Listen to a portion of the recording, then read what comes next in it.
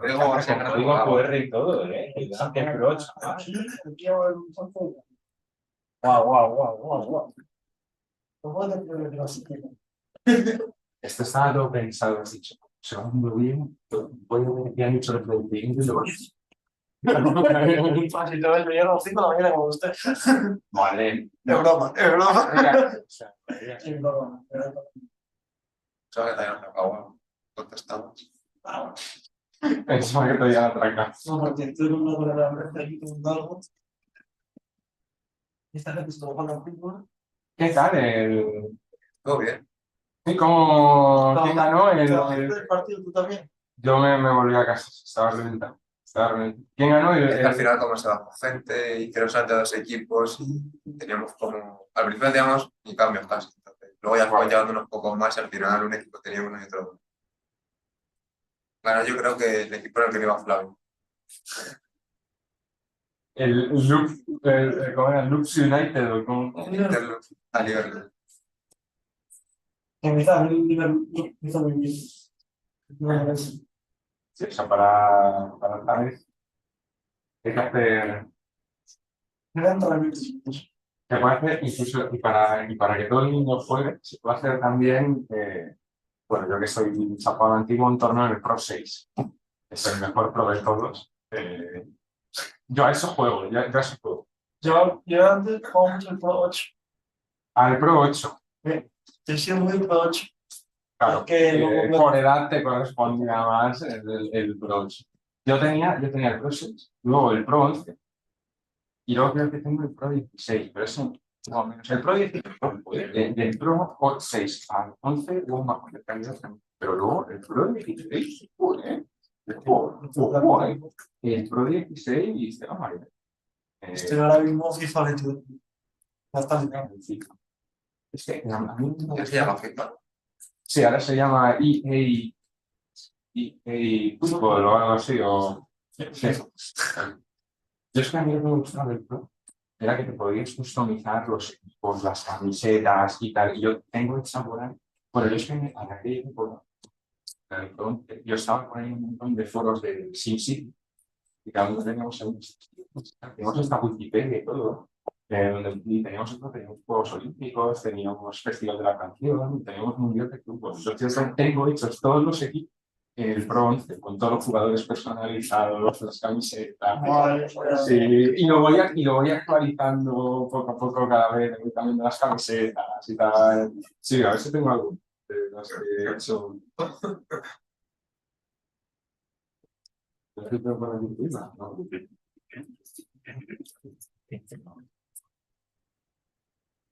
Pero además idioma.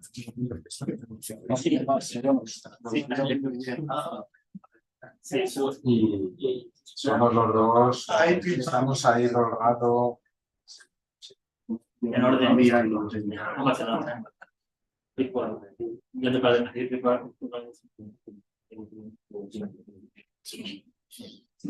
vale, gracias.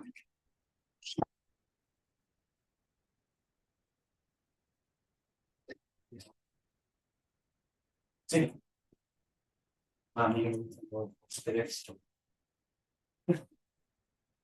Estrés. Tengo solo la segunda. Esta es la segunda, pero la primera es muy válida. Ojo. Esta es la segunda. Esta es la segunda. La primera mola más todavía. Pero sí. Luego, mira, esta es otra.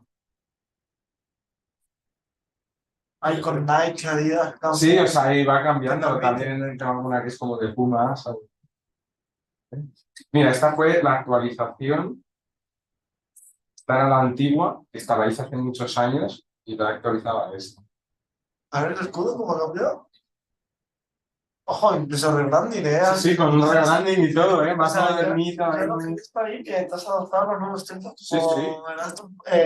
Vida, el mismo rebranding. Hombre, bueno, a mí que los equipos cambien los escudos por logos me parece horrible, ¿eh? O sea, mira, esta es la primera la que era la correspondiente a la antes, esta es chiquísima. Yo creo que esta es la mejor Bueno, camiseta que he estamos- diseñado. Esta es la mejor que he diseñado. Tiene la rojita tal. Sí, porque va ¿Ese con no la es el bandera. escudo de México? Parecido, sí, está basado en eso. Está basado en eso, sí. Sí, sí.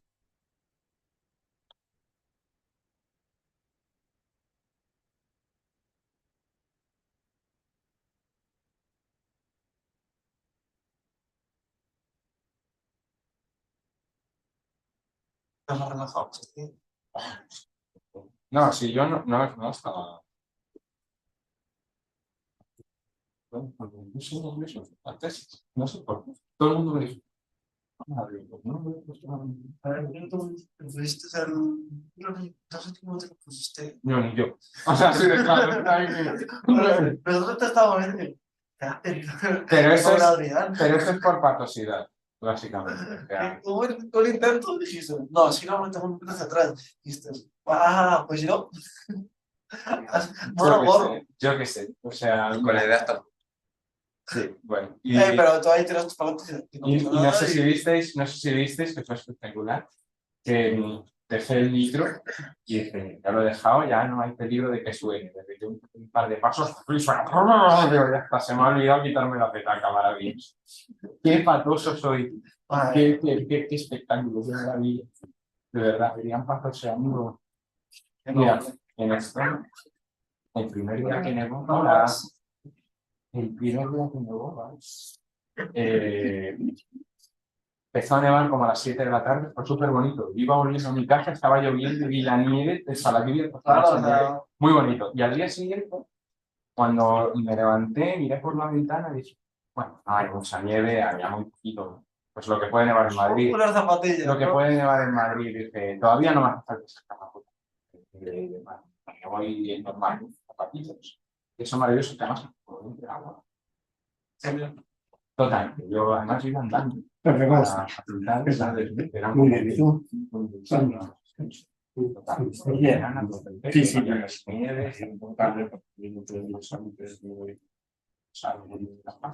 había una capa sin nieve en todas partes y yo digo, tienes dos Claro, sí.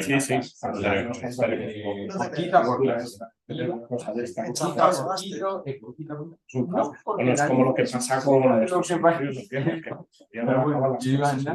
me dicen mis dos kilómetros y de repente la visión de la puerta de mi casa está a la misma distancia que esta postura de aquí.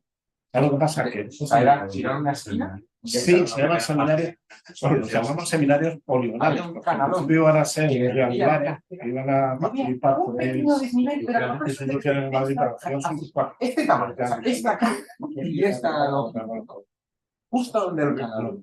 Y claro, se había congelado. Y entonces lo que pasa es que la idea era haber empezar la puerta de mi casa después de una hora andando y por la porque nieve. la idea es que haya dos, que realmente sea una jornada que venga Bueno, piensa que la vida este 26. entonces la gente que tenía que Espectacular. No, pero yo porque me metí consiguieron que la gente Pero estaba con la nieve. no, porque era con yo me di cuenta quiero lo que que ya había a nosotros que en diciembre se había congelado. Entonces empezamos con el a asfalto. ver fechas que habíamos conectado. Y claro, y al día Sí, siguiente, claro.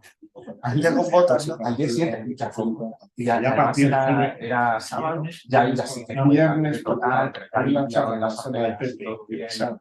Y eso ya compartieron la nieve con las máquinas que y además íbamos porque era el festival de cine de Sonia bonito, sí, la invitan y claro, yo tenía un cuarto de hora para salir a casa, sale de casa, y yo me acuerdo, yo iba por ahí con mi dolor, y con un chico ya de decir, espérate, Adrián, no sé. Porque luego, Cuando salimos ya a decir, yo tengo, tú me lo dijiste. bueno, eran como las 10 de la noche. Es muy fácil llegar. Para ellos es hora de irse de fiesta. El sábado además, mira, yo iba a casa con mis botas de No música. al ministerio. No, claro, pero yo lo que hago es que Mira, venían dos chicas, iban de fiesta, unos tacones así, pirata pastillas, y yo con botas.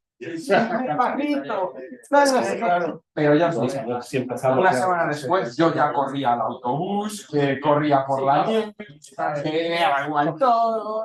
Creo que hemos invitado, porque tuviste, Os conté, bueno, mi penúltimo día fue maravilloso. Donde había quedado ya, les digo, a ver, voy al súper por última vez. Se acabó. Y no tengo que hacer nada más.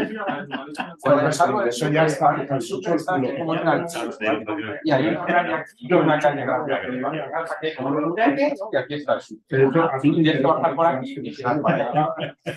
Yo iba andando por aquí, pero ahí todo el mundo que es donde está la. Y de repente vi un coche atrapando que viene aquí. Y dice, con una escena tipo crepúsculo, cuenta alguien para el coche. Sí. O lo segundo, que era lo más probable, que dice, bueno, Adrián ha sido los mejores 3 meses de tu vida, te vas a ir de este mundo muy feliz. De rapor. Controló. Sí. Y aparte llega el tráfico de los y yo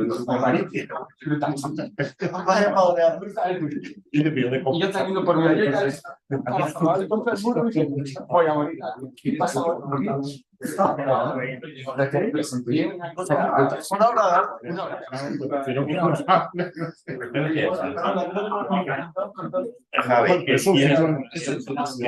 Andrés. Es un ciclo de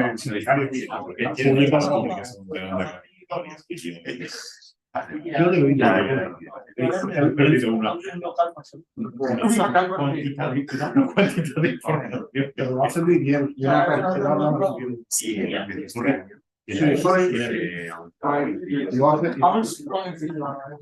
Mira, una persona más grande practicar el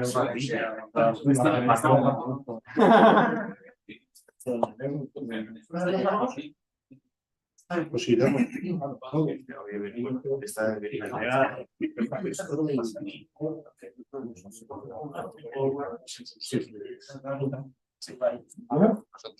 muy bien.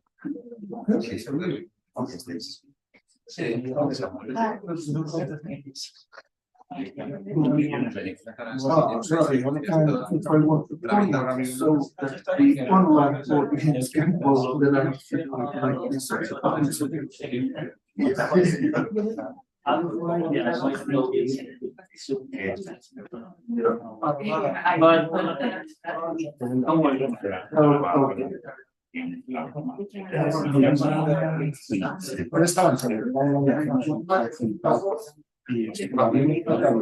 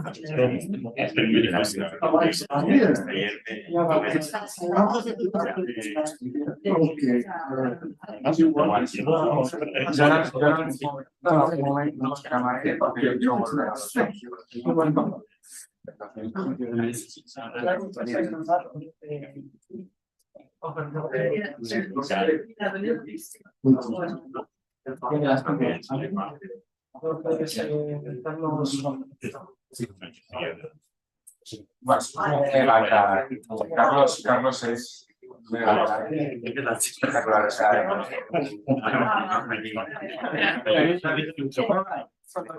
So please have a seat. Welcome back to this to our second day in the workshop, this 7-week workshop on theoretical physics.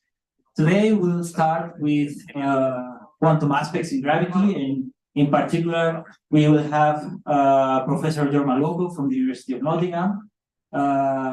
Jorma is an expert in quantum theory in spacetime, with especially in topics of Unruh-Levit detectors and with applications of quantum information theory. So it's a pleasure for us to have him here. Today he will be telling us about thermality of circular motion in spacetime and in the laboratory. So please. Thank you very much. Can I check, is the sound on? Okay, thank you. Yes, thank you very much to the organizers for this invitation to speak. This is my second time in Valencia. So the previous time was at the PR meeting a few years ago, and I have very fond memories of that meeting. I have not kept my name tag from that meeting, so I had to rely on a name tag from a different meeting. But I have kept the memory stick from the Valencia GR meeting. In fact, I still carry it with me here. Yes, nice to be back here.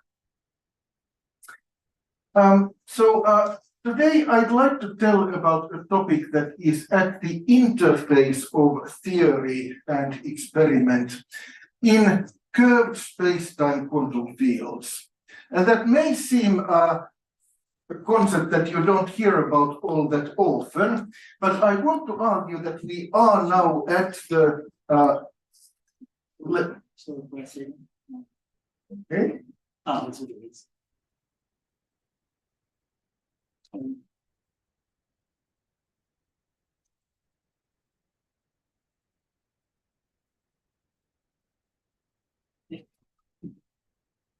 Yes, so interface of theory and experiment in curved space-time quantum fields.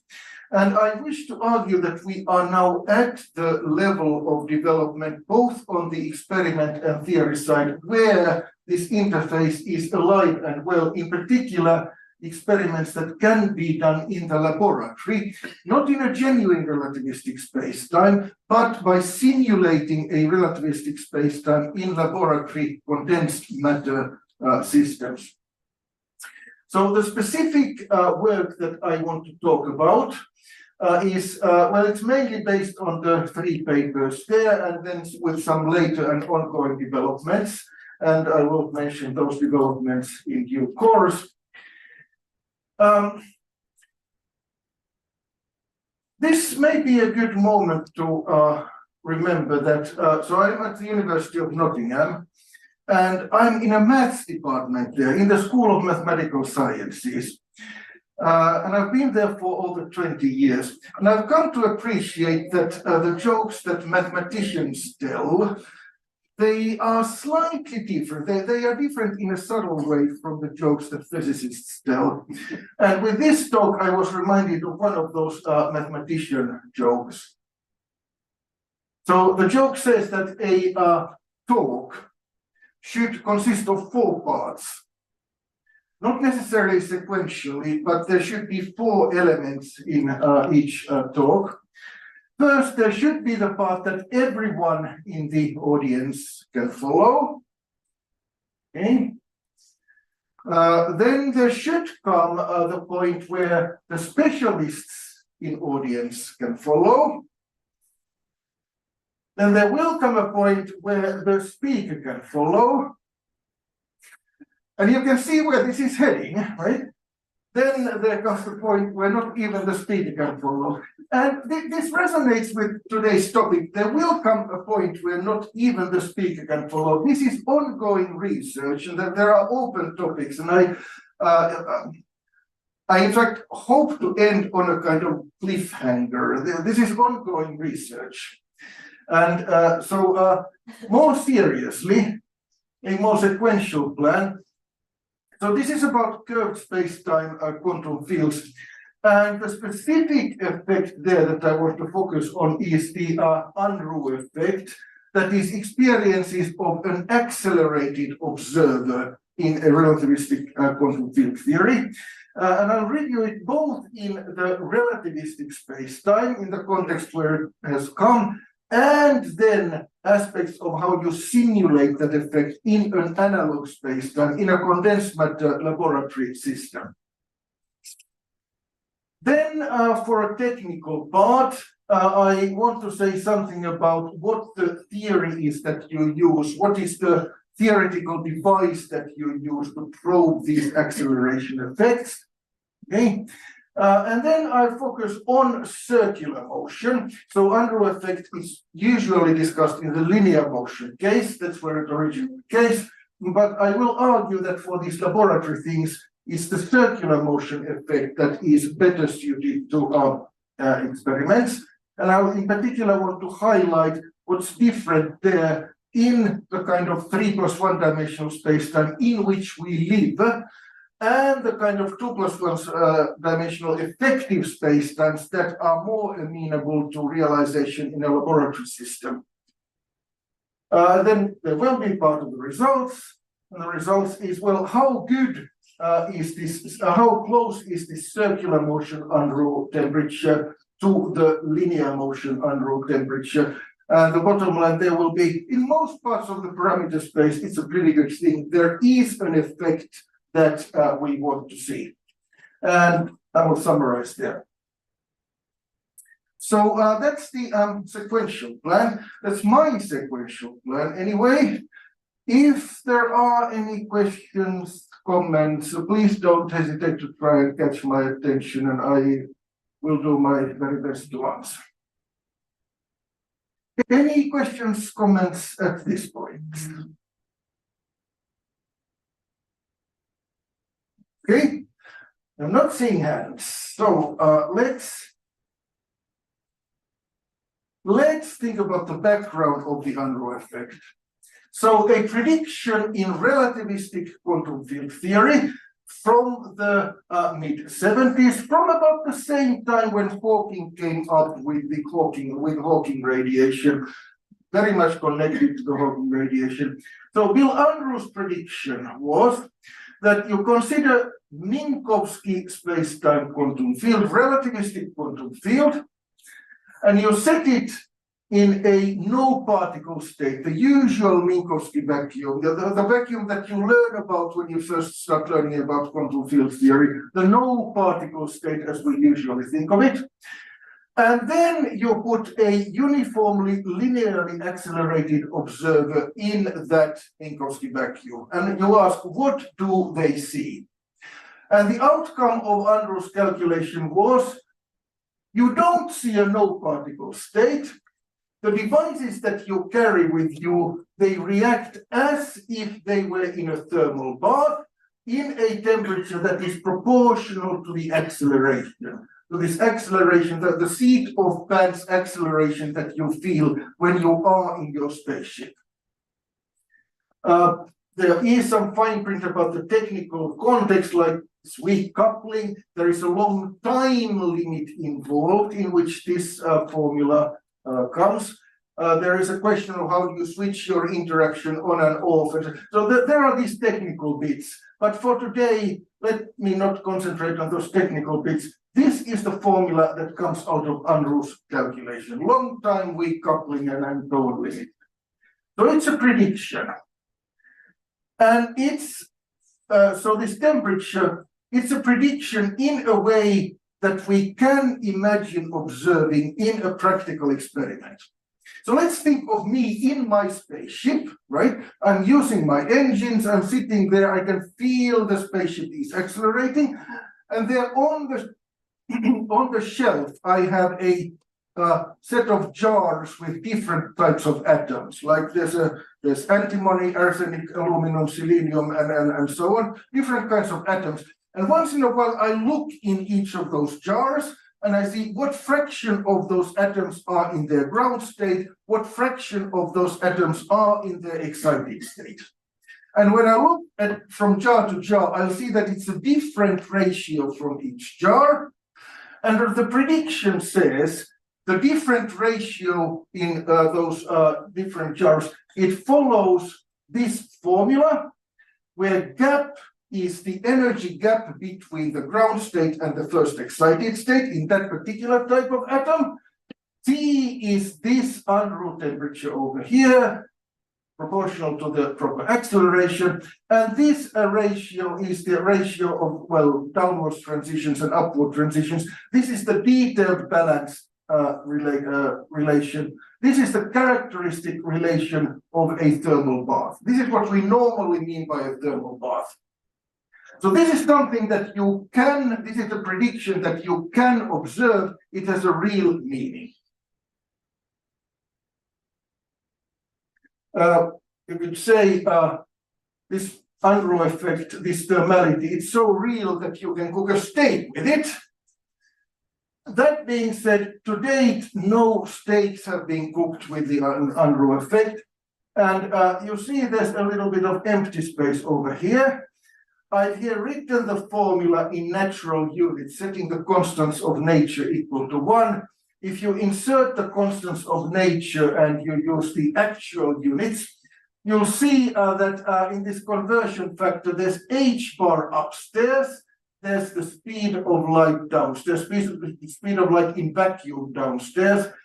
In normal units, h bar is a small number, speed of light is a large number.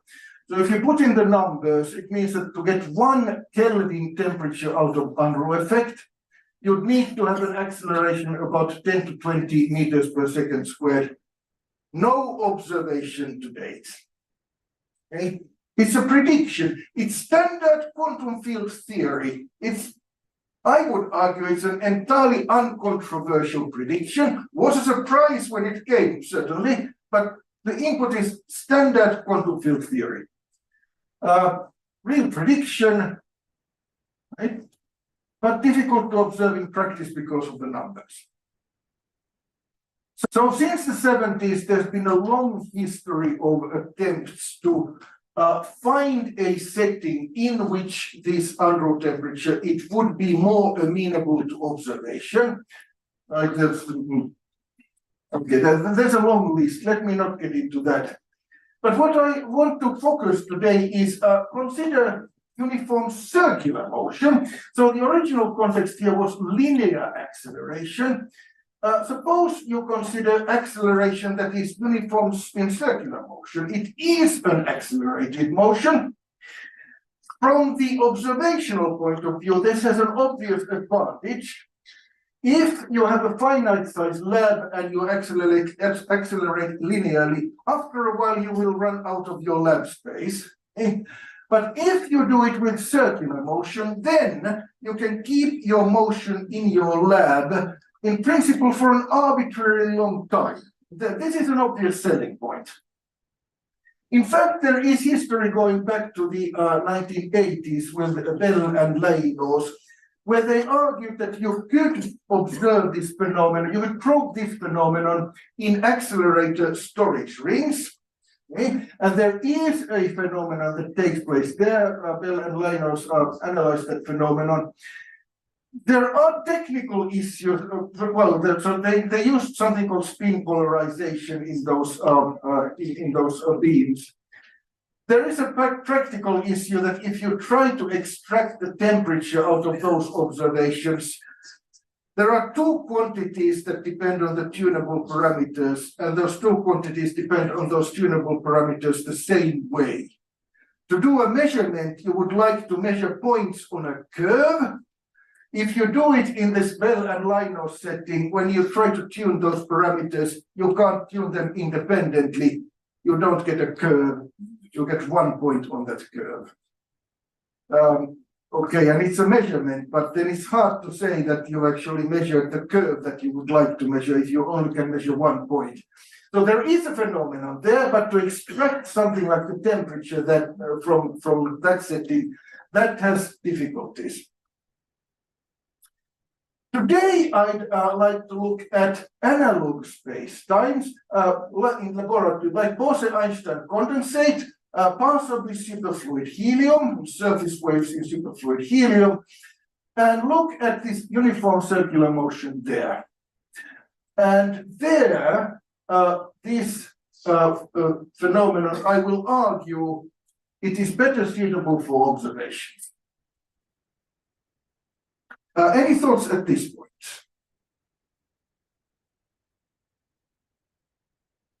Okay. So, right. So the circular motion, it has been around for some decades. So why am I interested in it now? Why specifically in this Bose-Einstein condensate and superfluid helium setting?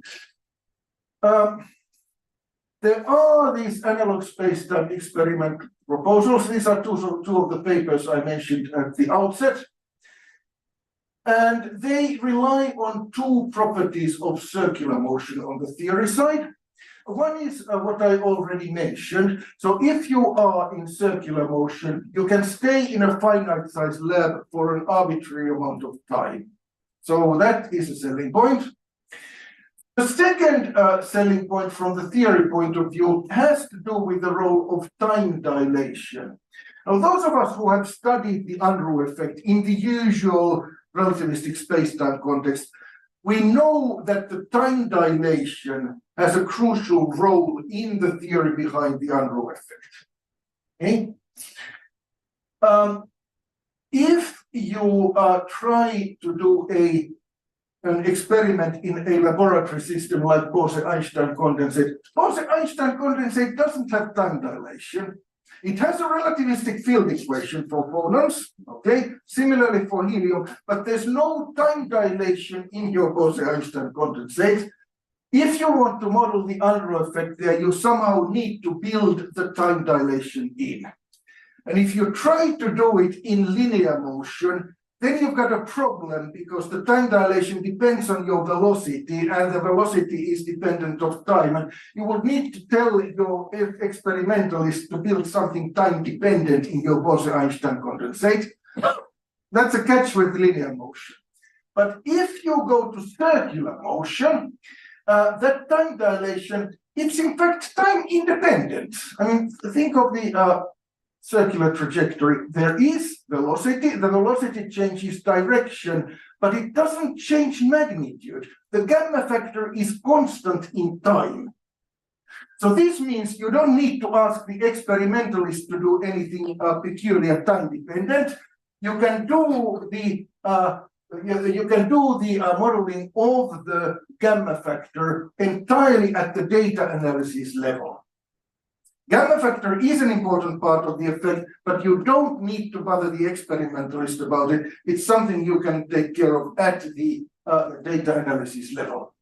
So those are the two theoretical selling points why circular motion is a good candidate for laboratory experiment here. On the experimental side, well, so I should come clean. I am not an experimentalist. So this work is a collaboration between experimentalists and theorists. The person leading the experimental side is Silke Weinfurtner at Nottingham. Okay, and there are a number of theorists involved. Bill Unruh is one of the authors in those papers. Another experimentalist is Jörg Schmidmeier from Vienna. So this is a theory experiment collaboration. And I come from the theory side, so I'm not really qualified to tell about the experiment very much. But I have one cartoon about this proposed experiment in the Bose-Einstein condensate. So let me take a moment or two to briefly talk through what this cartoon is trying to tell. There's your Bose-Einstein condensate. You think of it as a pancake. You prepare a Bose-Einstein condensate in a pancake shape. It's an effectively system with two space-time dimensions. It's a 2 + 1 dimensional effective space-time. Okay, there's your pancake. Then what you do is you shoot a laser beam at that pancake. Okay? And you fine-tune the spectral properties of that laser beam in a certain way. And then you build in the circular acceleration. You shoot I should stand on this side, right? You shoot the laser beam in and you make it rotate in a circular orbit. Okay? So the intersection point between of the laser beam and this Bose-Einstein condensate pancake, that intersection point there, that is moving on a circular orbit. There's no material object moving there on a circular orbit, but there is this intersection point that moves. The laser beam collects some of those quantum fluctuations, and then those laser beam comes to a photodetector, and then you measure something here, and then the data analysis begins. So that's the theory side, and this is a cartoon of the experimental side. Right, Excuse me. yeah. Are there concrete results? Just a theoretical. Right, so this Bose-Einstein system, this has not been built yet. There is a helium-4 system that has been built, that is built in Silke Weinfortner's laboratory in Nottingham. It is currently at the stage where we haven't been able to test the circular motion in the helium system. There are other things that have been measured in the helium system, but it's not yet controlled enough to be able to test the circular motion. Okay, but we have theoretical. One of those papers that I mentioned. Okay, so it's in fact that paper. No, hang on, sorry. Well, there is a recent paper that looks at the theory of how this works in the helium-4. The paper that I mentioned early on, this paper looks at the Bose-Einstein condensate, and there's a more recent paper about the helium system. But nothing, there are no experimental results yet. So it's a proposal. So for the Bose-Einstein condensate, it's a pure proposal. For the helium-4, it's a proposal. It is a proposal where part of the equipment has been built, but this particular phenomenon has not been probed yet. But the technology is at a stage where this is a viable proposal, we are arguing. So what in this talk? I'm a theorist, right? So I want to tell about the theory behind this circular motion Unruh effect here. In particular, I want to talk about the sense of temperature. I showed you the Unruh temperature formula as it first came from linear acceleration. Here we are in circular acceleration. So the big question on the theory side is, how good a prediction is the linear acceleration temperature formula to the phenomena that you actually see in circular acceleration over here? And that is what I want to focus on today.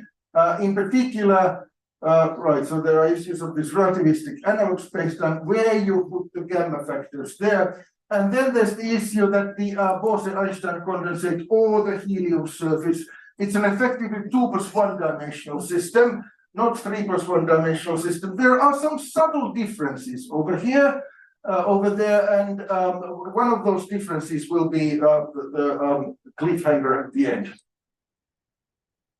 And what's not in this talk, right? So to do the actual signal extraction and the data analysis, there are open issues over there. There's work in progress, but there's no bottom line paper that we can point at the moment. Maybe I'll be able to tell more about that at a future meeting. Okay, so that's an extended outline of the topic, an extended outline of what I'd like to say. And how am I doing with time? Okay. Any questions here before we turn to the hard theory, as it were?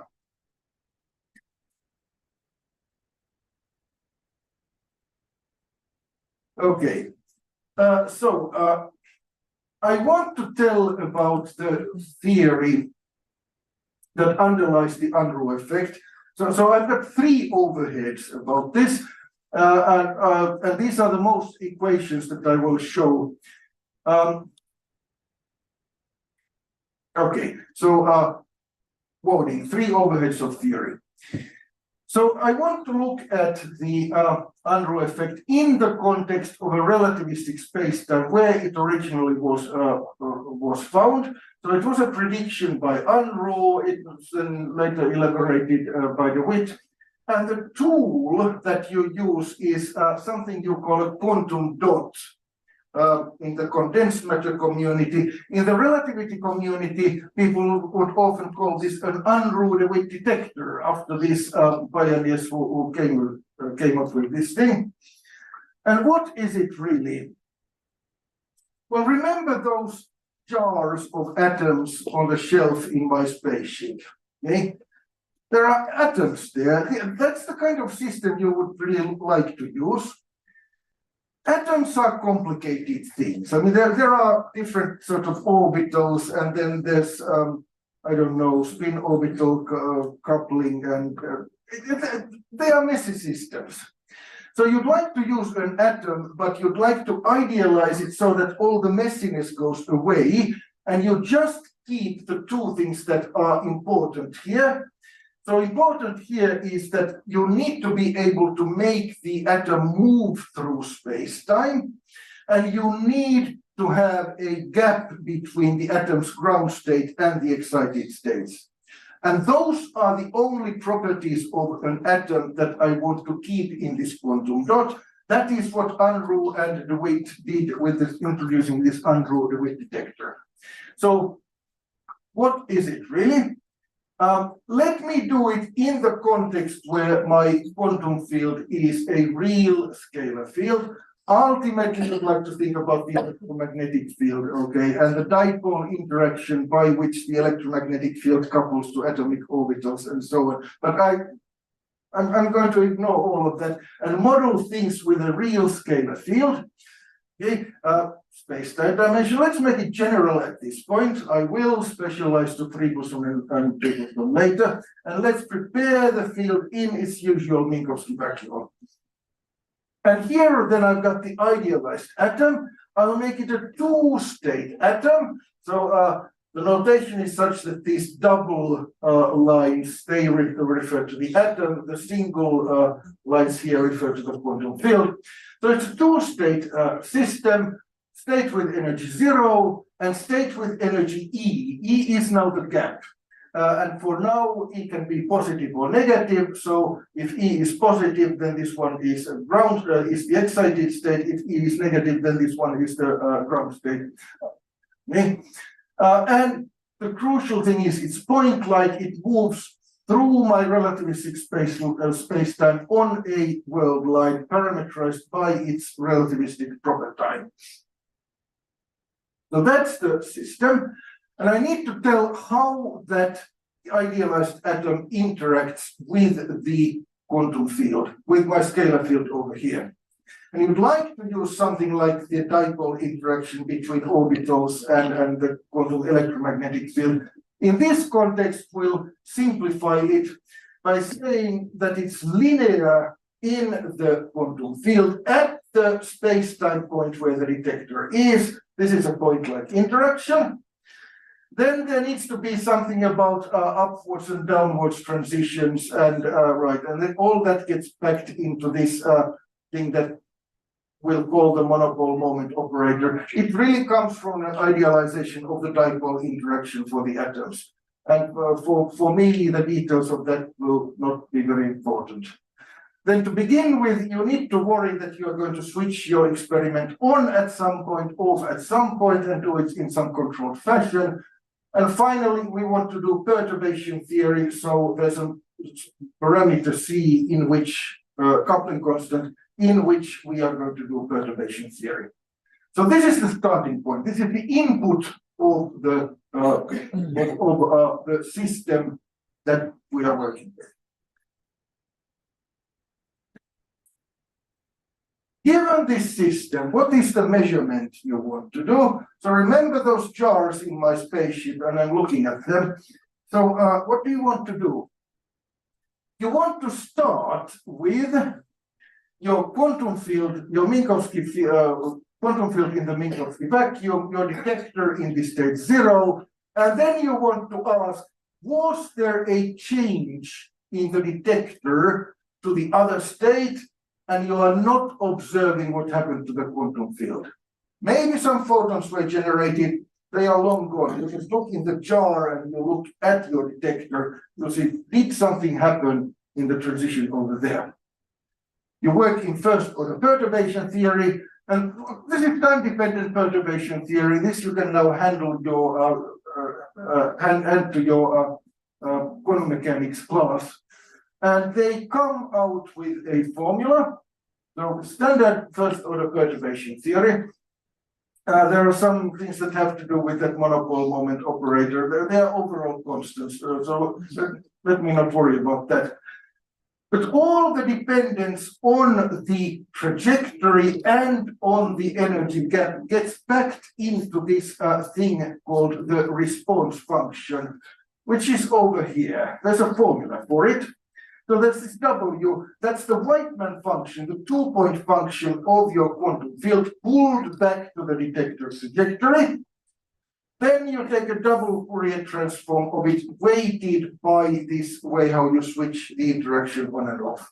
This is entirely standard time-dependent perturbation theory. So all the dependence on the trajectory, all the dependence on the energy gap, all the knowledge about the Minkowski vacuum, it gets packed into this single function F.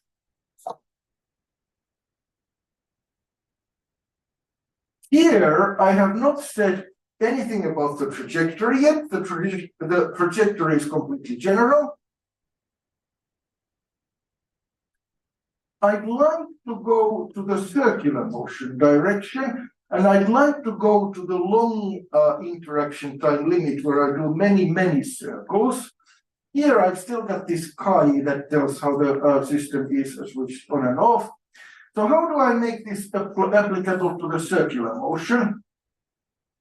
Let's remember that the circular motion is a stationary motion. Okay? So Minkowski vacuum is stationary, it's rotational invariant. So that means in that stationary motion, the Whiteman function, it depends on those proper times only through their difference. This is a characteristic of a stationary motion. And then you want to go to the long time limit with negligible switch on and switch off effects. How you do that technically is, okay, it's worth talk of its own. For me here, let me just say that it can be done in a controlled way. And when you do it in a controlled way, one of those integrals drops out.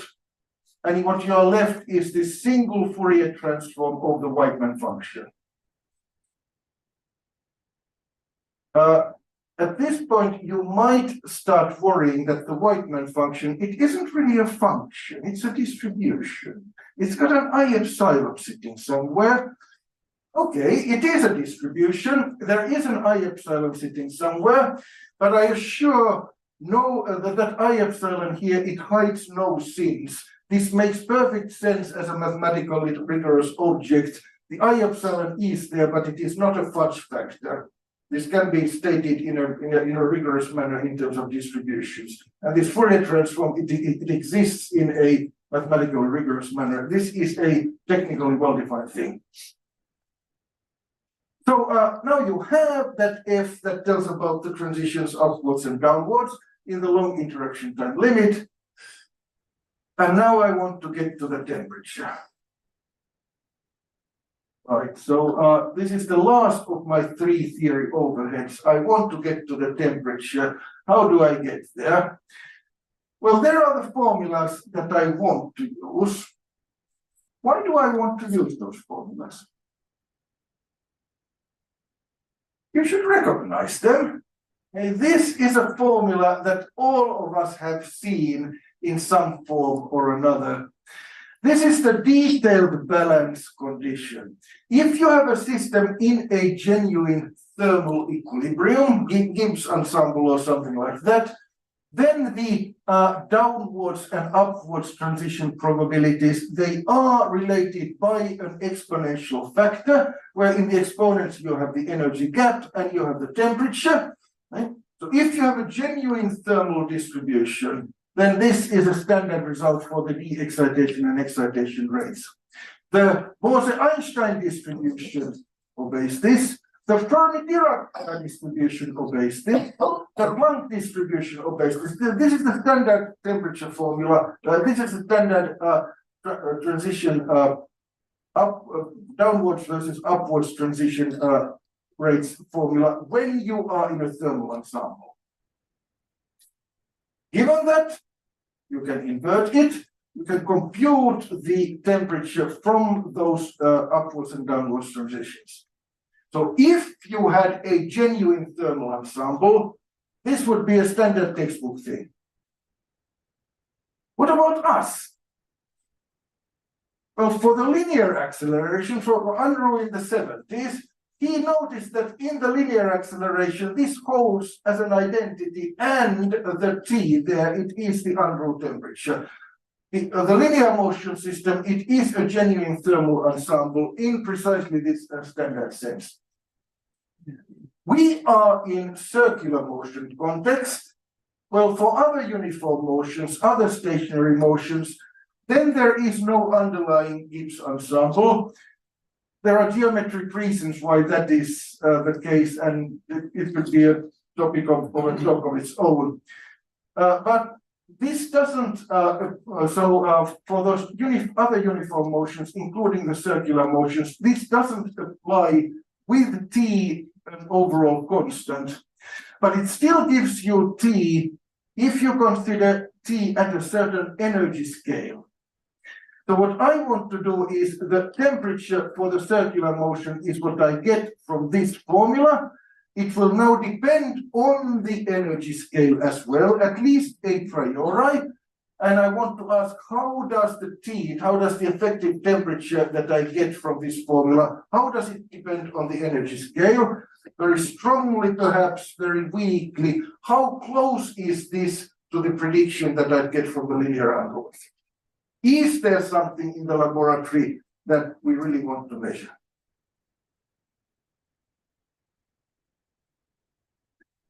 And that is the end of my 3 theory overheads. Any thoughts at this point?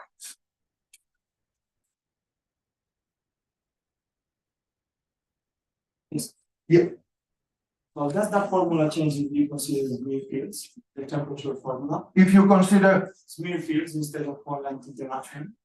Smeared in space. Yes. Right. So this is a long story, right? So let me think of the linear acceleration case. Okay? So in the linear acceleration, the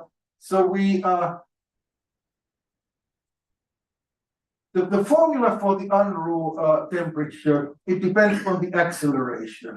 Okay? So it's a over 2 pi. Now, if you want to consider a uniformly linearly accelerated system that has some spatial extent, you can do that. In uniform linear acceleration, there is a notion of spatial rigidity. But then the different parts of that body, they accelerate at different accelerations. Okay? So what is the number, what is the acceleration that you would hope to use there? Okay? Also, when we talk about the energy gap in the detector, that energy gap is defined with respect to the proper time of the detector.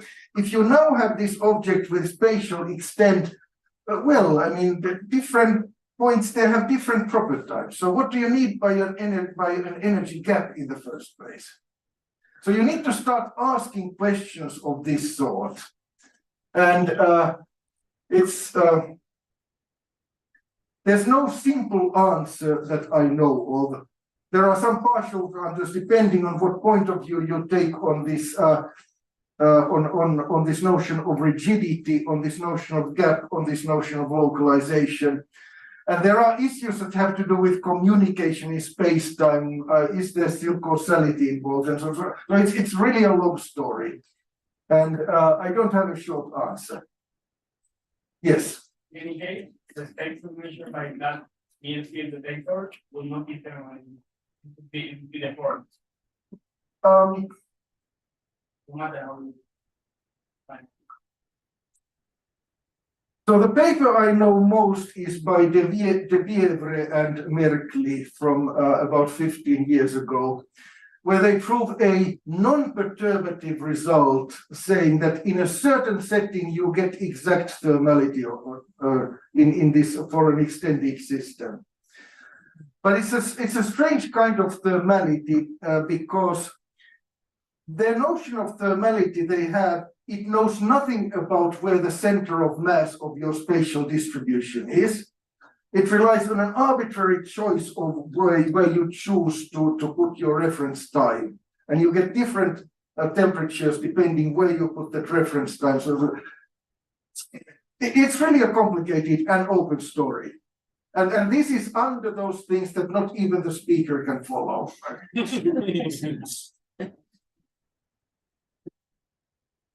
Okay. More thoughts at this point?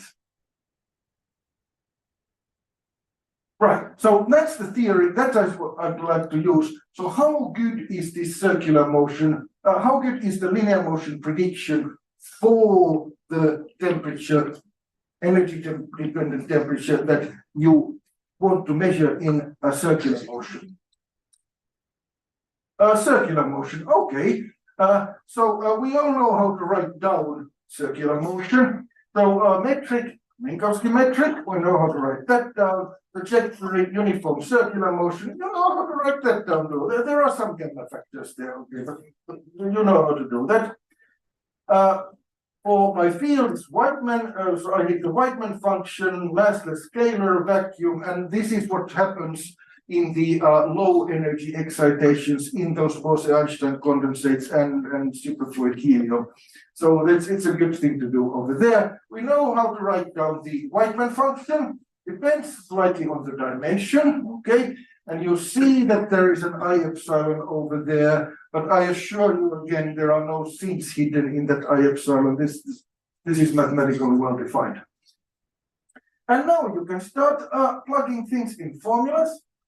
So you can ask, how good is this circular motion? So how close is the circular motion temperature to the linear motion prediction for the same proper acceleration? So first in a relativistic space-time, and then in the analog space-time that you want to measure.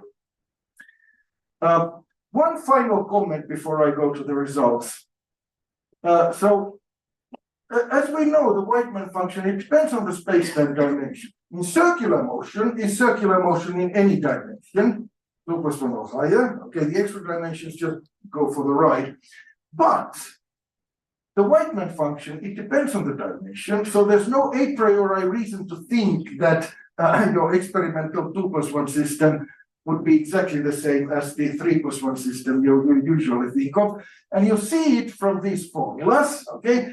There's line element distance squared, there, the square root of that. Okay, and in a time-like trajectory, you've got something negative under the square root.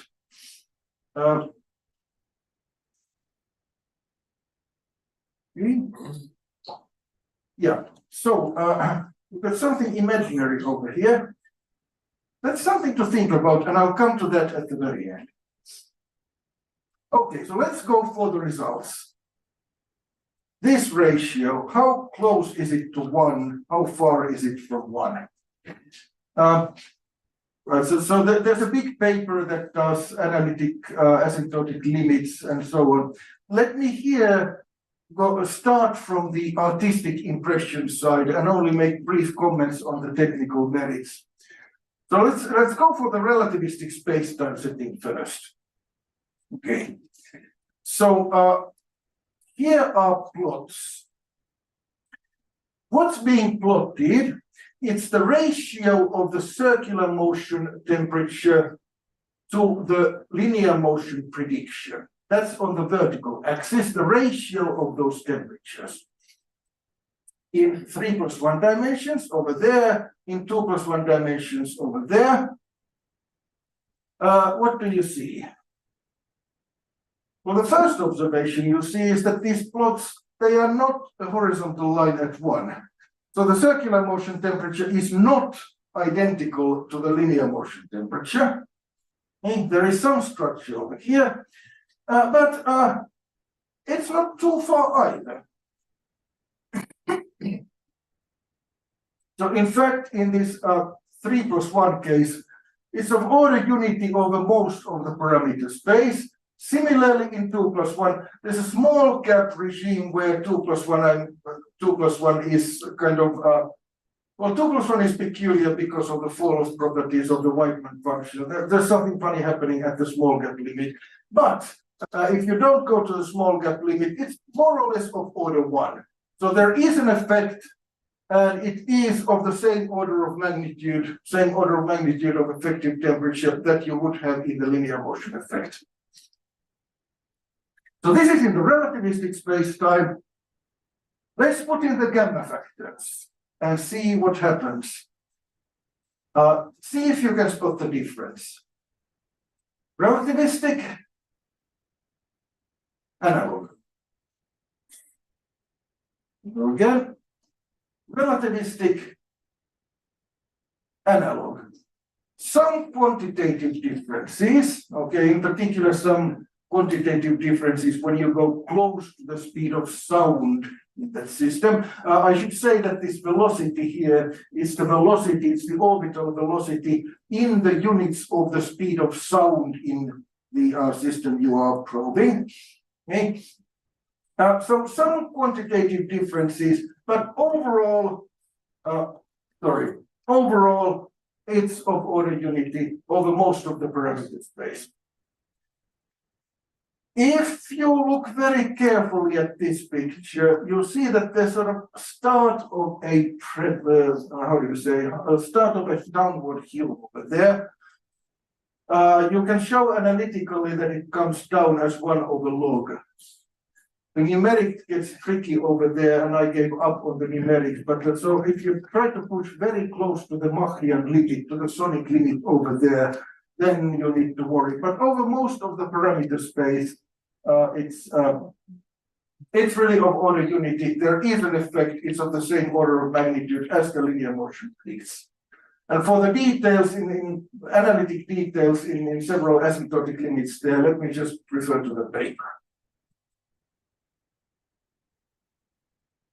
I should mention that, right, so on the vertical axis, now I've got the laboratory quantities ratio. So it's these hats there, they mean the laboratory quantities with the gamma factors taken out from the relevant places. So it's the circular motion temperature divided by the linear motion prediction. And in an early version of the graph, we called this the, so it's the lab quantities ratio, we called it T lab rat, but I couldn't get that past my experimentalist colleagues. So in the actual plot, it's the other way. It's TR lab as a ratio of the laboratory quantities, but it is of order unity. And I think that is where I'd like to conclude. So I've looked at this quantum dot idealized atom in circular motion, right? In relativistic space-time, in analog space-time, with the unruled temperature, effective unruled temperature defined by this detailed balance condition as an effective energy-dependent temperature. And the theory says, well, in 3+1 dimensions, it's the circular motion effective temperature, it's of the same order as the linear motion unruh effect prediction. In 2+1 dimensions, which we hope to probe in the laboratory, it's mostly of order unity. It's of order unity apart from certain limits. So there is something there to be probed. Right, so this was theory. I mentioned early on that there were some idealizations that went into even the standard unruh effect prediction, like long time, weak coupling, negligible switch on and switch off effects. Similarly here in the laboratory case, but even more so. For example, in a laboratory, you can never achieve zero temperature in your Bose-Einstein condensate. It has some ambient temperature. Similarly, your helium surface waves. So you need to worry about the ambient temperature. How do you distinguish the temperature as it were due to acceleration from the ambient temperature that is over there? You need to worry about it. Okay, and there's a recent paper that does worry about it. There's finite size effects, and there are 2 papers in progress that worry about it. Then there's back action. So if you have this finite size system and you have a system interacting with your quantum field, the quantum field will feel the effect, and there will be some back action over there. You need to worry about it. And so there's work in progress on these things. So that's about this theoretical quantum dot device, this idealized atom.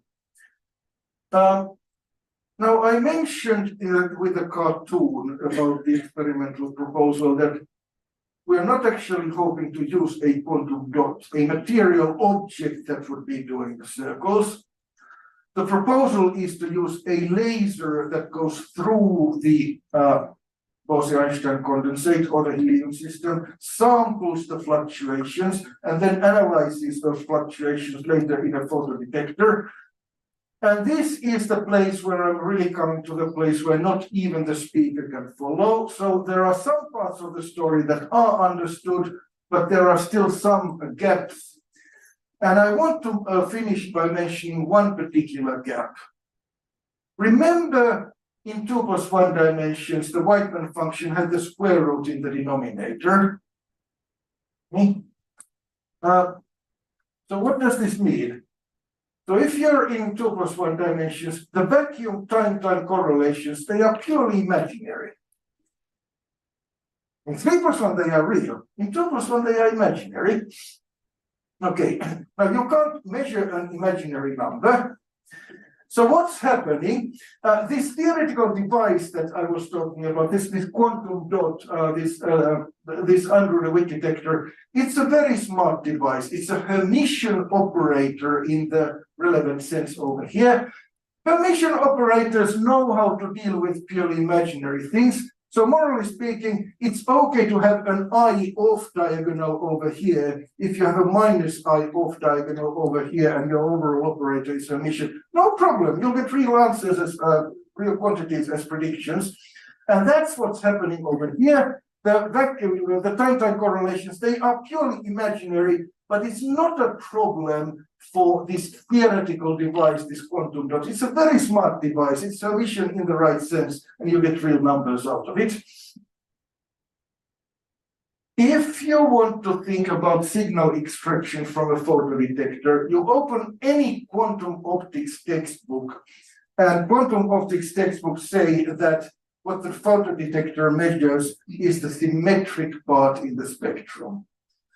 And here, these imaginary time-time correlations mean that all the effect, all the interesting things are in the anti-symmetric part of the spectrum. Okay. So there's a gap here somewhere, and we are working on filling that gap. I hope to be able to come and tell about that at some point in the future. Let me stop here. Thank you very much.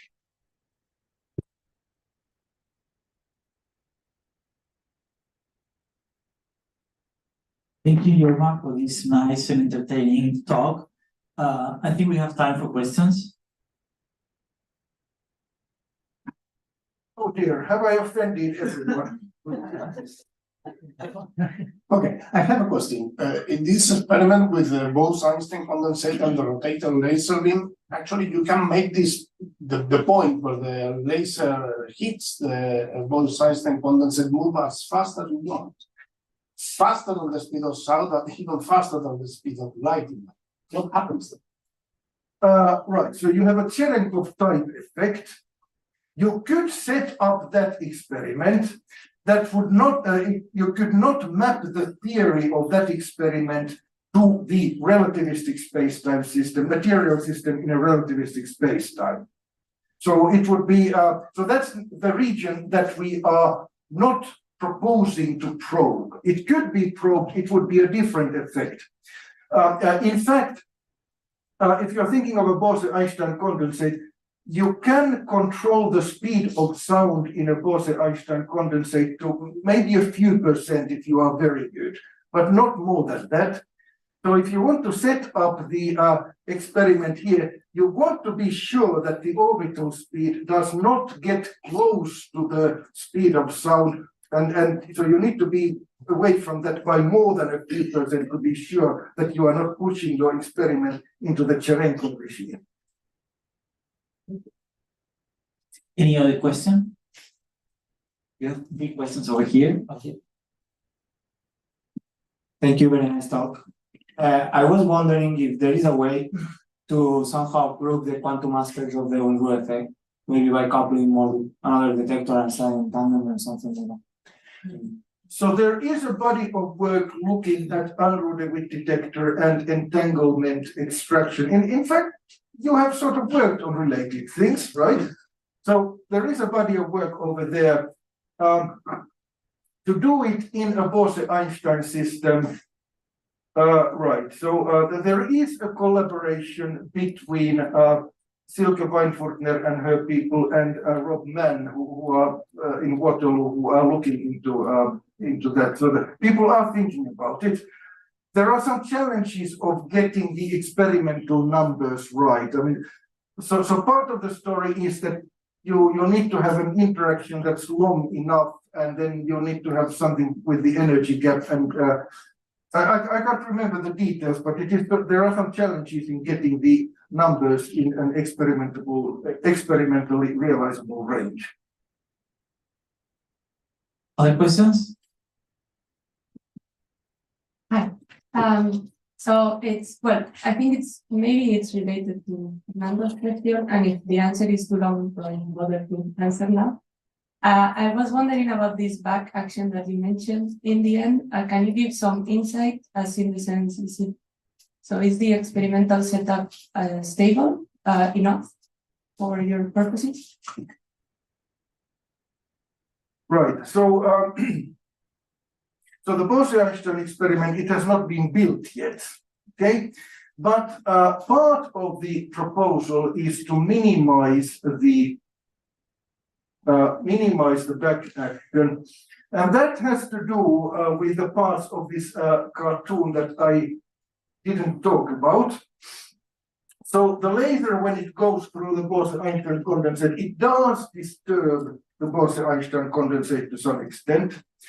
And the idea to minimize that here would be to tune the incipient laser beam to have two peaks. So not peaked around a single laser frequency, but around two peaks, tuned to be on two sides of a certain resonance in this Bose-Einstein condensate. And then what happens is that one of those frequencies would try to kick something in the Bose-Einstein condensate in one direction and the other in the opposite direction.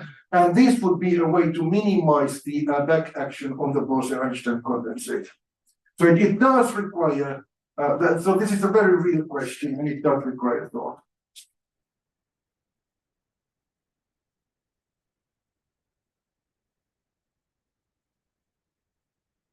Thank you for the nice talk. So let me start with a comment for what you just said. Have you thought about dissipative systems to, stabilize all of this and not have this back action so much, like the Pareton fluids I was talking about yesterday? It's something that we've thought about briefly, but it's something more like on the horizon and would need more thinking. Do you think it could be useful?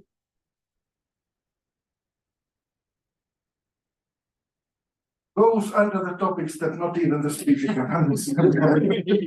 And then about the supersonic regime, you said that there will be Cherenkov, but there will also be superluminal modes, right? So I assume that for some modes at least, or for some configurations of the field, they should look like a normal circular kind of effect, or maybe they just don't feel the effect at all, or how would that work? Because the dispersion relation is superluminal, so in principle.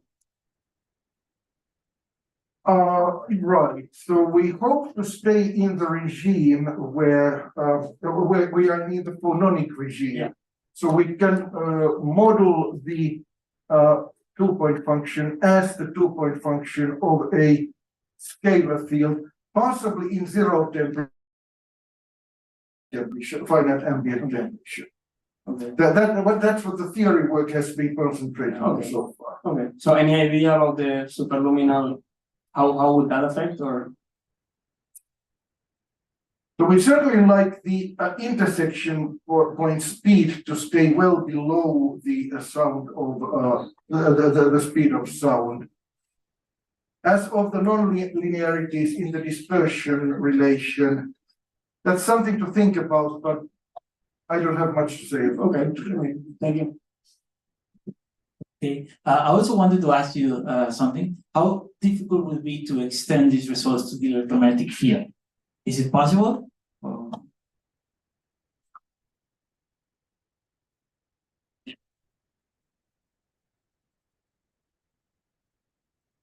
In the relativistic setting to an Yeah, actual accompanying pattern. not to a scalar field, but to a electromagnetic field. Is this developed in the literature, or because sometimes when I see the literature, I always see a scalar field? Yeah, so there is some evidence, not specifically in the circular motion case, but in the general discussion about unruly detectors.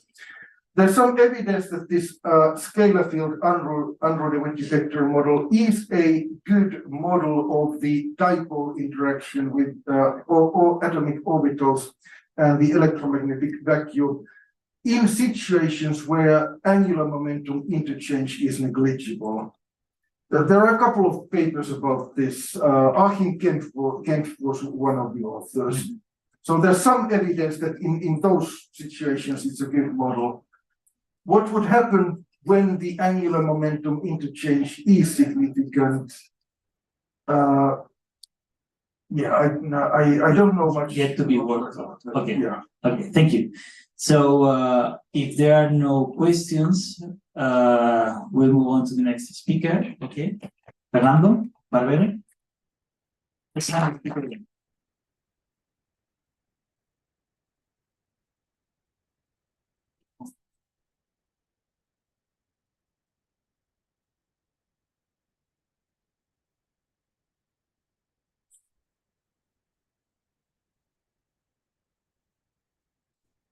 There you go.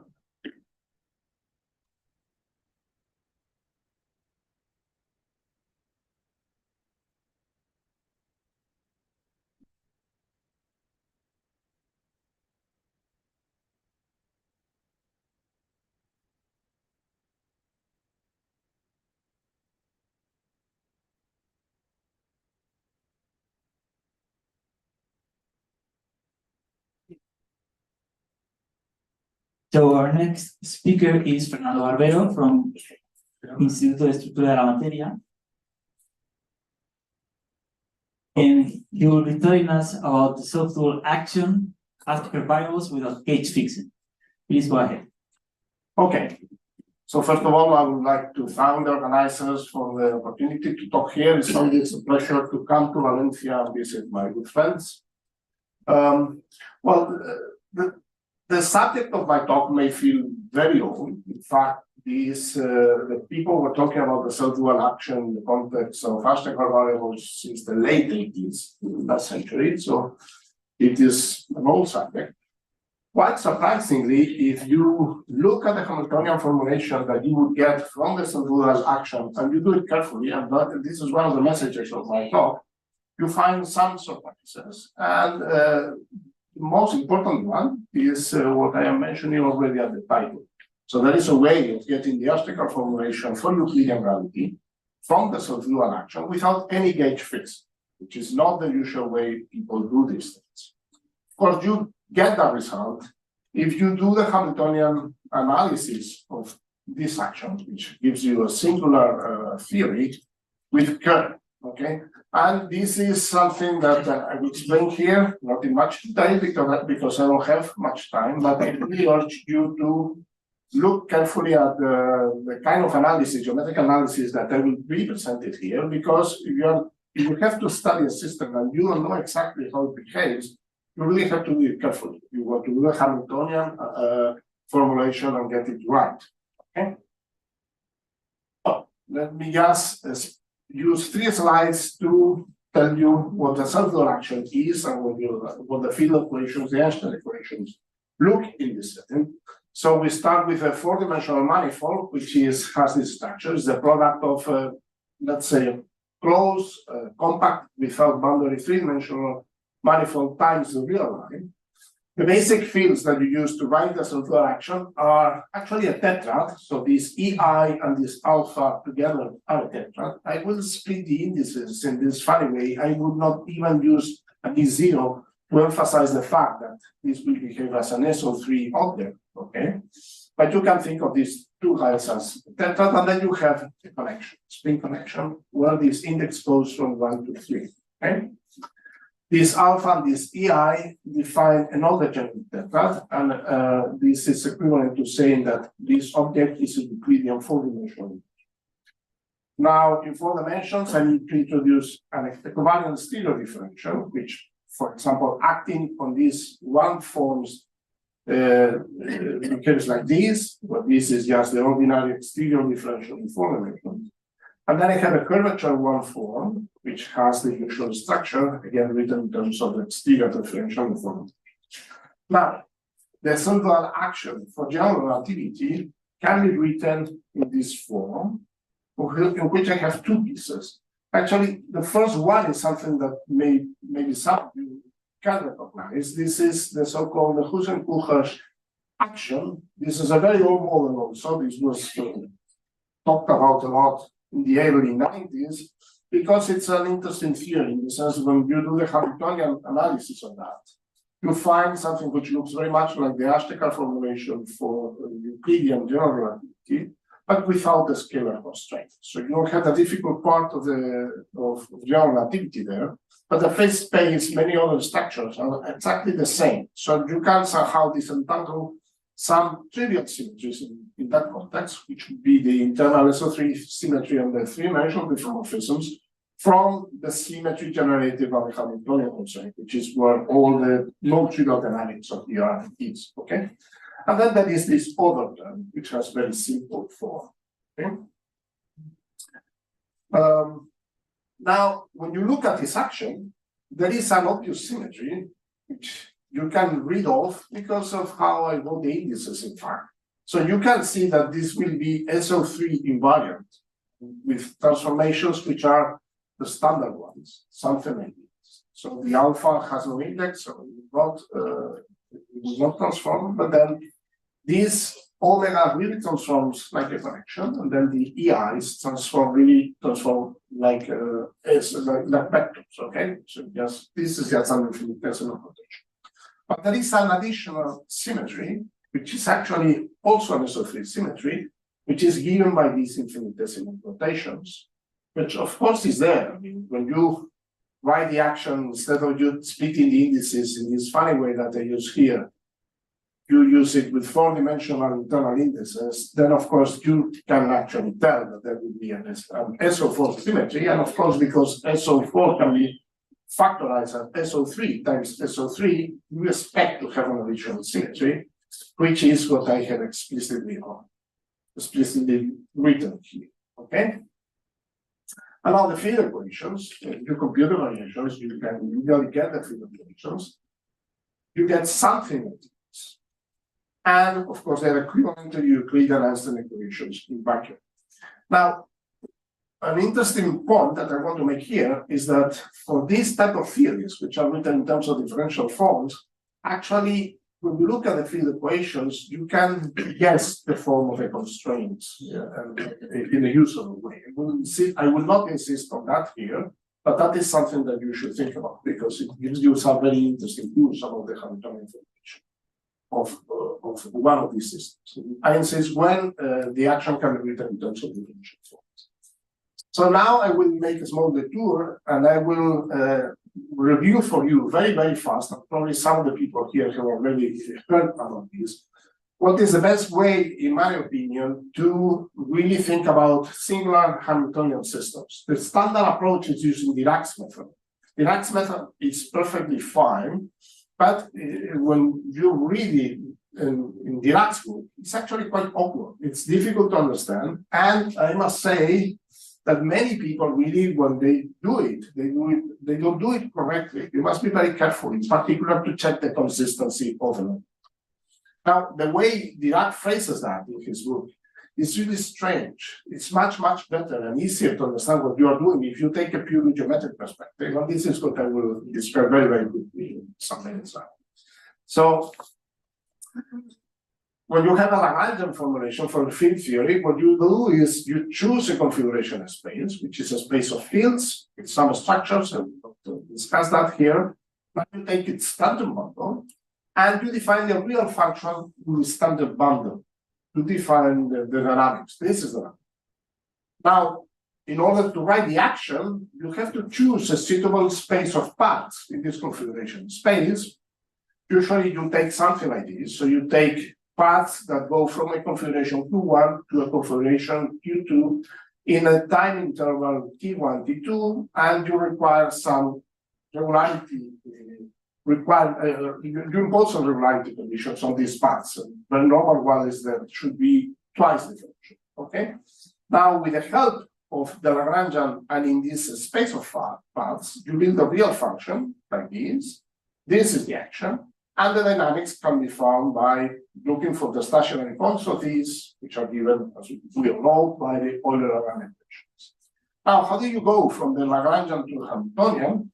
Well, you have your configuration space, tangent bundle, and you can also build the cotangent bundle on the same configuration space. Now, the crucial object to go from the Lagrangian to the Hamiltonian is what we physicists call the definition of momenta. Mathematicians used to call this the fiber derivative. This is defined once you have a Lagrangian, so F is here because of fiber, then L reminds you that it's associated with a particular Lagrangian. And now this is the definition of momenta. So this is a map which goes, these fiber derivatives goes from the tangent bundle to the cotangent bundle. It respects the fibers, and for every object here, which is a tangent vector, must give you a covector, which is something that in the dual space. Now, the way this covector acts on vectors is given by this simple formula. Okay, so even if the language may look a little bit strange, this is actually what you do when you are defining the momenta. Now,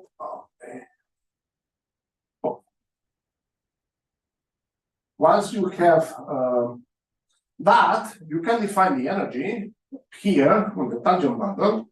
This is a standard formula. If your Lagrangian is time independent, then you know that the energy would be a constant on solutions to the Euler Lagrange equations. And then how do you get the Hamiltonian? Well, one interesting thing that you have in a cotangent bundle is the canonical symplectic form, which I call omega. There are three steps to get the Hamiltonian. First, you define the Hamiltonian function, which is a real function on the cotangent bundle. It is defined with the help of the inverse of the fiber derivative. Now you have to find Hamiltonian vector fields by solving this equation, where this is the interior product of X and the canonical symplectic form. And this is exterior differential phase space of the Hamiltonian. And once you have these Hamiltonian vector fields, you find the internal curves and project them onto your configuration space to get the dynamics. So very, very quickly, this is what you do. Now, most of the field theories we deal with are singular Hamiltonian systems, and here singular means that the fiber derivative is not a differomorphism. It's not invertible. These are very, very important in physics. Actually, most of basically all of the theories that we use in particle physics, for example, but also the relativity, are examples of singular Hamiltonian systems. As I mentioned before, these are the systems for which the Dirac algorithm was created. But this algorithm is actually quite old. So, as I said, and I insist, it's much better to take a purely geometric approach. Now, this geometric approach was, it's what we call the GNH method. It was introduced by Gotein, Nestor, and Hinz almost 50 years ago. And the idea is the following: it's completely geometrical thing. So you are used to thinking in geometrical terms, then you will understand it's much easier than the Dirac method. So what you have to do is first compute the fiber derivative, this equation. If this fiber derivative is not onto, but it is injective, and that happens most of the times, you need to find the image of the fiber derivative, of the tangent bundle of the reaction of the fiber derivative. That will be as a manifold in the phase space, which is called, using Dirac's terminology, as a primary constant manifold. And this is usually given by the vanishing of some functions, which are called primary constants. Now, the Hamiltonian will not be defined in the full phase space. If you remember the definition, there was an inverse of the fiber derivative there. So if this is not invertible, we cannot make this thing work. but this map will be actually one-to-one on the image. So you will be able to define the Hamiltonian on this primary consensus manifold. You take that. You have to compute the pullback of the symplectic form, the canonical symplectic form, to this primary consensus manifold.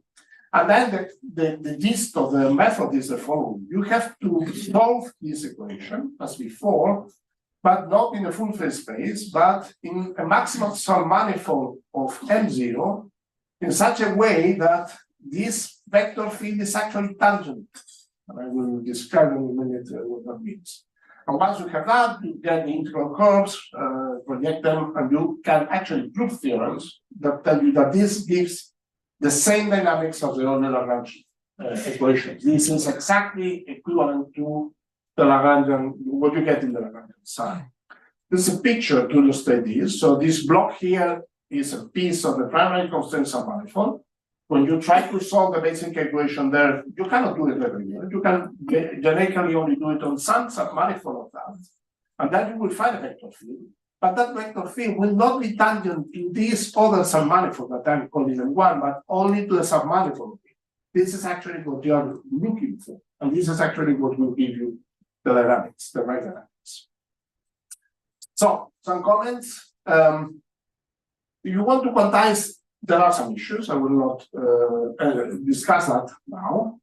It's important to realize that this pullback of the canonical symplectic form will be generically degenerate, so it will not be symplectic, but only presymplectic. And that means that when you try to solve this equation, some funny things can happen. For example, the solutions may not be unique. Actually, when you try to compute this X, the Hamiltonian vector field, some components may be arbitrary. There are examples where they are not, but in gauge theories, you find it easy. Also, this equation is inhomogeneous, so it may be that some extra conditions are necessary to guarantee that it can be solved. And those are actually the secondary constraints in Dirac's parlance, okay? Now, very important, crucial, the consistency of the dynamics in these settings is enforced through tangency conditions. It's a purely geometric statement, which actually is conceptually much easier to understand than the way that the stability of the dynamics that Dirac talks about in this book. Okay? And it's actually easier to check. For example, you can do all these computations without using Poisson brackets. And there are some contexts where Poisson brackets can be very tricky. For example, if your field theory is defined in a manifold with manifolds. So this is a real problem. And another one, which is also good, is that when you actually perform the computations, they are much shorter. That always helps. So let me now show you in this language what the Hamiltonian formulation that you get from the Saussure action is. So you end up in a manifold, which is a primary consensus manifold, which is spanned by these objects. So there are three objects with the T here, which are just functions, scalars, and then there are three objects, this EI, this is a triad, these are defined on sigma, this omega I, these are components of the spin connections, and this alpha, which is scalar. Okay? Vector fields have components which are associated with these objects that I will label like that. The presymplectic form, the pullback of the canonical symplectic form to this manifold, has this simple structure. Or if you want, you can also look at it acting on vector fields. It looks more complicated. Of course, the components of all these guys appear here, but you can summarize it neatly in such a way. You get these secondary constraints, and if you remember how the field equations look like, these are actually this kind of the same structure, basically. Now, the dynamics is given by the Hamiltonian vector fields. The equations that give the Hamiltonian vector fields are these. Here you are supposed to solve for these objects, Z omega, Z E, okay?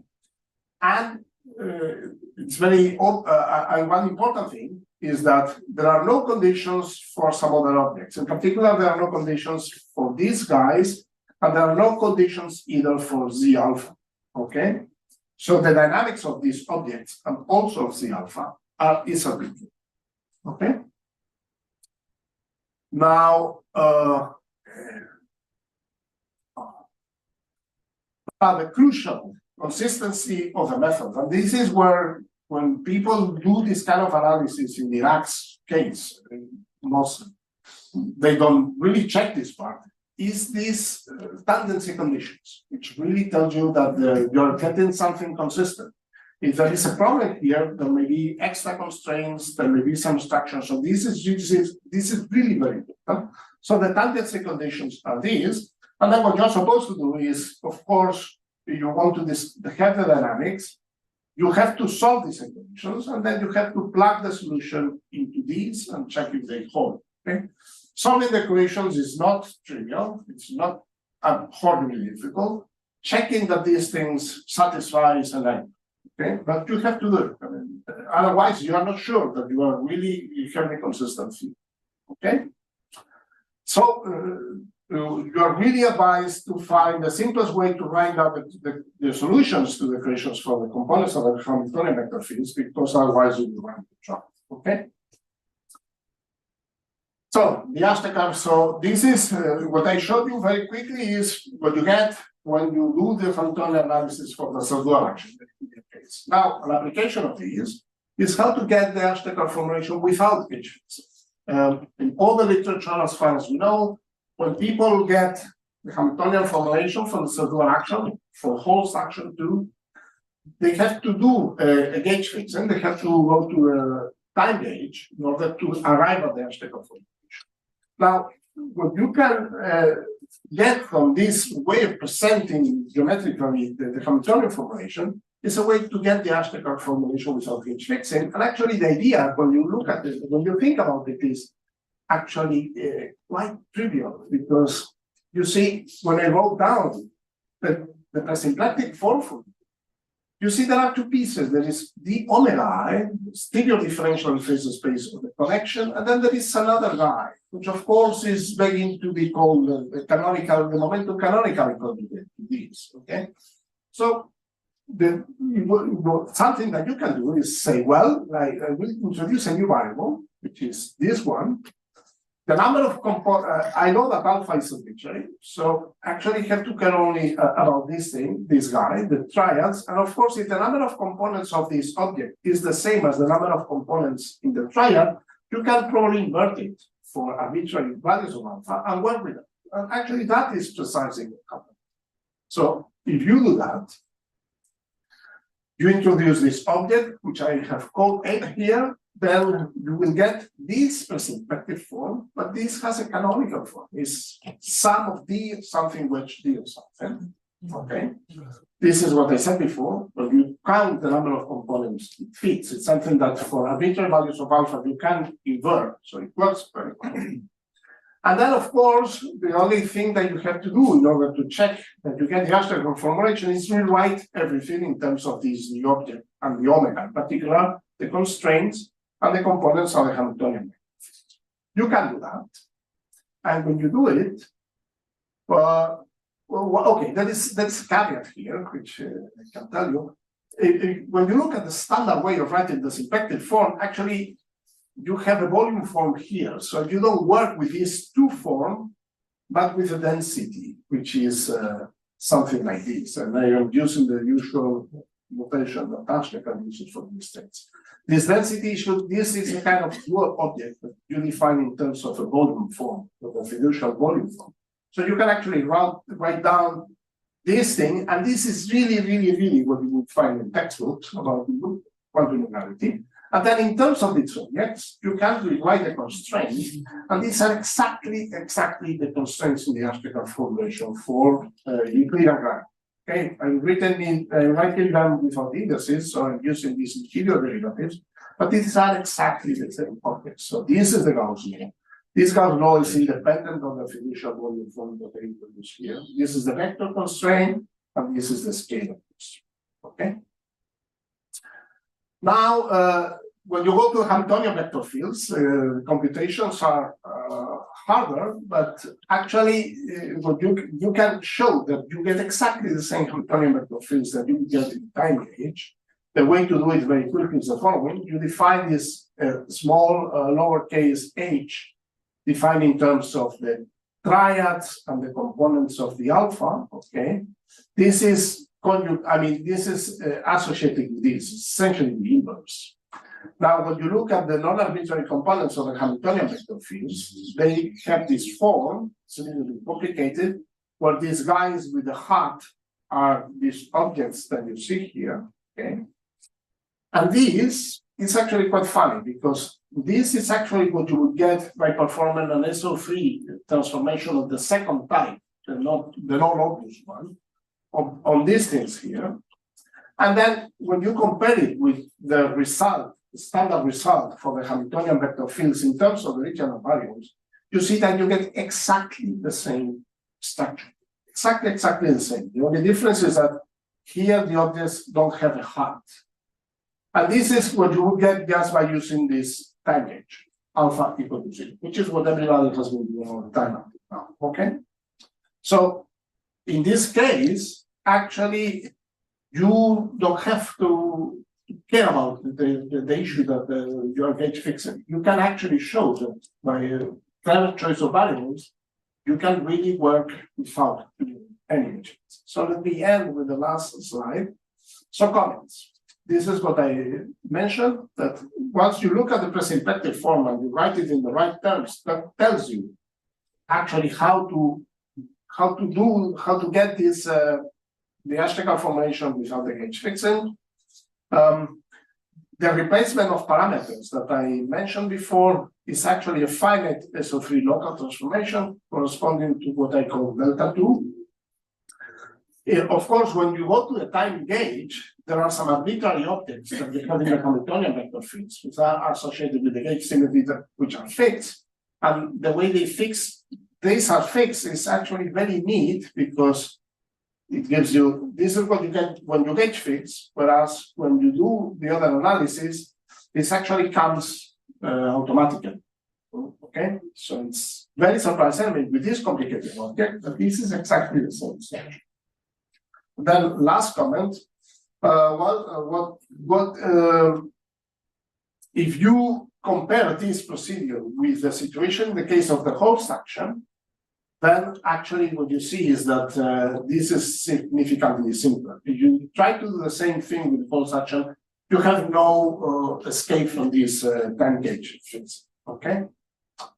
So let me just finish with the last comment. So that's a challenge, which is the following. What I have described applies to the Euclidean action if you work with real variable. So is there anything analogous for Lorentzian signature, which has all the advantages of the method of what I have described here? We don't know.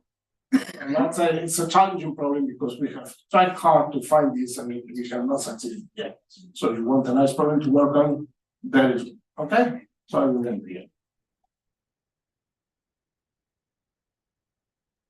Remember, we have time for one quick question. Yes.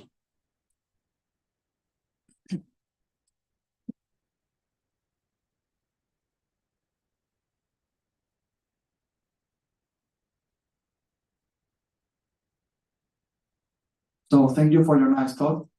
This is perhaps very nice question, but in which sense is the action you started with self-dual? In which sense is that self-dual?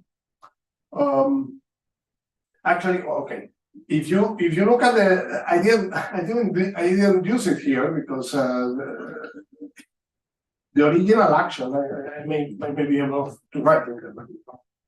So the self-dual action is something that you get from the Palatini action. So if you write the standard Palatini action is something like 1/2 the integral over m of EI wedge EJ wedge F KL epsilon I J KL, where these indices are SO4 indices. Okay, so this is a standard Palatini action. Instead of putting this thing here, you put a projector, which you build by summing the epsilon with some combination of the ethers. You actually take only the self-dual part of this. Think of this as an F 4x4 matrix. Okay, so that self-dual action can actually be rewritten in the way trivially, but just renaming the components of the fields in the way that I did there. So basically, you kill half of the components of this object, the internal indices of this, by projecting with a projector on the subdual part. You have a combination with a plus, we give you subdual, with a minus, we give you. Okay? That clear? Okay, we don't have time for more questions. Please, let's thank again the speaker again. So our next speaker is Sergi Nadal.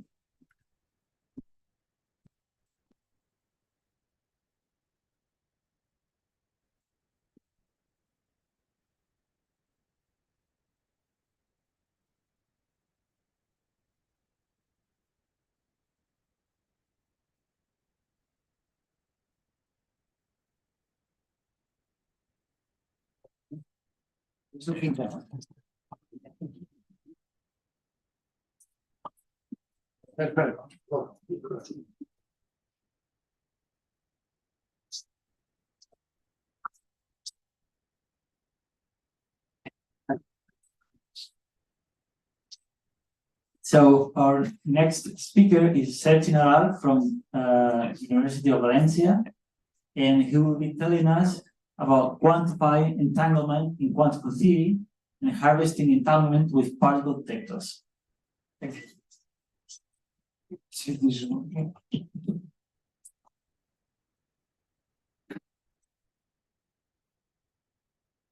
Working.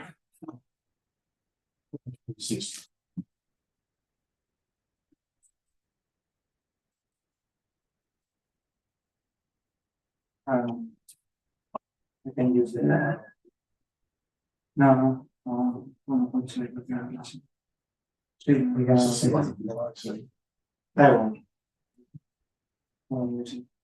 Okay. So thank you. Now I want to discuss the work that I've been doing or part of the work that I've been doing in the last 2 years regarding entanglement in quantum field theory between finite degrees of freedom and the harvesting of entanglement with particle detectors. Most of the work is done in collaboration with all these people. So, okay, why is it interesting to study entanglement in quantum field theory between finite degrees of freedom? Well, entanglement is a uniquely quantum property, and as such, it allows us to distinguish if a system contains quantum features or not. Very soon in quantum mechanics, we learned that if we have a composite Hilbert space, for example, a couple of harmonic oscillators, there are some kind of states that cannot be generated by the separate Owen parties through local operations or classical computations.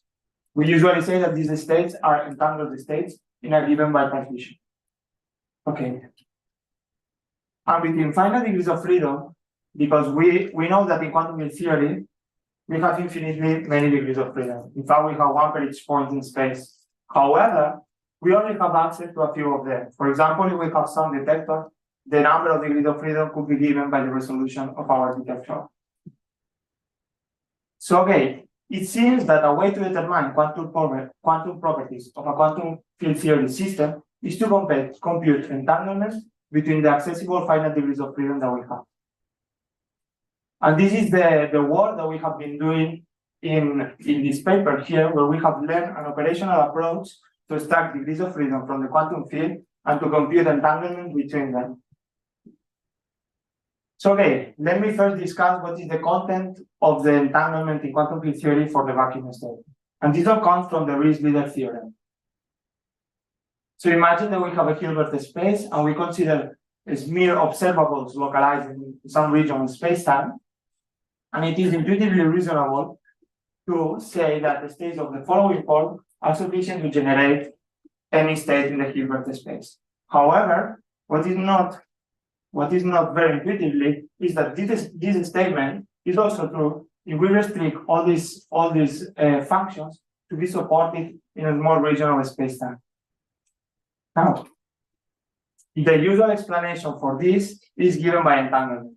We usually say that the vacuum state of a quantum field theory is a fully entangled state. And the main lesson that we can learn is that there are quantum correlations in any two given regions of space-time. Therefore, it is usually said that entanglement in quantum field theory is ubiquitous. However, we still need a way to quantify entanglement between finite degrees of freedom.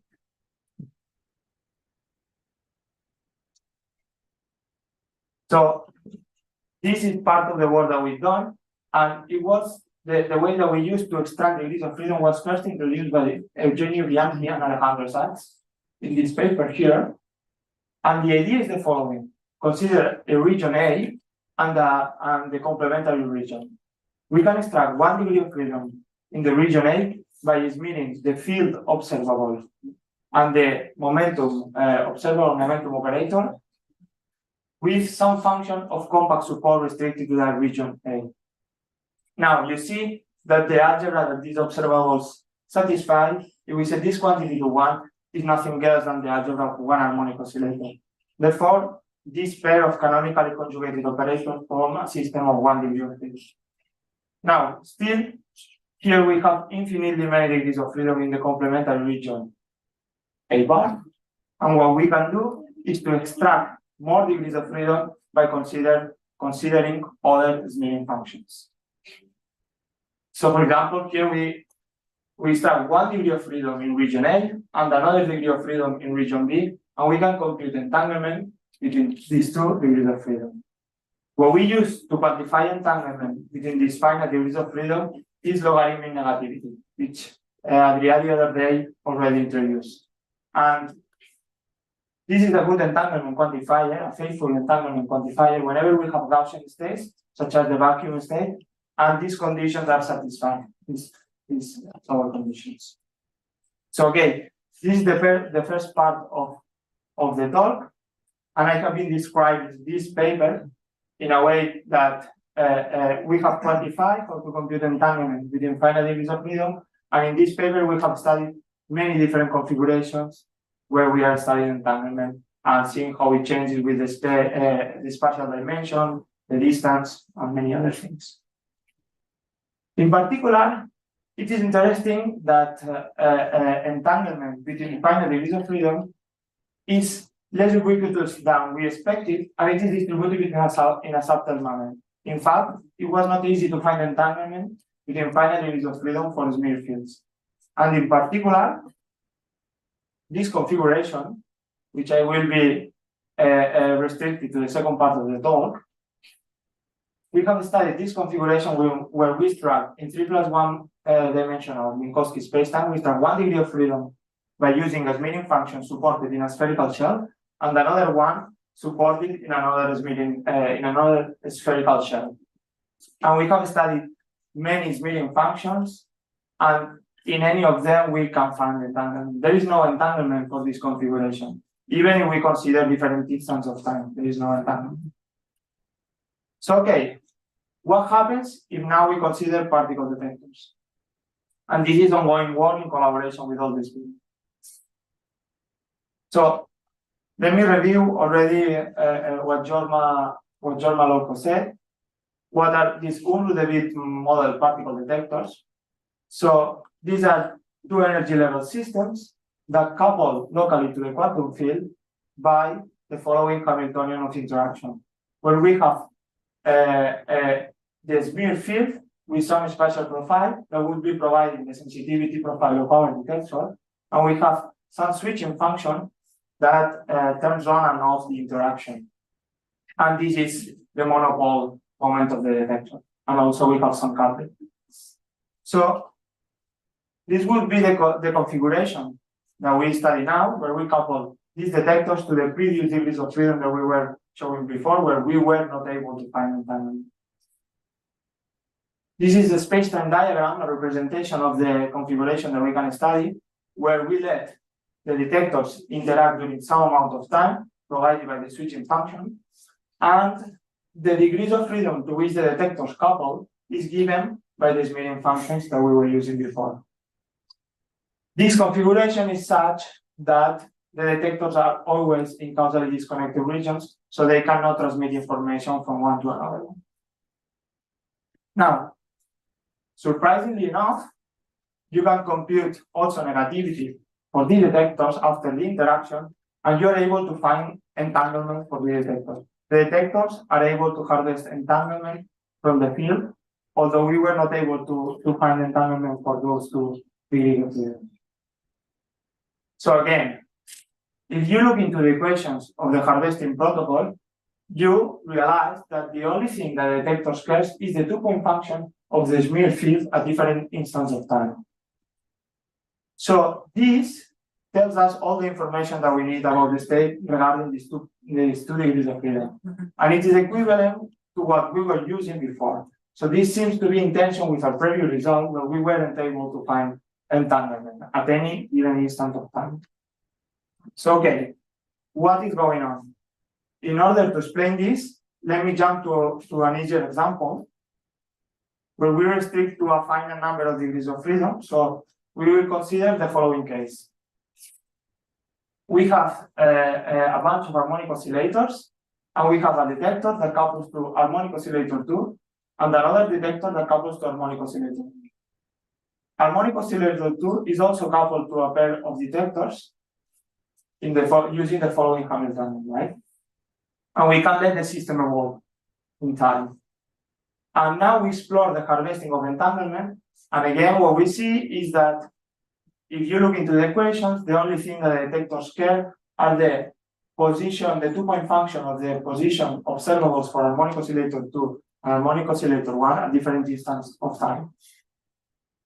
So, okay, imagine in this configuration that we set the following state. We have a state where at any given instant of time, there is no entanglement between harmonic oscillator 2 and harmonic oscillator 1. However, we can set the state also to be in a system where there is entanglement between subsystem 2, which contains harmonic oscillator 2, 3, and 4, and subsystem 1, which contains harmonic oscillator 1.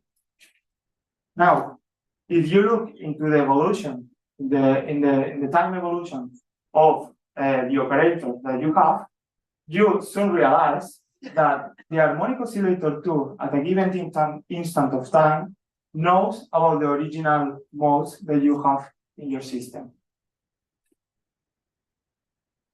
And in fact, even more, at any 2 instants of time, any couple of modes for this subsystem are not independent, not even the same degree of freedom at 2 different instants of time.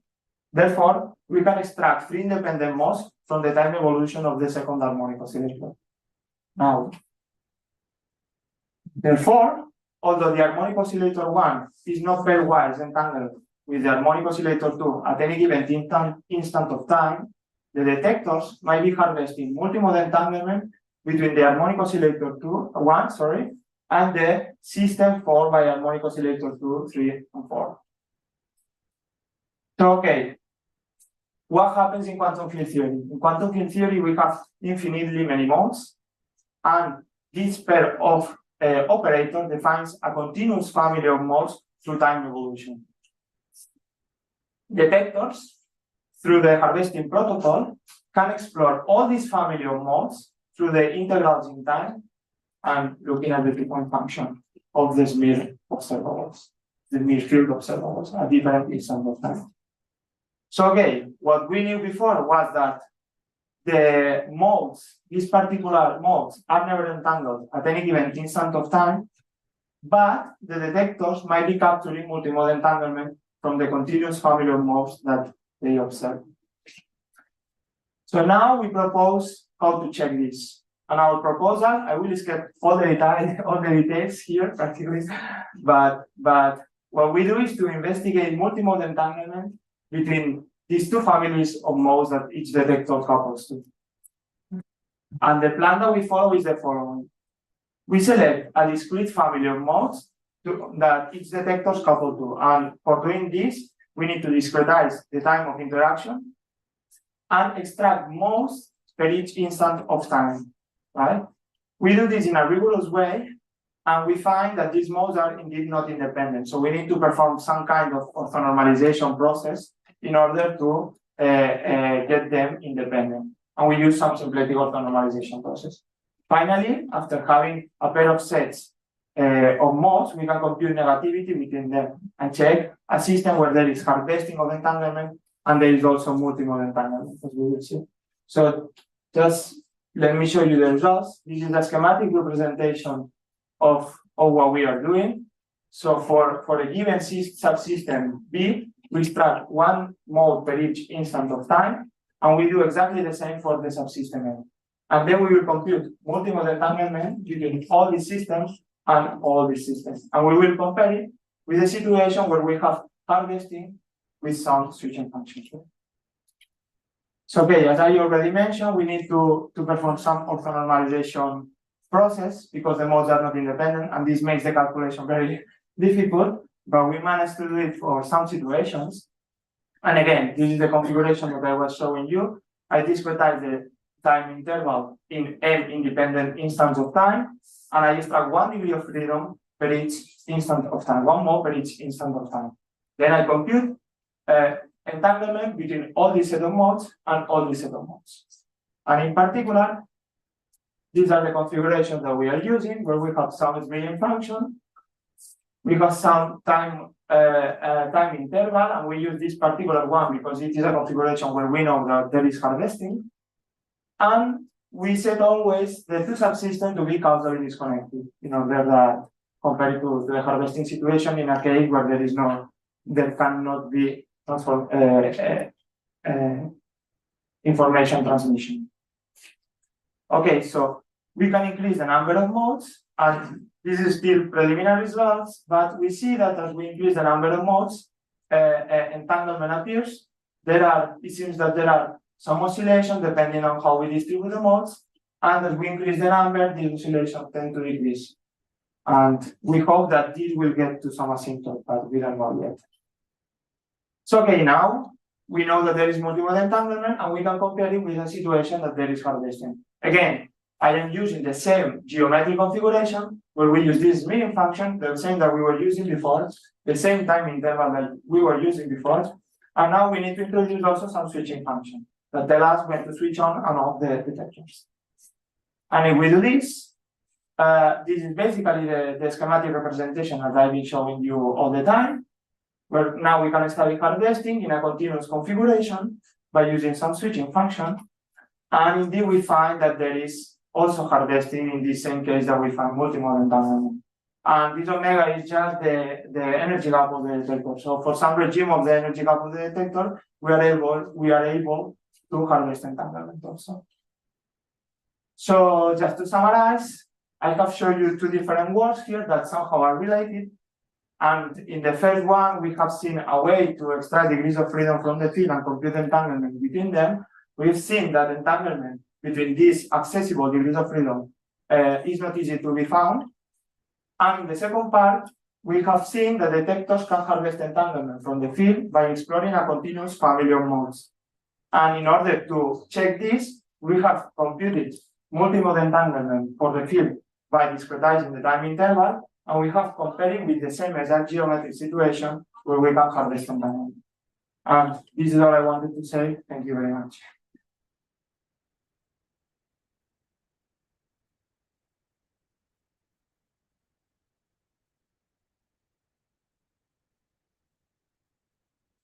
Is there any questions? Thank you, Sergi, for this nice inspiring work. So I see there's one question there.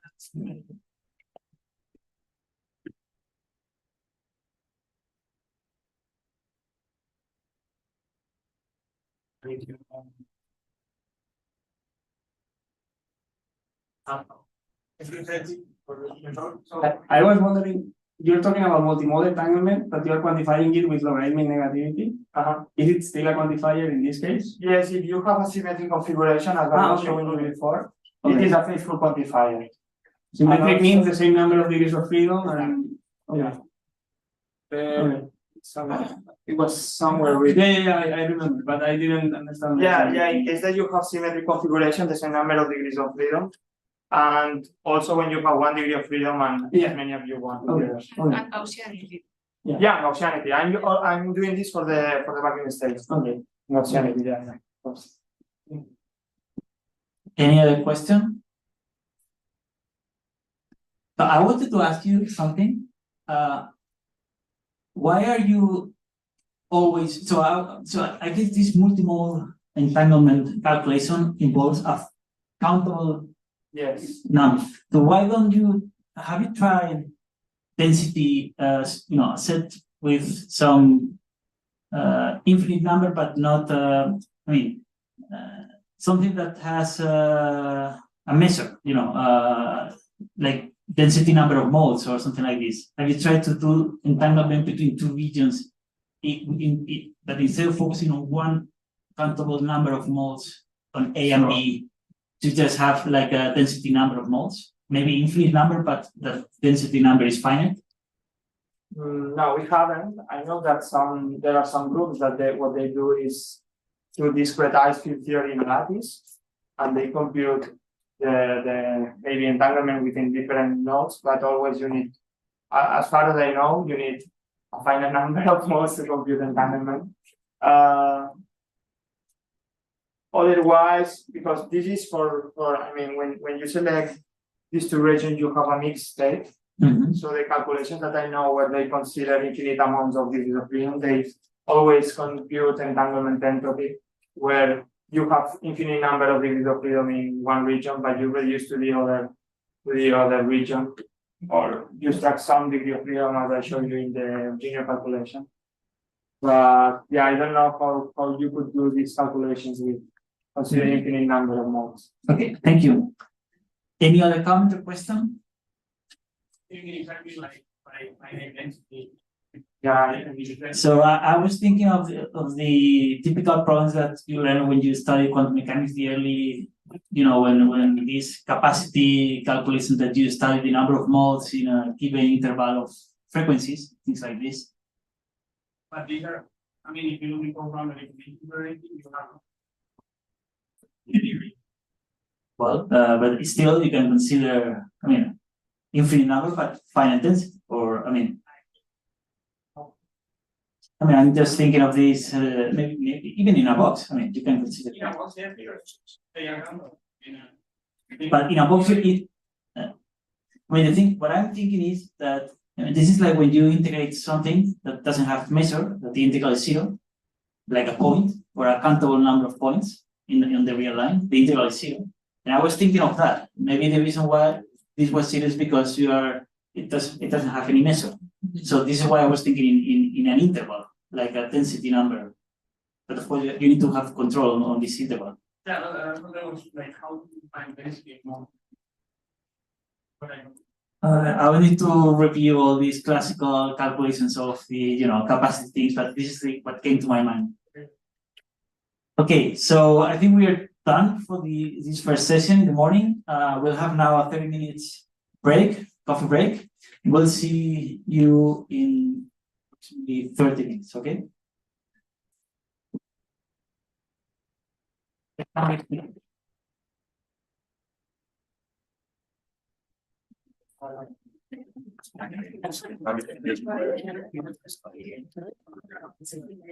I get more of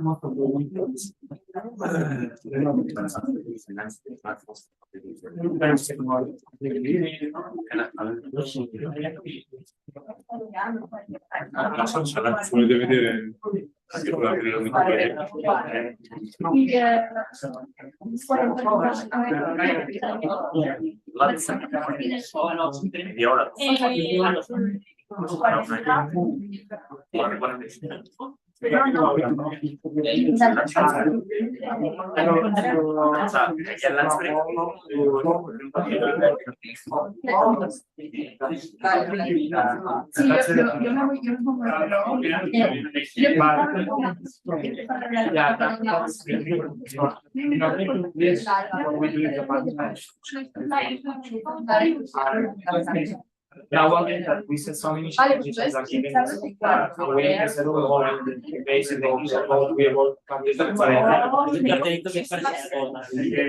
and that means that we said different so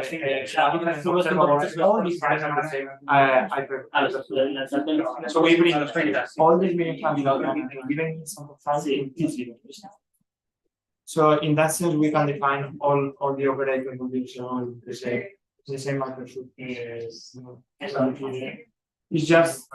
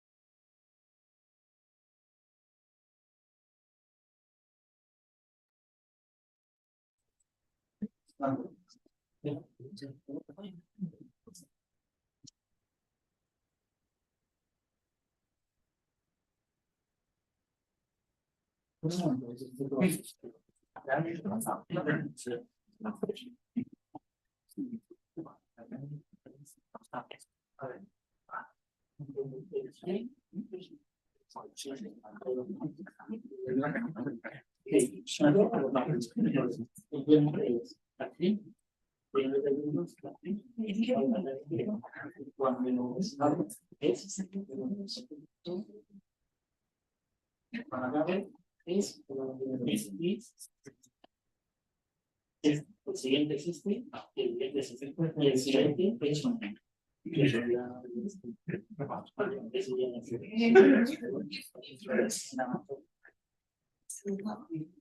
a los 35 minutos, a los 30 te cortaste el cartel.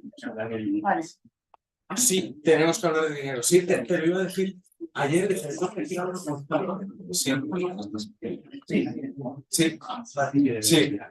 sí, porque Me parece natural. el proyecto. Claro, vale. Sí, pues le pregunto, o sea, básicamente Pero es un proyecto.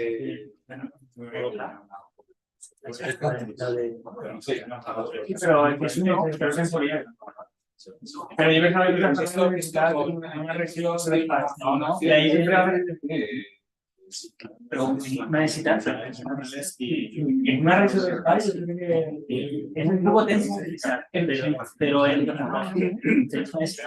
pues no necesitas que no ve comparación ahora en el país, ¿no? Pero falta eso. Así, eso era En la exposición de la modos así. Si no me ayuda, y dedicar. Claro, Pero entonces parece. Si tú traes por el favor, montan ese modo que están en la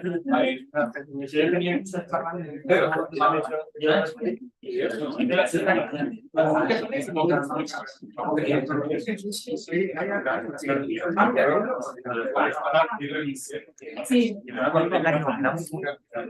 Esto no va. No. Sí.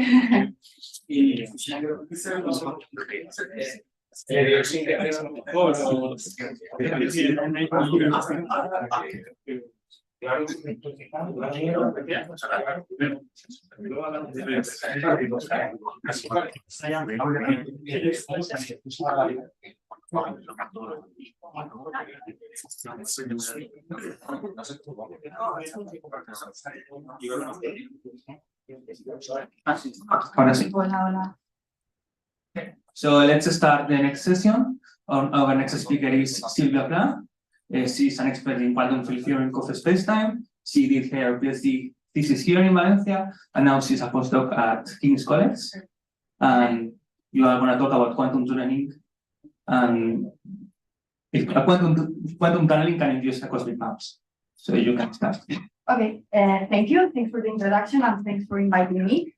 So today I'm presenting the work that I did last year in collaboration with Katie, Drew, and John in London. And it's based on the article that you see in the screen. So the organizers, when they sent me the email, they asked me to answer these 3 questions. So I'm going to start the talk by answering these questions. So what's this talk about? This talk is about the violation of the non-energy conditions in the context of quantum theory, in particular via tunneling, and the consequence in cosmology. So in particular, I will show you that this tunneling effect can produce or induce a shift in the cosmological constant that changes from this standard result, this standard vacuum energy that we have, to this other result that depends on the volume of the spacetime in the continuum. And then this effective cosmological constant violates, when we compute the equation of state, we see that it violates the nullity condition. And then it's a good candidate to induce a cosmological bound. So why is this important? This is important because with these kind of effects, we can save the universe. With this, I mean that our cosmological models are not entirely independent on the initial condition. For example, if we think about inflation, we know that all inflationary potentials will fail to induce this exponential expansion if we start from an initial contracting phase, if we don't have a violation of the non-energy conditions. So if we want to have, let's say, arbitrary initial conditions, we really need a natural mechanism that somehow can induce, can avoid the singularity, as I will show you. And then future perspectives, I will talk more about this in the next slides. But as I will show you, to obtain this effect, I did several approximations. So of course, there is a lot of work to do to try to improve the computations and make them more realistic. And another thing that I want to say, or I think it can improve, is that in this talk, I will focus in a very particular model, in a very specific model. And I saw that in this conference, a lot of you are talking about general models, general symmetries, classes of models. So in this talk, we are not doing this. I'm going to talk about a specific model in a specific configuration. So it would be nice to then, once we finish and understand this model, it would be nice to try to make some general statements that relate this snake violation mechanism with instantons in general. The instantons are the solutions that describe tunneling in the problem that I will explain. So here you see the title of the talk. It's a question, the title of the talk, can quantum tunneling use cosmological bounds? So I will try to answer this question in the affirmative. And I decided to divide the talk in 3 parts. So in the first part, I will show you the main results coming from quantum field theory, and I will explain to you which assumptions we take or we make in order to obtain this effective cosmological constant that then can induce the bounds.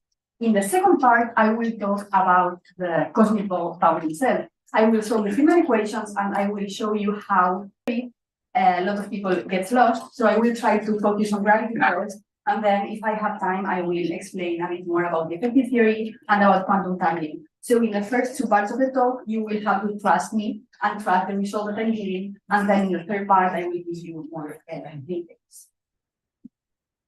Okay, so let's start from the beginning.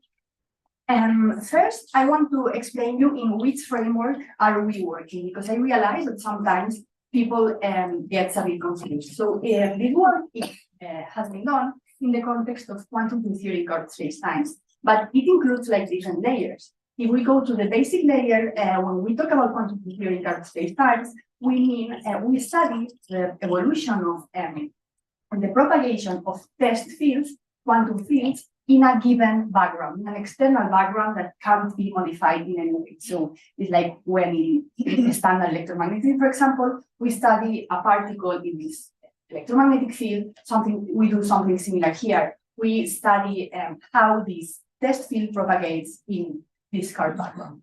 But then there is a second step, a second layer of complexity, which is called semi-classical gravity.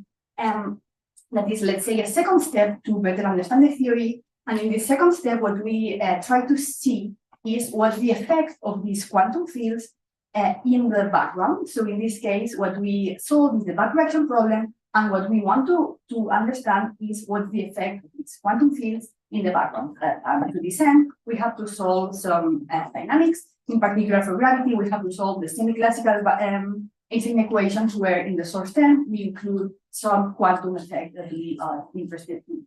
So in this work, I'm combining these 2 effects to compute the effective theory. I'm working in the first layer, I'm considering a fixed background, and computing the effective theory. And then when I'm talking about the cosmological bounds, I'm talking about this second layer. So I will obtain an effective potential, I will couple it to gravity, and I will see this evolution. Hola, hola. ¿Y usted no va?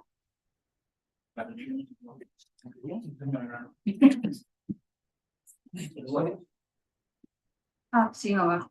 Yo como escoltaba, ¿eh?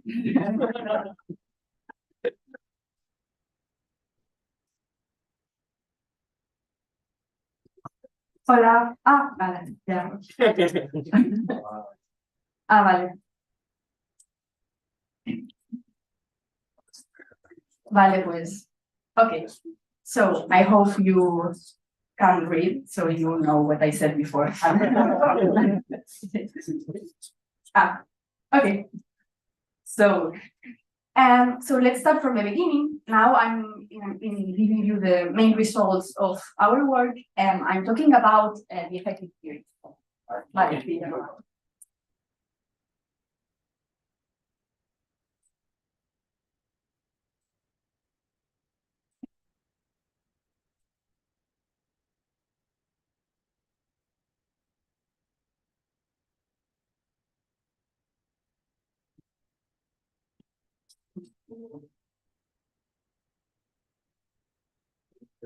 Vale. Hola, vale, ahora. Okay, so now I'm giving you the main results of our research. And so the starting point is, as several times in cosmology, a scalar field. So we, to obtain this effect, we consider a real scalar field in a double wave potential that the one in the screen with two degenerate minima and infinite volume. And also we can imagine that the space is slowly expanding or slowly contracting, so we can immerse this scalar field in a slowly varying Friedmann-Rosen-Walker background. So here you see the potential, and I have included this constant, which is really a shift in the origin of energies, and then this. So in this context, in which we have a two degenerate minima and we have finite volume, we don't have a spontaneous symmetry breaking, but what we have is that quantum tunneling can happen between these two degenerate minima. And so in this context, using this path integral formula and classical approximation, we can compute the effective theory describing this effect. And when we do so, we see that the effective potential is completely different to the bare original one. When we compute the effective potential, we find this blue result that you see here. So in the effective theory, instead of having two minima, we only have one minima, which is located at 0. But what is more interesting is that when we compute this vacuum energy, when we look at the origin of energies, when we look at this U0, we see that now it's not a constant anymore, but it's a constant shifted by this term that you see here. So in this term, we can distinguish several things. We have this R that is telling us about the strength of this, let's say, coupling or extra term. And then we have this alpha, which is related with the comoving volume of space. And you can see that inside this S0 is the volume, the cell volume, and then we have this A to the 3. So if we really are interested in the vacuum of the theory, we have to focus in this quantity here. So from the result, we can compute the stress energy tensor of this vacuum state, and then we can compute, well, in particular, the pressure and the energy density. And then when we compute the null energy condition, we see that this is violated. So then it means that this is a good candidate to induce a bounce when coupled to gravity. So once we have the result, we couple the drum state fluid via the Einstein equations, and we effectively saw that it can induce a bounce if we start from a contracting phase. Now, I'm not explaining anything about how we obtain this result. It's very interesting. If I have time, I will explain you some details at the end. And now I'm going to focus in the coupling to gravity and the cosmic bounce. But before, I wanted to tell you the truth, and I wanted to tell you about all the approximations that we had to make to obtain this result that I showed you before. So first, the first point is that an approximation is a fact. To obtain this effect, we need to consider finite volume. This is fundamental to have this quantum tunneling and therefore to obtain this effective cosmological constant. Since we wanted to obtain this effect, we forget about several complications. For example, we ignore the quantization of the momentum, which means that we ignore the Casimir effect. We assume that periodic boundary conditions do not play a role. We ignore the spatial curvature. So we really focused in this small process that we have. The second point is an approximation we made. We work in the adiabatic or super adiabatic approximation. So what we assume is that the expansion of the universe is super small compared to the tunneling rate. In fact, we assume that the tunneling rate is instantaneous. So in fact, this means that we assume a constant during the computation of the effective theory. It means that we work in Minkowski. And then once we obtain the effective potential, we restore the time dependence. Of course, this is a very strong approximation, but this is very strongly connected with the third point. To obtain this, to compute this quantum tunneling and to obtain this effect, we have to work within this path integral approach in equilibrium quantum field theory, and this is incompatible with this time dependence. So we really, because of the method we use, in particular, we rotate the system, we work in Euclidean time, it was really incompatible, or not trivial, to connect these techniques with an expanding universe. So we decided to assume this, but of course, next steps could be to include this time variation. Okay, so that's the main results and main assumptions. So now let's focus in the Friedmann equations and let's talk a bit about the cosmic bound. As I told you before, if we look at the vacuum energy at the ground state, when we include all the tunneling process into account, we obtain this result here. Then we can obtain the stress energy tensor, so we compute the energy density and the pressure, and we found these results that you see here. And then what we do is to couple these to gravity using the Friedmann equations and see what happens. So here we have the Friedmann equations, and we solve the equations for different values of the parameter R. So, and we indeed always find a bounce if we start from an initial contracting phase. If, for example, if we look at the Hubble right there at the blue line, we see that we start from a contraction, at some point we bounce, then we keep, our universe starts expanding, and then if we look, at this effect, at this, we see that this effect is exponentially suppressed for large volumes. So then this starts off, and we just have the standard constant here, or the asymptotic de Sitter phase. And it happens for all the values of R that we tried, because as you saw before, the neck is violated for any value of the comoving volume. Of course, this is a very simple case, because we know that cosmology is much more complicated. So we wanted to test how robust, how realistic was this bouncing solution. So to do this, what we did is to add an anisotropy, an homogeneous anisotropy to the system. We explicitly choose the anisotropy because it's the matter component, if you want, that dominates the quickest during the collapse. So we considered for simplicity this Bianchi 1 metric and decided to work with average quantities. Here you have the scale factor, the Hubble rate, and this new term here, this is sigma squared, that parameterizes the amount of anisotropy that we have. If we take all these variables into account, we realize that in this anisotropic case, the energy density and the pressure that we obtain are the same as before, but now instead of having the alpha or the A, the standard A, we have this average quantity. And then once we have this, if we compute the modified Friedmann equations, we see that they are exactly as the normal ones with these extra terms there that account for this anisotropy. Now, if we study the defining equation for the anisotropy, what we see is that it goes as a to the minus 6. Remember that radiation goes as a to the minus 4, matter goes as a to the minus 3. So then it means that the anisotropy is really the component that will dominate the quickest during the collapse. That's why we decided to focus on it. And so this corresponds to equation of state, W equal 1, so means energy density equal pressure, and of course, this is consistent with what we found in the Friedmann equations. So now, when we consider the anisotropy, we find that our model is more complex, and now we don't necessarily find a bounce. In fact, we can distinguish the solutions in two types of solutions, bouncing solutions and crunching solutions. We found that there is a critical solution, which is really a static solution to the Friedmann equations that splits the solutions into bouncing solutions and crunching solutions. The critical solution is defined by this condition. From this, we find an algebraic equation for alpha, and this quantity here, this alpha here, is giving us the minimum value that alpha can have for the bounce to succeed. If at h equals 0, alpha is smaller, we will have a crunch.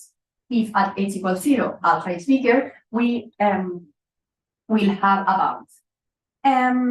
If we look at the anisotropy, the critical anisotropy is the maximum anisotropy that the universe can have at the bounds. If we have more, we will have a crunch. This critical point is unstable, and what this means is that if we at h equals 0 have something slightly larger, we will have a bounce, and if we have something slightly smaller, we will have a collapse.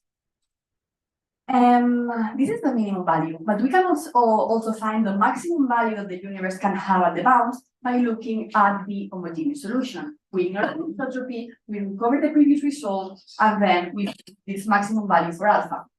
When we compare the minimum value and the maximum value, we see that, roughly speaking, they are of the same order. So it really means that this simplistic model fixes a estimate value for the size of the universe at the bounds.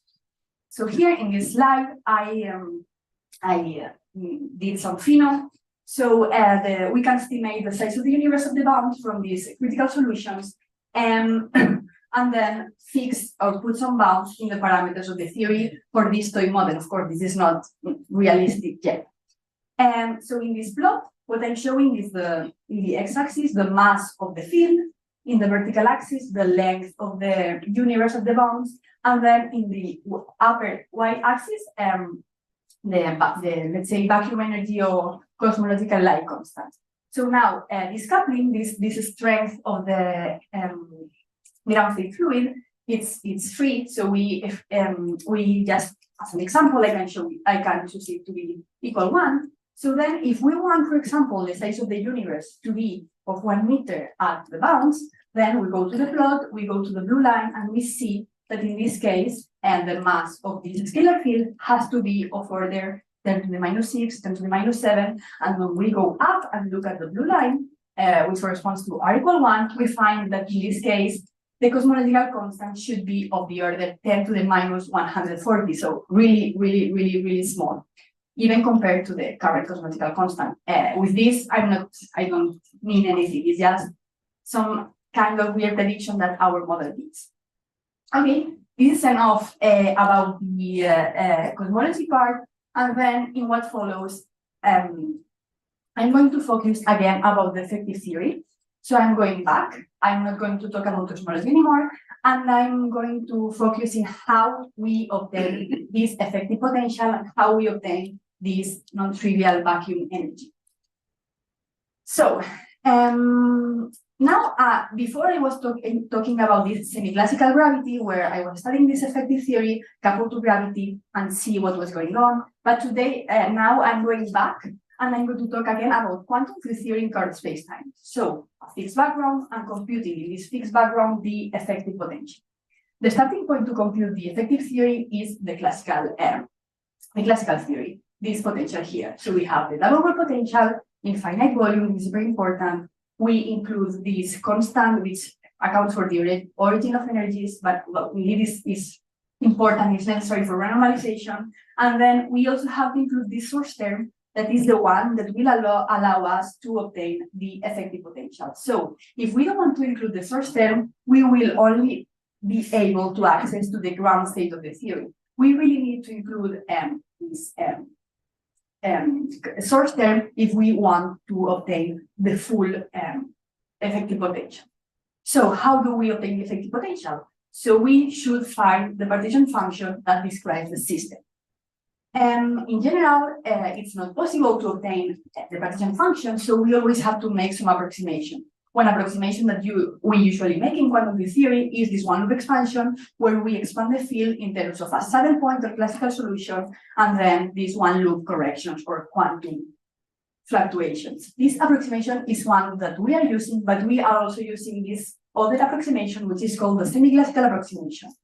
This approximation is used when we have several classical solutions that are relevant in our system. So they all have to be considered in the partition function. And this step is crucial to describe this quantum tunneling.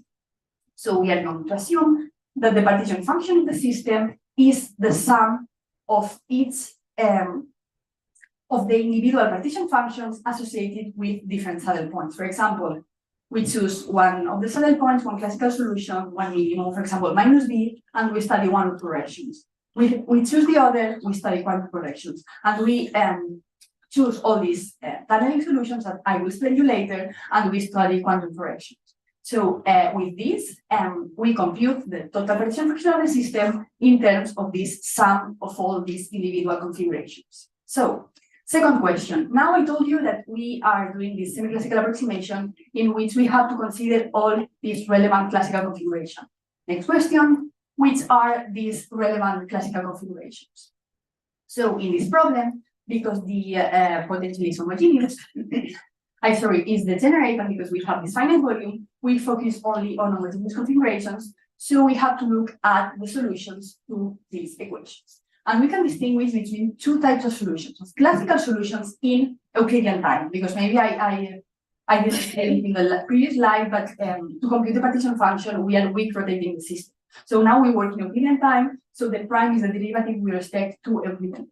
So here we have two types of solutions: the static saddle points, which are the constant solutions, this V and minus V, and the instants, which are, formally speaking, all the possible ways to connect these two minima. So how is it possible that if we are in this, if we have this potential, we have these instantons that connect to minima? It's possible because we are working in Euclidean time, and in Euclidean time, when we rotate the theory, we are changing the sign of the potential. So the potential that we really have is this potential. So now it's clear from this pictorial point of view that the scalar field can go from one minimum or maximum to the other. So more in detail, the solutions that we have, let's focus in the vacuum in J=0, are the following.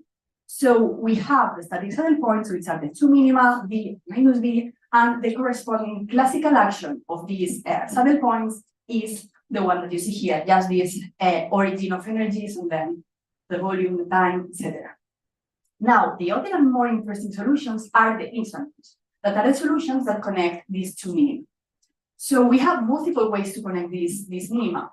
The most basic solution is the one that you see here. This is an exact solution to the equation that I showed you before that connect these two minima. And the associated classical action for this solution is the action that you see here, and as I have written here, it depends only on the volume, because the dependence with time have disappeared. But this is not the only way that we have to connect these two minima. We have multiple ways. In particular, we can have a solution with jumps. Like this is one example. This solution is also a solution to the classical equation of motions and also connect these two minima. And can be analytically written in terms of these tangents. This is an approximation, but it's fine. And then if we compute the classical action, we see that the classical action is the same that for one jump, but now multiplied by P, where P tells us the number of jumps we have. So we know now all the possibilities that we can have, all the saddle points. So let's compute the partition function at the ground state. As I told you before, we have these homogeneous saddle points, and then we have all these jumping solutions that connect the two minima. Here the K is meant to mean kink, which is also a name for the jumps. So we can have connection between minus B and B, connection between B and minus B. We can have 2 jumps, 3 jumps, 4 jumps, an infinite number of jumps. So that's why the 3 dots. So let's focus at the individual objects here. So for the homogeneous saddle points, we just have this distribution. And then from the kinks, it happens the following. If we look, at this plot, we see that the field spends most of the time in this homogeneous homogeneous configuration. And the jump is something very short, like very sudden. So this is why we can split the contribution of the kink into contributions. The part from the jump, which is this blue contribution, and the homogeneous part. And then this interval here comes from the fact, which is also a very interesting fact, that the jump can happen here, but can also happen later, can happen before, can happen at any time. And all these are solutions to the classical equations of motion, and then they have to be considered. Now, this is the contribution for the jump I'm not explaining how we obtain this result, but basically this square root comes from the zero mode and the exponential comes from the classical action. And this quantity, when it's multiplied by t, it's giving us the number of instantons that we have on average. Okay, so this is this has some physical meaning, let's say. So now for n jumps like this contribution here, what we have, we can do something similar to what we did here, and we see that the contribution can be split in this term here, which tells us that the field is almost all the time in these homogeneous configurations, and this bit here that is accounting for the number of jumps we have. And then this factor here comes from the fact that the jumps can happen at different times. So now, having these results in mind, we see that the partition functions can be resummed. So we can resum all these results and find this very nice exponential result that we see here. And this is the partition function corresponding to the ground state of the theory. Now we can obtain from this partition function the effective action, and then doing some transformations and playing around with them, we find this final result that is the effective potential at zero that I showed you before. Now, this is not the end of the story, because with this computation, we have only obtained the effective action for the ground state, but we really want to obtain the effective potential for different values of the effective field. Doing this is a bit more complex. I will skip most of the details, but here I'm showing you a sketch. So what we have to do is to repeat the computation of the partition function when we include this source term that modify the classical equations. Then we have to define this effective classical field through this equation, and we establish a relation between the source term and the new defined classical field. Once we have this, we define the effective actions through this equation, doing a Lagrange transformation that allows us to re-express what we have in terms of the effective field. Here we have the source, and here we have the effective field. And then once we have this, we have the effective action for different values of the effective field. What happens is that in practice, it's very hard to obtain a closed expression that relates the effective field and the source. So we have to do some approximations. So for example, if we span for small values of J, of the source term, we will find the value of the classical field for small oscillations around the mean. So we did this, and we obtained this result here. What we saw is that the classical effective field is linear in J. It means that for J equals 0 with the vacuum, we have phi equals 0, which means that the minimum is located here at 0. So in the Weber theory, we had two degenerate minima, and here in the effective theory, we only have one minimum located at 0. Now, because of this, we are also able to obtain like what happens around the vacuum. And in fact, we found this term here, which means that the potential, the effective potential is convex. It goes like this. So this fact that we find phi equals 0 when J is equal 0 is called symmetry restoration. Okay, so that's all what I wanted to say. Yeah, I was fast. So yeah, we compute this effective theory, allowing this tunneling in terms of the instantons to happen between these two degenerate minima. This effective theory is very different to the original theory because it has only one minimum located at 0, and the special interest of this effective theory is that it has a non-trivial vacuum energy. In particular, it can be interpreted in terms of an effective cosmological constant, which, okay, it's not really accurate, but it's a way to make you understand the contribution of the vacuum. And this feature can induce a bounce because we check explicitly that this ground state fluid violates the null energy condition. We explicitly check that this bounce can be produced using the Friedmann equations, and then we wanted to check how good was the solution, the bouncing solutions, by including anisotropes. When we include anisotropes, we saw that we don't always have the bounds. We can have a bounds or we can have a crunch depending on the initial conditions. So what this means is that our model is not ideal and it's also dependent of the initial conditions. So it would be nice to have some mechanism that independently of the initial conditions, always that you have a crunch, a preliminary crunch, you can bounce and avoid the singularity. So that's it. And then here I'm telling you a bit of phenomenology. We saw that our model favors or very small universe sizes at the bounds, which is somehow forbidden, because I think the minimum length that it can have is 1 meter, or very small masses and very small cosmological constant, like vacuum energies. But okay, of course, this is not a prediction yet. And I think that's it. Of course, as I told you before, we made lots of approximations to obtain this final result. So it would be very nice if we can improve the results, including, for example, the Casimir effect, including different geometries, including some corrections to the results we have. For example, for this function, we are also making some approximations. It would be nice if we don't need to do them. But still, I think, well, we believe that the main idea of the work will be the same, that we have some neck violation in some regime for some parameters, and then we can induce a cosmological bounds. So that's it. Thanks for your attention.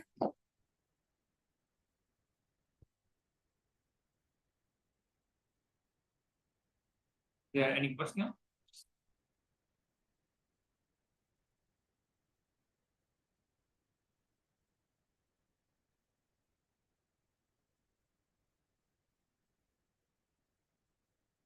Thanks for the talk. I have a question because when you tunnel around along a vacuum in space-time, this was the work of Coleman and Coleman-DeLucia of tunneling, and they saw that you have also an axiom that computes the tunneling rate, the tunneling probability. You can have a space-time and you can have a probability that a bubble tunnels appears and your space-time tunnels. And I think that in degenerate vacua, the tunneling, the action is infinity, so the tunneling rate is 0. So the probability is 0 totally. Yeah. Okay, yeah, good question. That's different from the Coleman bounds. So for the Coleman bounds, they assume this over symmetry. So they consider different saddle points. These other saddle points, we are not considering them because we focus in homogeneous configuration, so they are space independent, they only depend on time. And I would say they're relevant for this problem instead of the Coleman solutions because of what you said. So they do not contribute in this problem, but because of the degeneracy of this potential, we have other solutions that Coleman didn't have. So then it's different. This is like I think a homogeneous phase transition instead of what he had, which are like bubbles that then expand at the speed of light. Okay, but you can only do this because you are considering a finite volume. Yes, exactly. Okay. And what's the meaning of having a violation of the non-energy condition? So, okay, if you have a violation of the non-energy condition, then the singularity theorems by Penrose don't apply, because one of the conditions to have them was that the system that you are considering satisfies the non-energy condition. So then it means that you can avoid, let's say, the singularities. And that's what we found, that we had a bounds.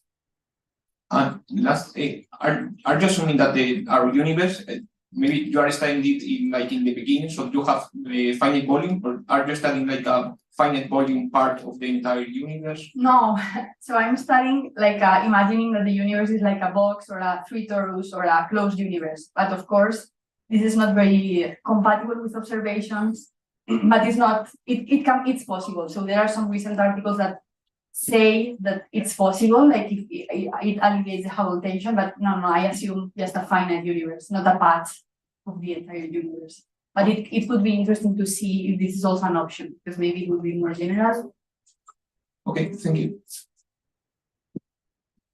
Hi, Silvia. Thank you for the talk. So the question is also related to the volume.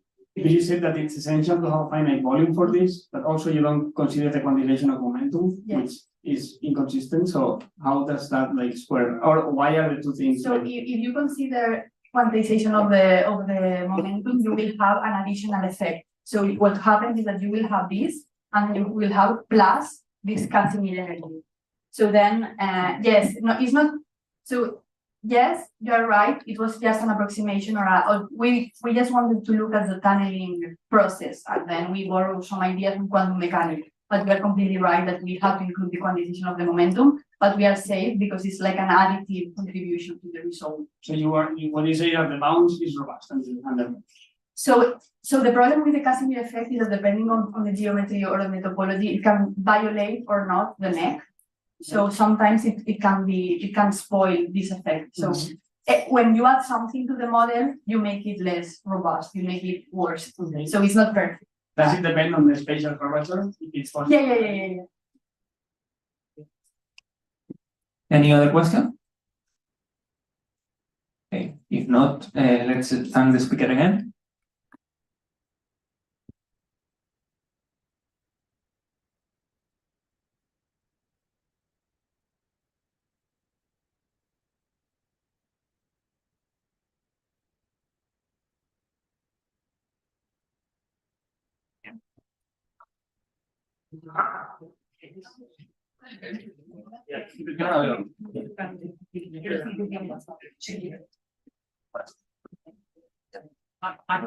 Es que no veo pantalla aquí.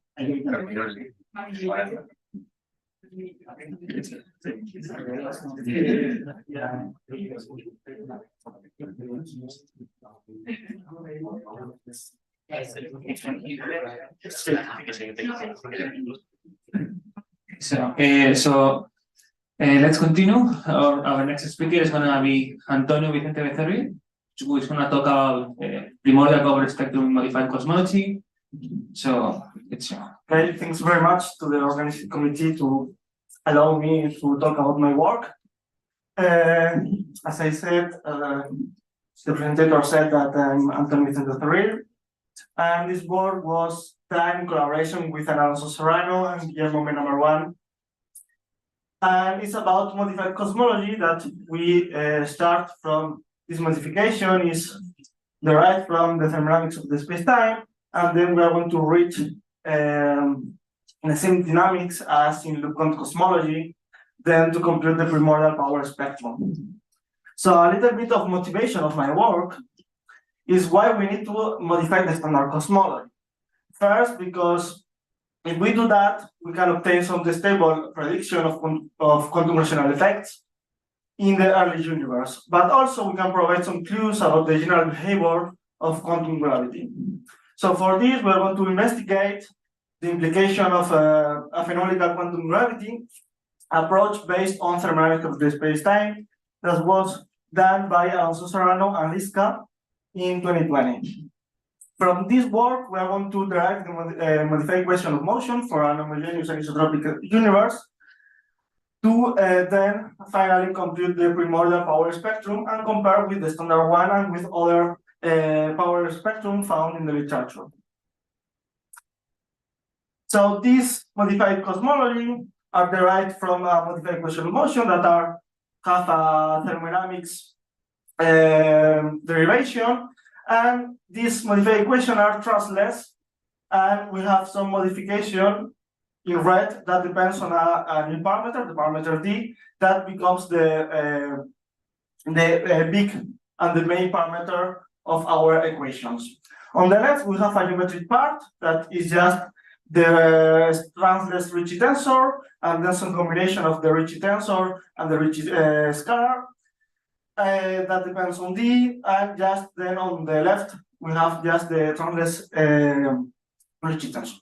And on the right part, we have the matter content, and this part is also trustless. And if we see that if we D is equal to 0, we have the transless equation of motion of Einstein.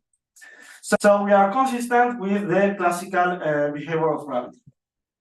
So to derive this, we are going to consider that we are in a local horizon in terms of entropy, and we're going to consider that the variation of the entropies that are in this local horizon are equal to 0. For those variations, for those entropies, we have two contributions. The first of this contribution is a contribution encoded in the area of the horizon, that is just the Bekenstein entropy, and we're going to add a new logarithmic correction that is derived by other theories, by other models, as in quantum gravity, string theory, ADS-ST, etc. And then the other entropy contribution is a matter contribution that is dependent on the expression in tensor. As Marek Liska presented yesterday, doing this formalism, we can obtain the modified equation of motion that I presented before. So from that what I'm going to do is to use the sample case, that's a Friedman metric, that's the usual one with curvature, and we can consider the free scalar field. Thus, if we introduce these elements into the modified equation of motion, we can find a modified Rayleigh equation. This modified Rayleigh equation is similar as the classical one. For example, when we take t equal to 0, we find the same, but it becomes a little bit difficult to solve because it's a nonlinear differential equation. So to solve it, we're going to use a perturbative approach, and we're going to consider that we are in a flat space-time. So using a perturbative approach that is just based on this second order term is proportional to the classical term, we can found a modified Friedman equation. This modified Friedman equation, again, is similar to the classical one when d tends to 0. And also, we find that this Friedman equation is the same as the Friedman equation in LeConte cosmology when we set the value of d to a exact value. That depends on parameters on LeConte cosmology, as for example, the upper bound of the energy density at the bounds in LeConte cosmology. If we add an extra assumption, because we have a transverse equation of motion, that's just the local conservation of the energy, we can find the same background as in LeConte cosmology. Here is a representation when we can avoid the singularity and we have a bound as is presented in LeConte cosmology. So from this, we see, okay, we have the same behavior as in LeConte cosmology, so we can go, we are going to use the techniques developed in LeConte cosmology to compute the perturbations. So for this, we're going to use a formalism that is very well known in LeConte cosmology and work very well. That's the Dress-metric formalism. This Dress-metric formalism is based that in the perturbation are the same as in GR. The equation of the perturbation remains valid, and the background dependent mass is the same as in general relativity. But instead of use the general relativity behavior, what we're going to do is to use the modified background that we find in that we found before. So we can use the usual Mukhanov-Sasaki equation for tensor, for example, here for tensor perturbation to compute them the primordial power spectrum. So now the goal is to find the solution of the Mukhanov-Sasaki equation. So for doing this, we have to compute the effective mass that is this monster, this guy. But the problem is that we have to compute it, the differential equation in conformal time. Here we have proper time, so to convert it to conformal time, we have hypergeometric function. So the solution, the analytical solution, is a nightmare. So to avoid this, what we're going to do is do some approximation. We are going to divide our effective mass in 4 zones. The first zone we're going to consider is a negative post-stellar that we know the solution for the Mukhanov-Sasaki equation. Then at epoch that we have a constant mass. Then we consider that the effects of quantum gravity of our corrections becomes neglected, and we have just the classical GR with kinetic domination. And then to simulate the inflation period, we're going to consider that we have at the de Sitter space-time. So if we see our relative error, we have that we are not very, we don't have a very large relative error. So our approximation is very consistent with this.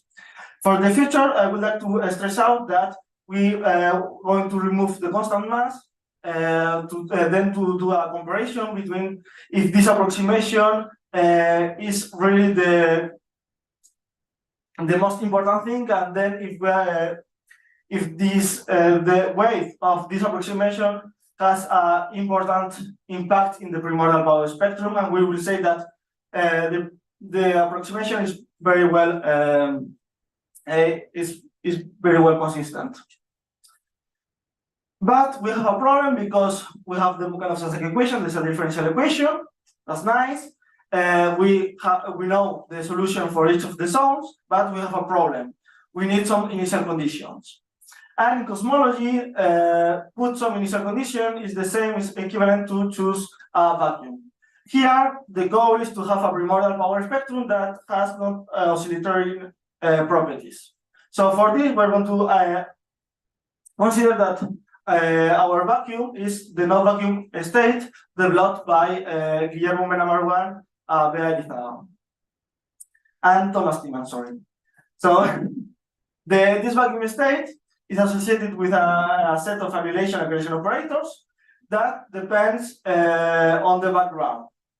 So, and which is directly governed by an asymptotically diagonal Hamiltonian. This diagonal Hamiltonian, all of the interacting terms are being eliminated order by order in the ultraviolet regime. So thus we can avoid the oscillating properties in the primordial power spectrum. So we have everything that we need. So just we need to compute the primordial power spectrum. The primordial power spectrum has this form that we need the square of the modes, and then compute the value of the scalar scale factor at the end of the inflation, and that's all. So for the perturbation, I related in the de Sitter spacetime that we have the inflation period, that the solution of the Mukhanov-Sasaki is of this form, and then we can introduce in the formula of the primordial power spectrum for tensorial perturbation. We can find that the primordial power spectrum depends just on the Hubble parameter in the de Sitter spacetime times the square of the difference between the amplitude modes that depends on each mode. So that's nice. So we can compute it numerically and find the primordial power spectrum. First of all, we see that we have our primordial power spectrum is transmetric formally with 3 and 4 epochs that I mentioned before, and we see that it's blue-red lines, and the difference is almost indistinguishable. So we see that our approximation is very consistent, and if we change and we add a little bit of relative error, the result remains the same. Then, for example, if we compare with the primordial power spectrum in GR, we see that we have a power suppression in the infrared zone, and that is very evident. And then, for example, we can compare with the primordial power spectrum in Leucon cosmology that was developed by the people in Madrid, that is using the hybrid formalism. In this case, we see that around k equal to 1, the suppression is bigger in the transmetric formalism than in the hybrid formalism. Nevertheless, when we go to the invert modes, we see that the transmetric formalism has less suppression than the hybrid formalism here. So to conclude, I would like to do a summary of all of my work. So that I use is a quantum phenomenological equation of motion to derive a modified Raychaudhuri and Friedmann equation that depend on a free scalar field. We made a four-sound approximation of the effective mass, and we obtained the solution of the tensorial perturbation for each zones. Then we compute numerically the primordial power spectrum for our model for a specific vacuum. That's very important because the result, the primordial power of the spectrum, depends on the vacuum that you choose. And we see that this vacuum for our model, this corresponds exactly with the primordial power spectrum in Dress metric in loop-quantum cosmology. And then finally, we have compared our primordial power spectrum with the standard spectrum in general relativity and in the IRID prescription in loop-quantum cosmology. So that's all. Thanks very much. That's a little bit of bibliography. It's not very important. And so thanks very much.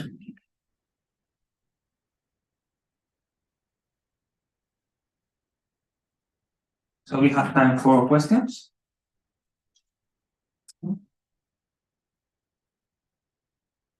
Let's wait a bit.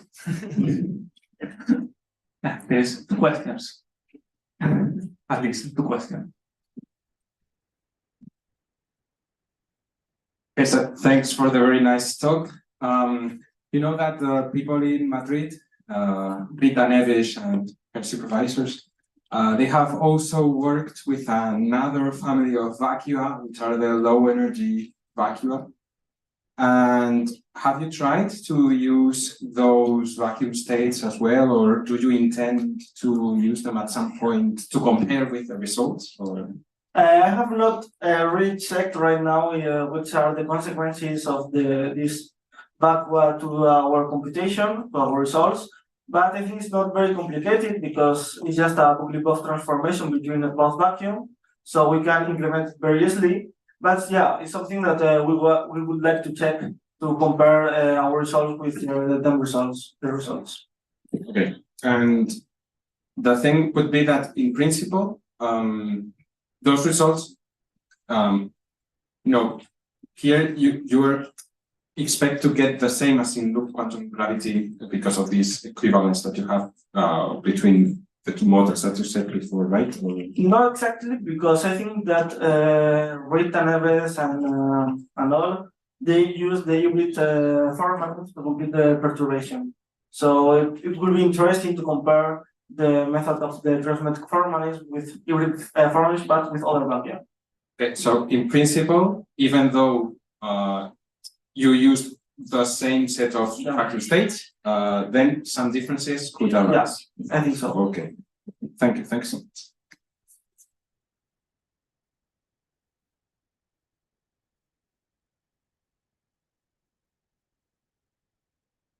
The effective mass is the effective mass of what? The effective mass is the effective mass of the Mukhanov-Sasaki equation. Is just here. That is called in the literature effective mass for this nomenclature. I mean, it's just as a harmonic oscillator, and it's the same as we have a mass, but no, that is not it's a function, so it's called just for similarity effective mass. Okay, thank you.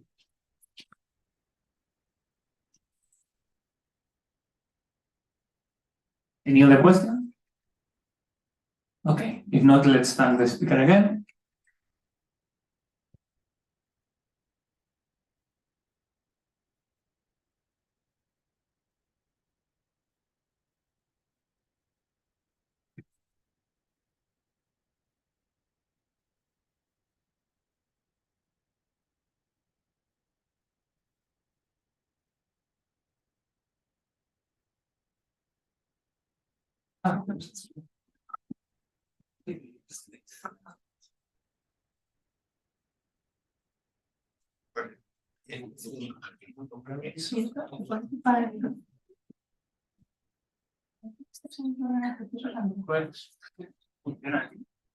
Para pasar la slide, si no, lo... pero funcionan los equipos.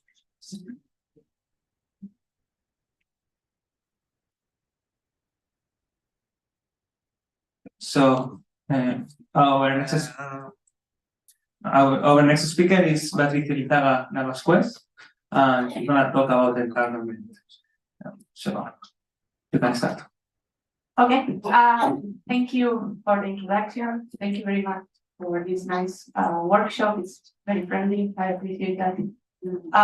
So I'm going to talk about some, at least, well, rather motivate mostly, and then talk a little bit about some work in progress in collaboration with Ivana Guyot and Sage, the PhD student in Louisiana State University. It is very, very related to what Sergi presented, and several concepts that he presented are going to appear again, and I'm going to insist on them. So trying to convey the main messages. It also has to do a little bit with the models that Jorma was talking about. So, okay, let's talk about entanglement harvesting. So, motivation of this, as Sergi said, and I will try to insist on this, quantum field theory has a rich entanglement structure. Basically, entanglement is unavoidable practically, and in any physically interesting state that you look at in quantum field theory. And understanding it is one of the crucial tasks of what we call nowadays relativistic quantum information, which is studying quantum information issues with relativistic tools, so with field theories in the end. It would be very interesting, and in fact, this has been, like people have wondered about this for a very long time, if we could detect or use this quantum resource, this entanglement. And in order to do that, it has been proposed what is called a harvesting protocol. I will introduce this more in detail later, but the main idea is a measure, like you have two probes that are causally disconnected, they interact with the field, and that provides a measurement scheme. You measure properties of the field, and if those two detectors become entangled, the idea is that you have harvested whatever entanglement there was initially in the state of the field. Right. So many promising results have been obtained over the last decades in this harvesting protocol scenario. However, and I'm saying this, however, in a constructive way, most of these results have been obtained using what are called non-relativistic detectors, either Unruh de Witt kind of detector, those quantum dots that Jorma was talking about, or in any sense, or any quantum system, maybe a harmonic oscillator too, that is non-relativistic. So these come with some caveats, right in here. And what I think it would be very good if we could support or like gain more insight on the nature of the results that have been obtained, if we could model in some way the detectors using relativistic system, namely fields.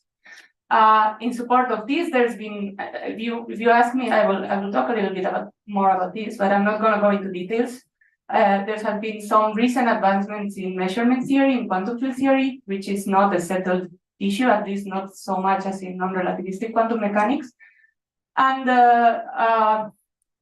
the main message that I want to give in this talk is that precisely due to the entanglement that we want to measure from the field, if we consider fields themselves as probes, the entanglements of their states is going to play a role against us via the introduction of noise due to mixedness when we restrict those states, when we reduce those states and trace out degrees of freedom with which they are entangled.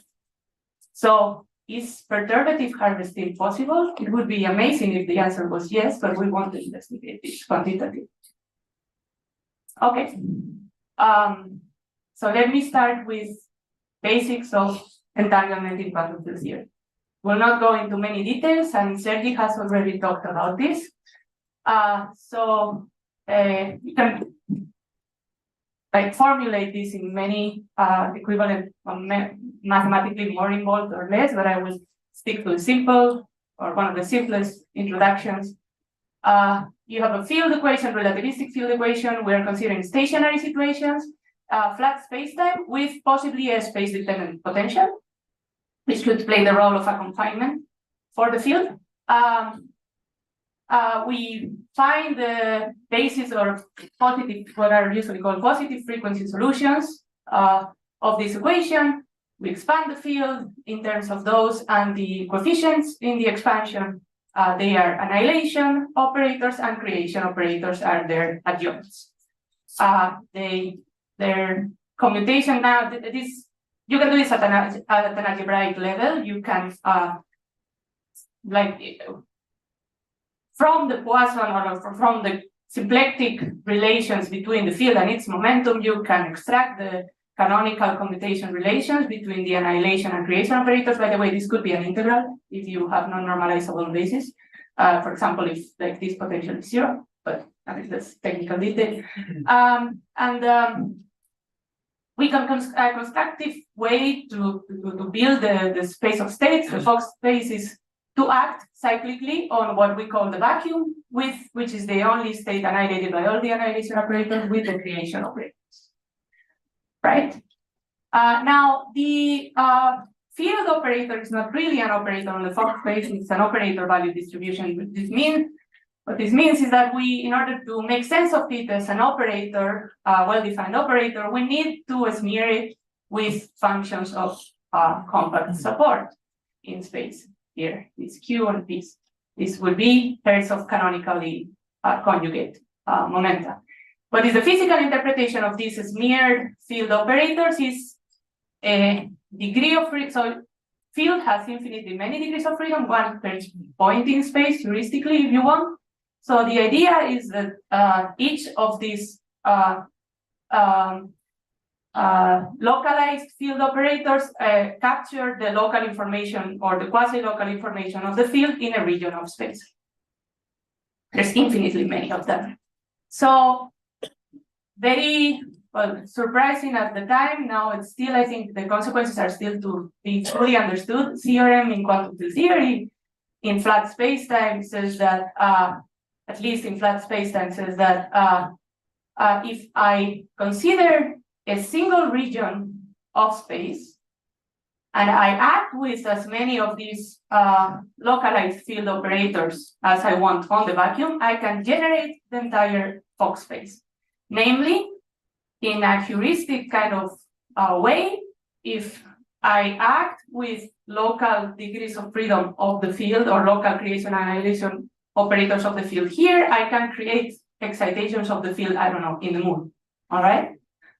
So interesting.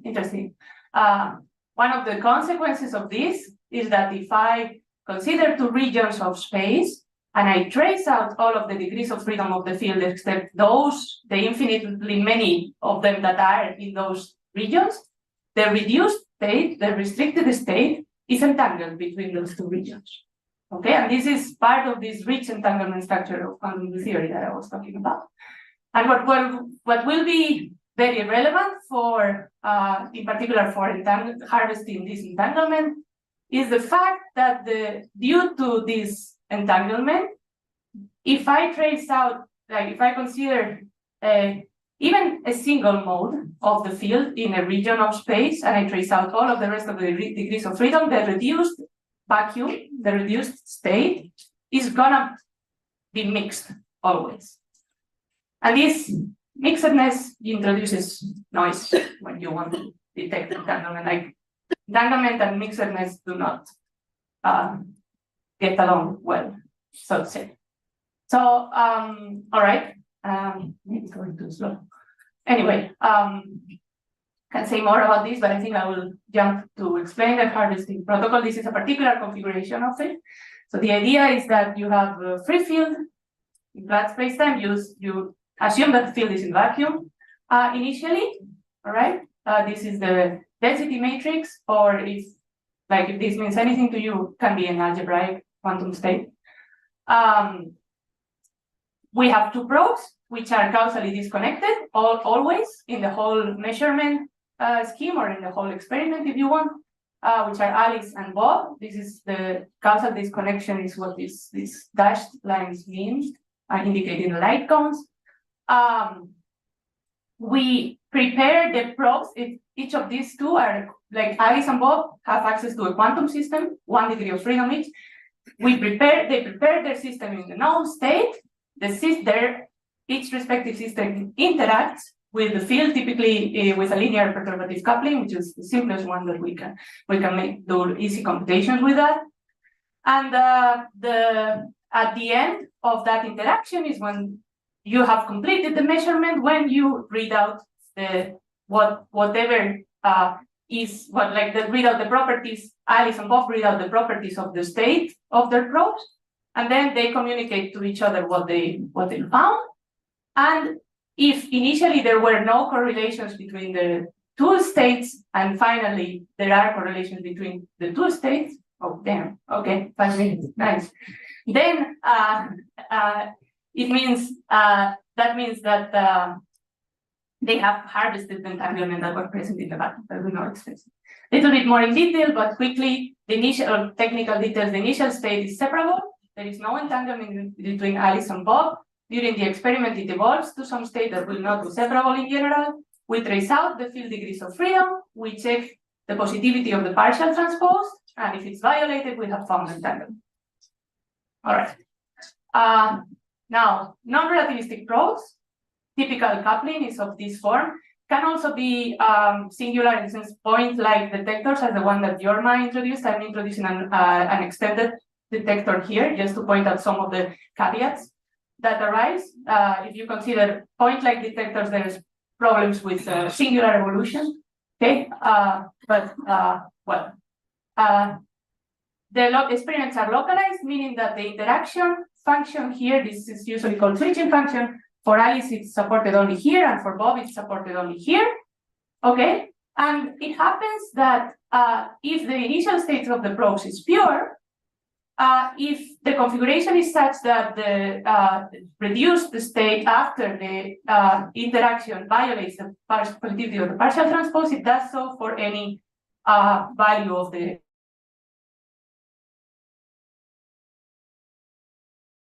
There are caveats associated. I can go into detail, but I don't really have too much time. The idea is that when you introduce these extended non-relativistic detectors, they see the information of the field at points that are spatially separated between them, and then they can communicate that information to the field at an instant of time posterior to that.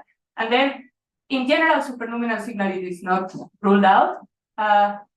So without we'll try to finish in like 2 minutes. I don't know how to. 3 minutes. Okay, that's okay.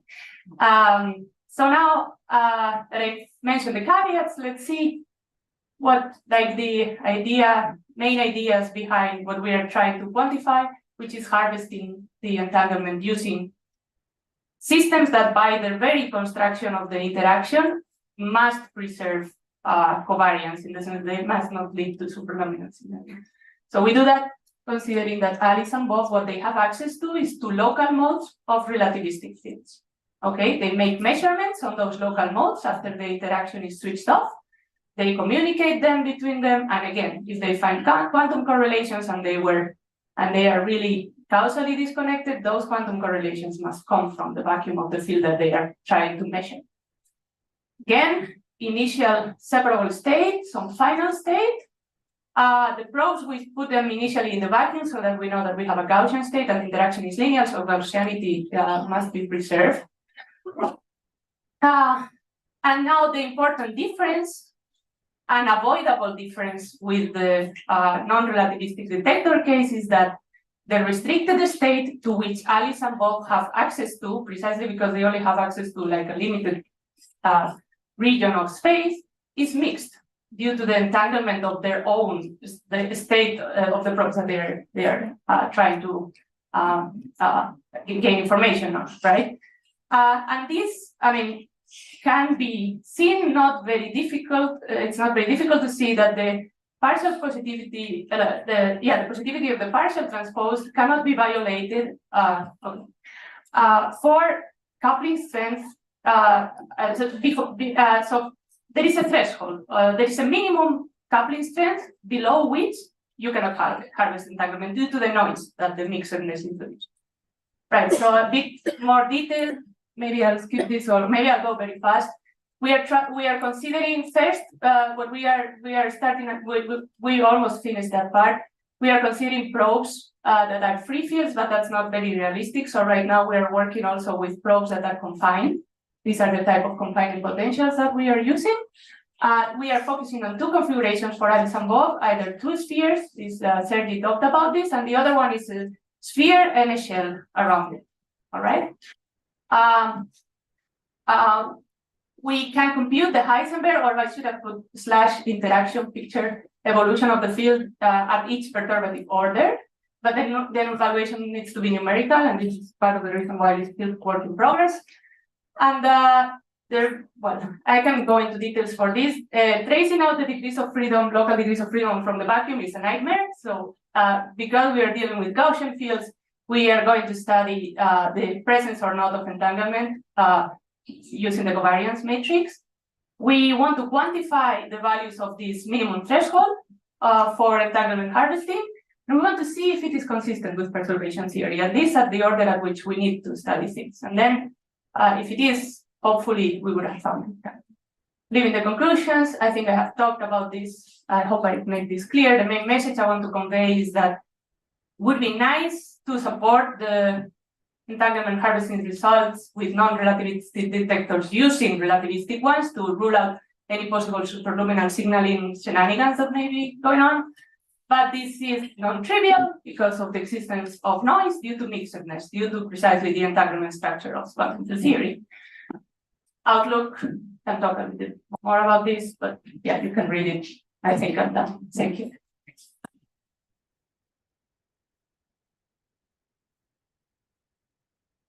I think we have time for one quick question.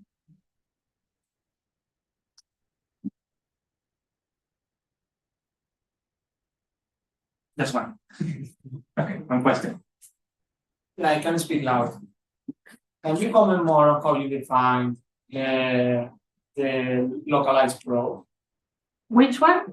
The probe that you use for like the localized smear kit or what? This? Yes, exactly this.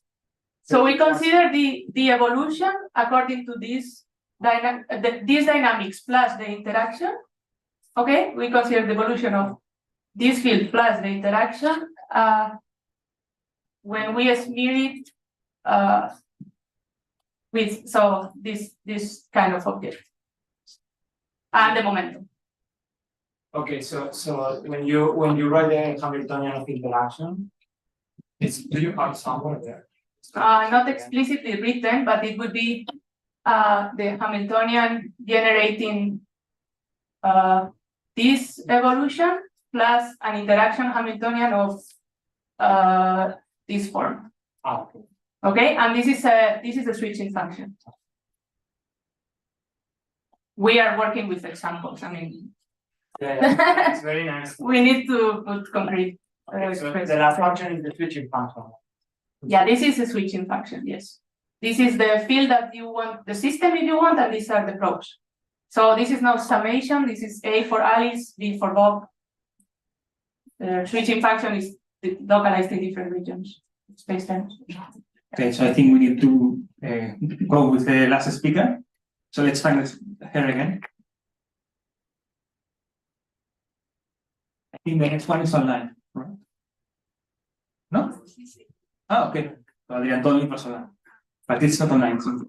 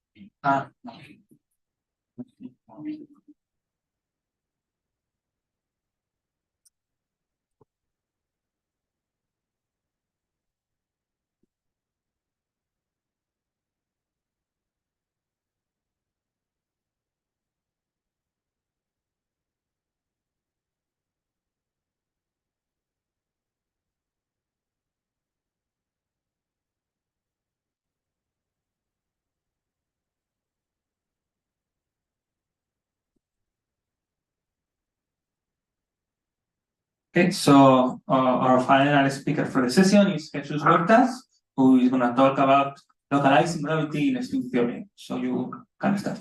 Can you hear me? Yes. Okay. So hi, first of all, thank you for the organizers to invite me and to give me the opportunity to speak here. And Yes, I will talk about mainly about localizing gravity in string theory. This is based on about this paper that is not seen, but a paper that I had with my supervisor, Ángel Uranga, that we talk about some configurations of string theory in ADS-CFT that can localize gravity and can in space-time and other things. Also, first of all, I want to do this like an interactive talk. So if you have some questions, interrupt me, please. And I want to know how many of you have heard before about holography or ADS-CFT. Can you raise your hands? Okay, so I will give a brief introduction on ADS-CFT, but the objective of the talk is to talk about localized gravity. And the main idea is this work of Karch and Randall in the beginning of the millennium.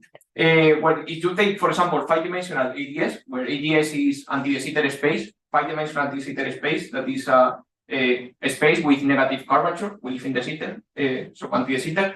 You can introduce a brane, an ADS4 brane, if you analyze the ADS5 into ADS4 slices, and you can localize gravity on this brane. And also, well, I will talk about double holography, but let me first introduce what is ADS-CFT. First of all, I will work within string theory. String theory is a theory of everything. And the main feature is that you live in 10 dimensions, not the usual 4 dimensions, for example, of our world. And instead of particles, you will have strings and branes that can behave as particles. And you can do string phenomenology using some branes, because there are some fields and fermions that live on the branes that are like higher space objects, like, for example, 3-dimensional, 4-dimensional. We have plenty of dimensions. And you also have gauge groups living in the branes. So, what is ADS-CFT? What is the holography thing? This is based on, well, this is the famous article of Maldacena in the 97. And if you take, for example, a lot of D3 branes, 3 means 3 spatial dimensions and 1 time dimension, so it is 4-dimensional. You take n of them, you have a UN gauge group living on the brane. You know? For example, in our universe, we have the SU2, the electroweak sector. We have SO3, the QCT sector. So you have a general UN group that you can break, but in the brane, you have a gauge content, gauge fields living without gravity. Gravity is flat space. And this, the conjecture of the holography is that this is dual to anti-de Sitter 5, that space-time, 5-dimensional space-time with gravity. So in this picture, we have put anti-de Sitter as a sphere, as a circle, and you have gravity here, and this is like the infinity boundary. You know? The thing with anti-de Sitter is, as it has a negative curvature, light geodesic can reach the boundary, can reach infinity at a finite time. So we can draw the infinity as a circle surrounding this 5-dimensional space. And the conjecture is that this 5-dimensional gravitational theory is dual, is the same as a gauge theory that lives in 1 dimension less in the boundary. So it's a gravity gauge duality. So coming back to this picture, the second topic of the talk is to talk about double holography.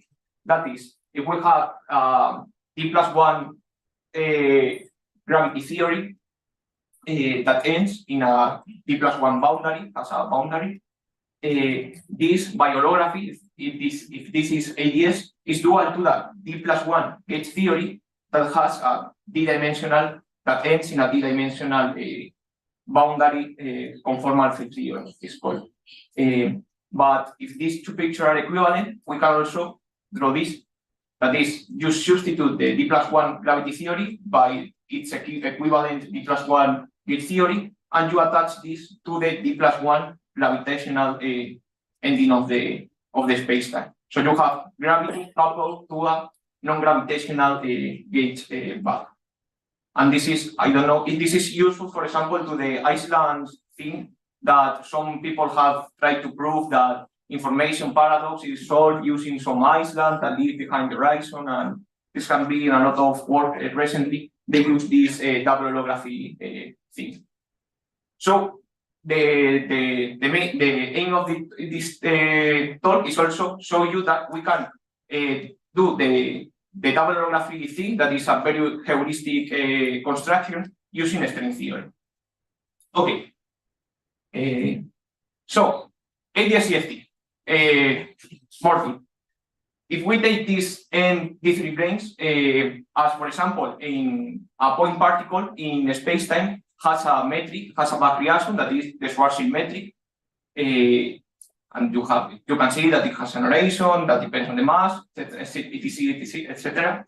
Here, these branes in space-time, in our 10-dimensional space-time, has this metric where Z is this factor. And now we can take the limit, the near horizon limit, the limit where R is going to 0. We approach to these branes and we get this metric. Important. If we look at this metric, this is what like a very general result of string theory. And this is precisely the metric of ADS-5 in global coordinate, in point coordinates. And this is an S5 with constant 5-dimensional sphere with constant radius. So we have our ADS-5. So we see how these ND3 rings are dual to an ADS-5 spacetime that arise in the near horizon limit. Okay, we have 5 dimensions. We can, instead of drawing this like a circle, we can draw this like a cylinder, for example. And now this cylinder has ADS-4 slicing. This is a slice of ADS-4, and we say, aha, we can put our Katz-Randall brane here. We can try to put a brane there and localize gravity in this picture. And also, we can try to make contact with the double holography thing and say, what happens if we put the brane like at the end of the spacetime? If we end our 5-dimensional spacetime in the Katz-Randall brane, we can try to do this. With drawings, it's very easy. Can we do this within string theory? So we arrive to finally the string theory solution that is was proposed by this author. And the picture is that you have the D3 branes. You remember that one that make the ADS-5, but now these D3 branes can end on other branes that are the D5 and NS5. These only names that are these have a 6 dimension. So the D3 and on these higher dimensional branes. So, yes, what happened to the ADS-5 that we have? This is what happened. No? This throat that I don't fix there is like our cylinder. Do you remember the cylinder that is ADS-5 like looking by a side? And then in the region where these branes are located in space-time, we have this blob with some spikes that are given by the branes that we will talk more later. So yes, this is like the string theory solution, and we will try to argue how this solution first localize gravity, second is a double holography setup. First, Katz-Randall in the string theory, localizing gravity. We have the picture, ADS-5 ending on ADS-4.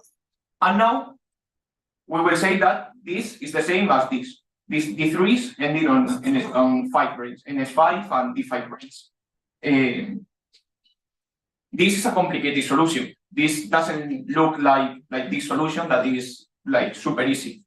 This is difficult because the 5 brane breaks the SO6 rotational invariance of the S5. We have the ADS-5 plus S5. S5 is an sphere, it has a lot of symmetries, and we can forget about the sphere because it is round, and we can focus on the ADS-5. But now we cannot forget about the S5 because the symmetry is broken. So we need first to smooth the solution to compare it with the Katz-Randall brane. So now, keep in mind this slide, we will come back to this, we will smooth the solution now. The sub-6 symmetry is broken down to SO3 times SO3 by the 5 range. Doesn't matter, is like how the symmetries are broken. But we can decompose this 5-dimensional sphere that is like a square into a spherical harmonic. The thing that we do usually, for example, with atoms, and we like when we learn about the orbitals and so on, we have a lot of modes. Now the spherical harmonics are computed in the metric. The metric is decomposed into a spherical harmonic that has a radial part and an angular part, depending on now this 5-dimension of the 5 sphere. But we simplify the solution keeping the 0 mode, which is the one that is measured at low energies. No, at low energies we only see the 0 mode of this very complicated solution. It's the same in an atom. We are in like a low energy. We only see the S mode, that is the one that is spherical and very simple. And this mode parameterizes the overall volume of the sphere, how the volume behaves. Okay, keep in mind this slide, and then we will talk a bit more how do we localize gravity in Kac random, because I have said we have a 4-dimensional brane, and we localize gravity, how it is done. It will write the metric in this way, sorry, with this exponent, and this is like the ADS4 slicing, and this is like the perpendicular coordinate.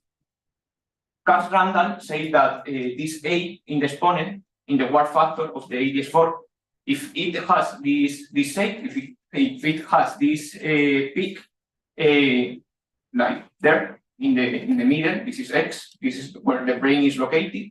The graviton, the 5-dimensional graviton, bound on the brane, on this brane that you introduced by hand. You get a 4-dimensional massive graviton. It has mass that is coupled to the 5-dimensional one of the whole ADS5, and the mass is proportional to the coupling to the 5-dimensional space.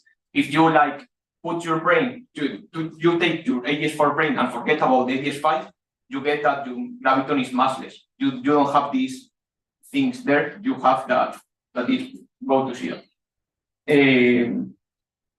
And how do we get this in our solution? As I said before, we keep the 0 mode in the very complicated string theory solution. Keeping the 0 mode means that we get this type of metric. We forget about the sphere and we get this metric.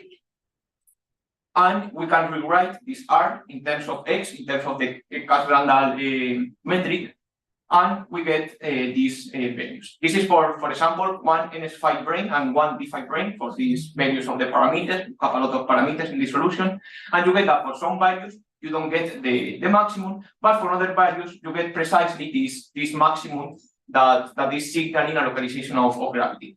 Here we have a smooth one, not a peak one, because we have a realistic solution. We have a lot of scalar field that vary as in the metric and make everything smooth. And that's the Kac random thing in string theory, localization of gravity in string theory in that brane. So ending, let's talk about the double orography in string theory. Remember the double orography in the slide when we had that this cylinder is dual to 4-dimensional gauge theory coupled to a 3-dimensional defect end of the CFT. And we argue that this is precisely the D3s, the gauge theory that lives in the D3s, ending of the gauge theories that lives in the D5, NS5, D3 intersection, this point here. And going like more rigorously speaking, we have the D3s that end on NS5, D5. We have a lot of D3s in between. This is like the full solution. This distance corresponds to, you remember the picture of the A, where I say, we have some parameters in the solution. The parameters tell you what are the distance between the branes and so on, and the number of branes. And if you keep only the final part, this is called a brane web. It's like a lot of brane intersecting that have been used a lot to model the standard, to get the standard model, for example. And to end to double orography, we say that this thing is the equivalent of this point of here, that is in the gravitational dual, is the disk, the ES4 disk that we have, and the block, the NS5 D5 block. All of these things that seems so different are related by holography. And conclusion, we have seen the localization of gravity, the string theory, and a string theory description of this double holography thing. That, as we say, makes things like more complicated, but explain the same idea. And future iteration, for example, like study this to other holographic setups, or to break symmetry, what happens to break asymmetry in the gravitational part, what happens in the gauge part. And that's all. Thank you very much.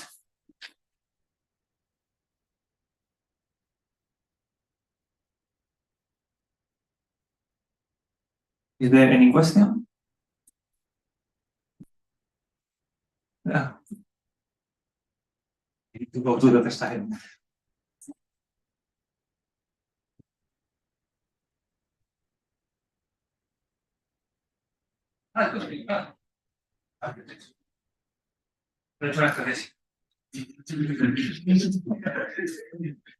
Well, thank you for your talk. So you said that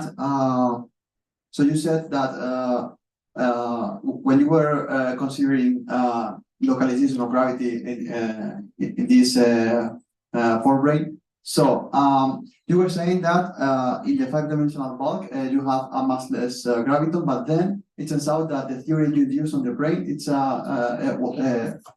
yields a massive graviton. Do you have a precise description for the induced for the induced action you get on the brain that revealing this massive behavior? The induced action that you get on the brain is precisely this. Well, this is not. It's like a mesh. It's like this block of here, like the brain, the Carl Sander brain, the gravitational one. You have the graviton here. Well, you have the zero mode of the graviton, that is the one that is massive, and you have all the Kaluza-Clay replicas in this thing. But it has an easy description in terms of this brain web that you can study the energy momentum tensor that lives on the gauge dual of this thing. But if you are telling me what are the gravitational behavior of that brain, I will say is this one. That is very complicated. Well, it has started. We have the complete equations and solutions, but it is very complicated to general cases. And if you tell me what is the gauge dual, is the gauge theory that lives on this web. Any other question? Okay, I think if not, we can go for lunch. So let's thank the speaker again. I think we're going at 3, right? No. Okay. To organize it is going to happen. Well, so we ended up with some delay, let's say. So we see here at 3:30. Okay, so now go for lunch.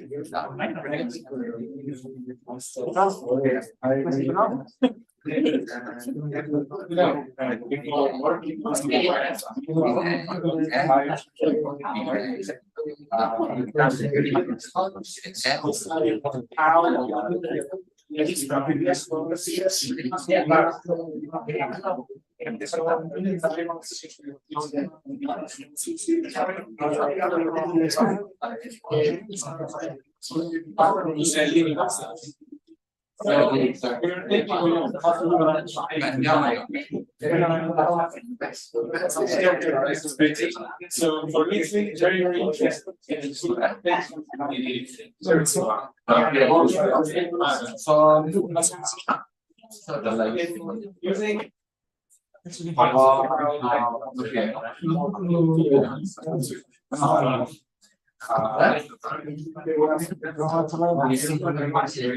Searching what it is.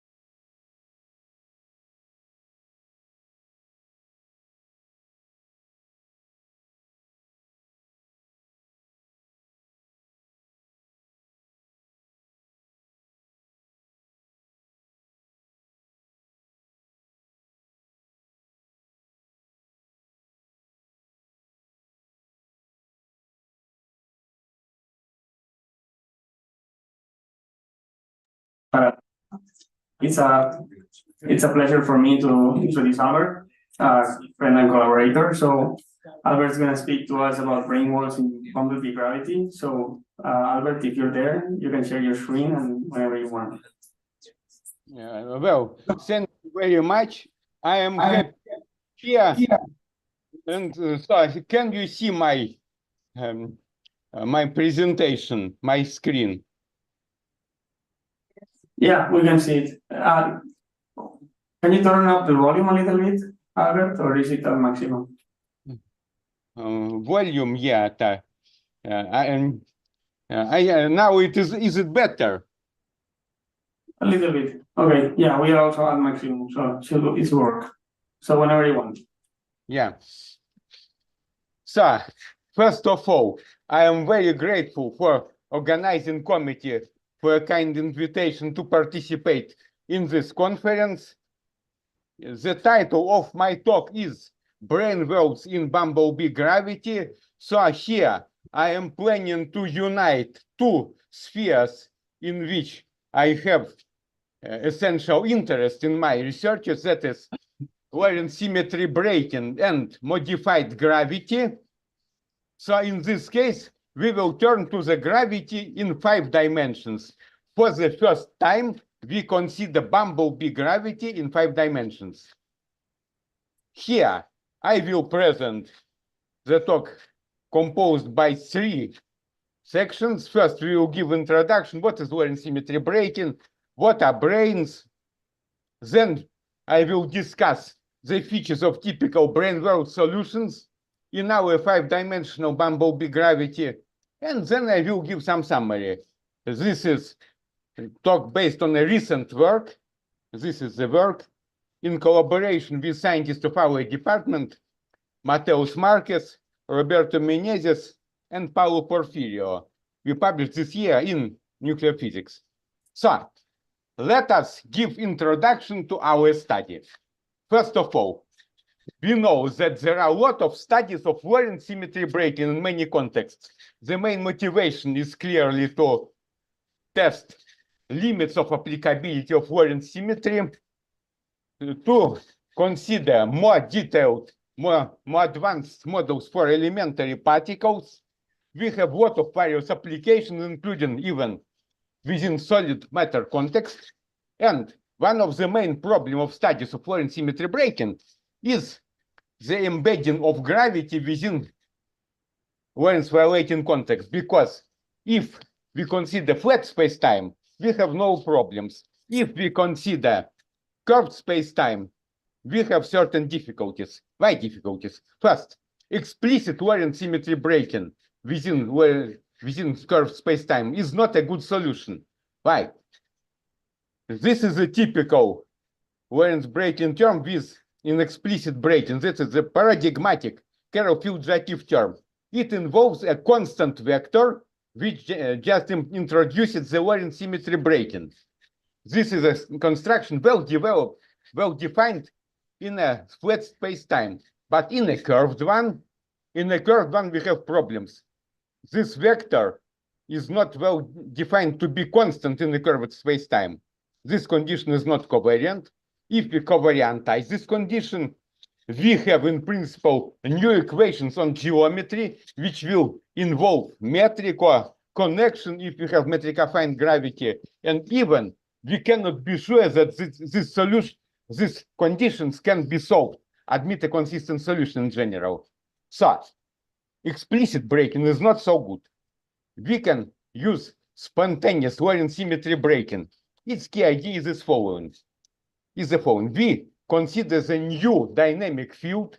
In the simplest case, it is vector field to introduce preferential direction with this Lagrangian and consider spontaneous breaking of the symmetry, because we see that this Lagrangian displays an infinite number of minima, infinite number of vectors compatible with the condition that this potential has a minimum. So choosing of one minimum will imply some preferential vector, and we will have spontaneous breaking of the Lorentz symmetry. It is natural to generalize this Lagrangian to a curved space-time. We add to these terms. First, certainly we add Einstein-Hilbert term. Second, we can add as well non-minimal coupling of bumblebee field to gravity. We can in principle consider as a coupling to Riemann tensor, and all this will be multiplied by square root of the determinant of metric. So, this term, the minimal term, was proposed by Kostelevsky in his paradigmatic paper of 2003. What can we do with this Lagrangian? What can we do? We can obtain Einstein equations, modified Einstein equations, and we can check consistency of the most known general relativity solutions. Black holes, papers by Orfeo Bertolami, by Rodolfo Casana. We can check consistency of cosmological metric, of Gödel metric, and this is our paper. Afterwards, there was a paper with checking of consistency of Gödel type metric. We can generalize bumblebee gravity metric affine formalism. So, what we want to do now? We want to study brane solutions within the bumblebee gravity. But to study brane solutions, we should generalize our theory to 5 space-time dimensions where the branes are defined. We assume that the Lorentz breaking vector, that is one of the bumblebee vector, is directed along the extra dimension. Actually, we generalize, we develop the idea proposed by Carroll and Tam. In this concept, they consider this term, a particular case of this term, in the simplest case, this term with 2 vectors is called the ether term. There were a lot of studies of this term. For gravity, we can consider this structure, second degree of Lorentz breaking vector contracted with Ricci tensor. We can apply Randall-Sundrum construction, that is non-compact extra dimensions, to obtain brane solutions. So we have a good motivation. Let us proceed. We assume that we should study the following Randall-Sundrum brane solutions. We see that here we have work factor depending on extra dimensions. Dx are usual coordinate 0, 1, 2, 3. Epsilon, y is an extra dimension. In the simplest case, the work factor is linear in the absolute value of coordinate. In this case, we have constant scalar curvature. This is anti-de Sitter case. So, let us write again our action. Again, Einstein-Hilbert term, non-minimal coupling, bumblebee Lagrangian, potential to break Lorentz symmetry, and coupling to some matter. In our case, the matter will be the scalar. Einstein equations. Here we have 2 contributions to energy momentum tensor. One contribution is from the usual matter, another is from the bumblebee field. This is the energy momentum tensor for the bumblebee field. Here we have x is an argument of the potential. So minimal value is when it is 0. The potential is this. Here we have derivative with respect to this argument, this x. So we have infinite set of minima. What can we do? Let us obtain equations of motion and see solutions. Matter, in our case, is a scalar matter. We have here a coupling between scalar and bumblebee. To make situation a bit more complicated, a bit more involved, this is scalar equations of motion. So we can write down Einstein equations. We will see that Einstein equations for AB are proportional to G at AB Minkowski tensor with AB 0, 1, 2, 3. And we have another different equation but of different form where the indices are 4 and 4 corresponding to extra dimensions. we assume that the bumblebee field is directed along the extra dimension and depends only on extra dimension, as here. So Lorentz symmetry breaking lives in the extra dimensions, and then we proceed, as we proceeded in earlier paper on brain studies, we combine the Einstein equations. There are essentially two non-trivial Einstein equations, not 5, because equations are similar. We combine Einstein equations, have these two equations, a combination of Einstein equations. We write down bumblebee and scalar equations, and we see if Xi is 0, Xi is a coupling between bumblebee and gravity, and beta is 0 if coupling between bumblebee and scalar is 0. And in the vacuum case, b square equal to b small square, we recover standard Brainwell scenario. Equations used by many authors, originally introduced in this paper by De Wolf. In this case, we have following equation for factor, following equation for the potential, and following equation of motion for scalar field. At this case, in the usual scenario, when we have no bumblebee and no coupling between bumblebee and scalar and bumblebee and gravity. So let us solve our equations of motion. Actually, we do some substitution to solve these equations. We use so-called first-order formalism. Initially, it was proposed in this paper by Miriam Cvetic, with collaborator, and then by De Wolf. We do the following substitution for the scalar field. This substitution was used in a lot of papers, including papers of our group from our university, and including in our paper for f of r brain. W is a function of scalar field, which will be chosen by us. So, combining our equations, we see that the expression for the bumblebee field can be written in this form.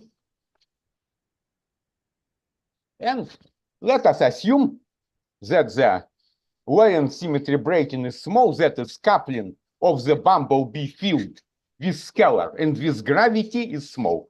Coupling of bumblebee with scalar and gravity is small means that we consider only first lower non-trivial orders in beta coupling with scalar and Xi coupling with gravity. So these equations 11 reduce to this equation. It is interesting to note that they don't involve lambda, but this is specific of the lower order. So let us discuss solutions. First of all, we consider brain solutions which connect two anti-de Sitter spaces. In this case, if we consider anti-de Sitter spaces, I already said derivative of the warp factor is a constant. For the anti-de Sitter solution I showed earlier, A is k times modulo of the epsilon, so A prime derivative warp factor is a constant. And scalar tends to 0 when extra coordinate is plus infinity or minus infinity. In this case, the potential tends to constant. When we have plus or minus infinity for the extra coordinate, we calculate effective cosmological constant. That is the potential for the constant scalar. This is effective cosmological constant. We calculate asymptotic values of the bumblebee fields. So we see if Xi is not equal to 0, bumblebee field does not connect to vecua. Vecua correspond to b square. Square of the bumblebee field is equal to our constant b square, when the potential, bumblebee potential has a minimum. So let us solve our equations. Again, we use this ansatz, substitute to the previous equation. So we relate warp factor and our function W. The potential has this form. Our choice, this is the choice which was used in some of our earlier papers. This is our choice for the function W, choice to obtain solutions. Since equations are nonlinear, we should obtain solutions for different choices of W. In this case, potential can be found.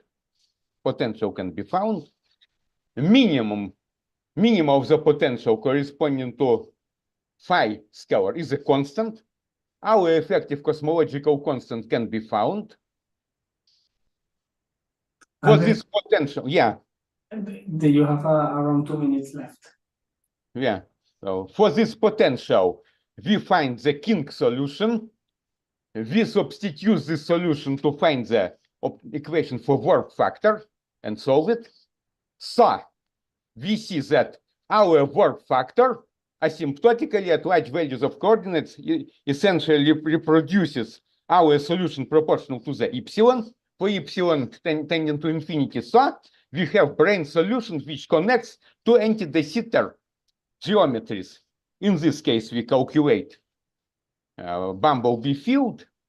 We can obtain explicitly the asymptotic values of the Bumblebee field.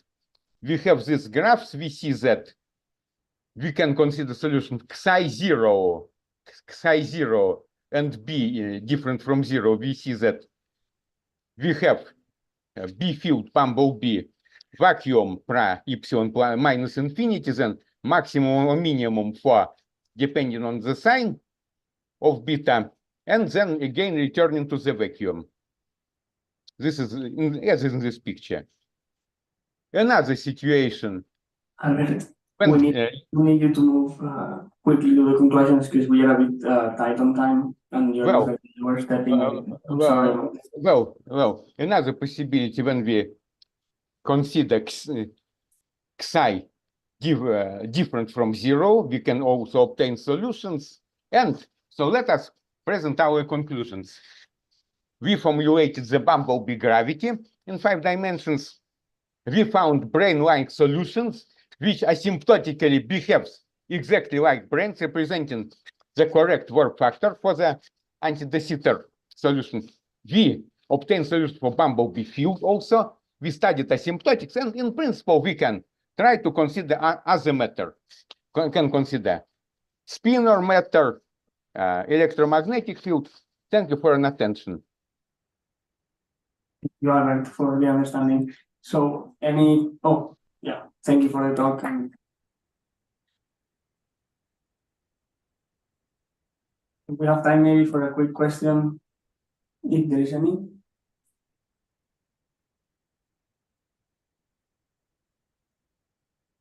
Great. So apparently there are none. So let's thank Albert again. And let me introduce the next speaker, Aneta Boiner from Complutense University of Madrid. She's going to be talking about earthquakes as probing tools for modified and quantum gravity. So, Aneta, whenever you want. Все. Не. Наверное, сложно. Can you share the screen? Yeah, okay. Yes. Can you see it? Yeah. Let me... Yeah, I see that you can see it, and when I change the PDFs, you can also see it. Great. Okay, can I start? Yeah, whenever you want.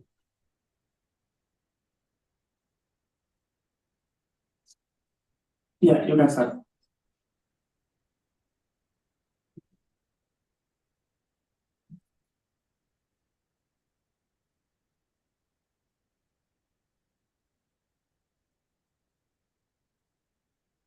Okay, can I start? Yes. Yes, go ahead. Yeah, Aneta, whenever you want. Okay. So thank you for having me there. I will tell you, sorry, Aneta, I will tell you when you have 5 and 2 minutes, okay? Great, thank you. Yes, so firstly, thank you for having me there remotely. As you see, my title is a bit different, but I promise you that it has a lot to do with seismology, as you will see in a second. My motivation to give this talk is, and why I'm doing what I'm doing, is that I would like to understand the effects of gravity on thermodynamic systems. Another motivation is that having this, we can construct theories of modifying quantum gravity. And what I'm going to show you, like we will do like very quick paper reading, how to describe a thermodynamic system in the presence of gravity. And also then I will show you what seismology, what we can use seismology, to understand something more and to constrain better theories. And later on, if you have time, I can also tell you how to improve what the toy models I'm using so far. So here's another motivation. You can wonder why I want to study gravity or effects of modifying quantum gravity on matter properties. And there is quite a lot of already literature you can find, and like generally when you work on gravity or modified gravity, you can see that there is quite a lot of something which we call like effective quantities. But here the most important papers for this talk would be the paper from 95, so you see it's quite old, in which the authors show that the chemical potential depends on gravity, depends on the curvature. And as you know, chemical potential is something which appears in thermodynamics in the equation of state, and also is like quite important thermodynamic variable.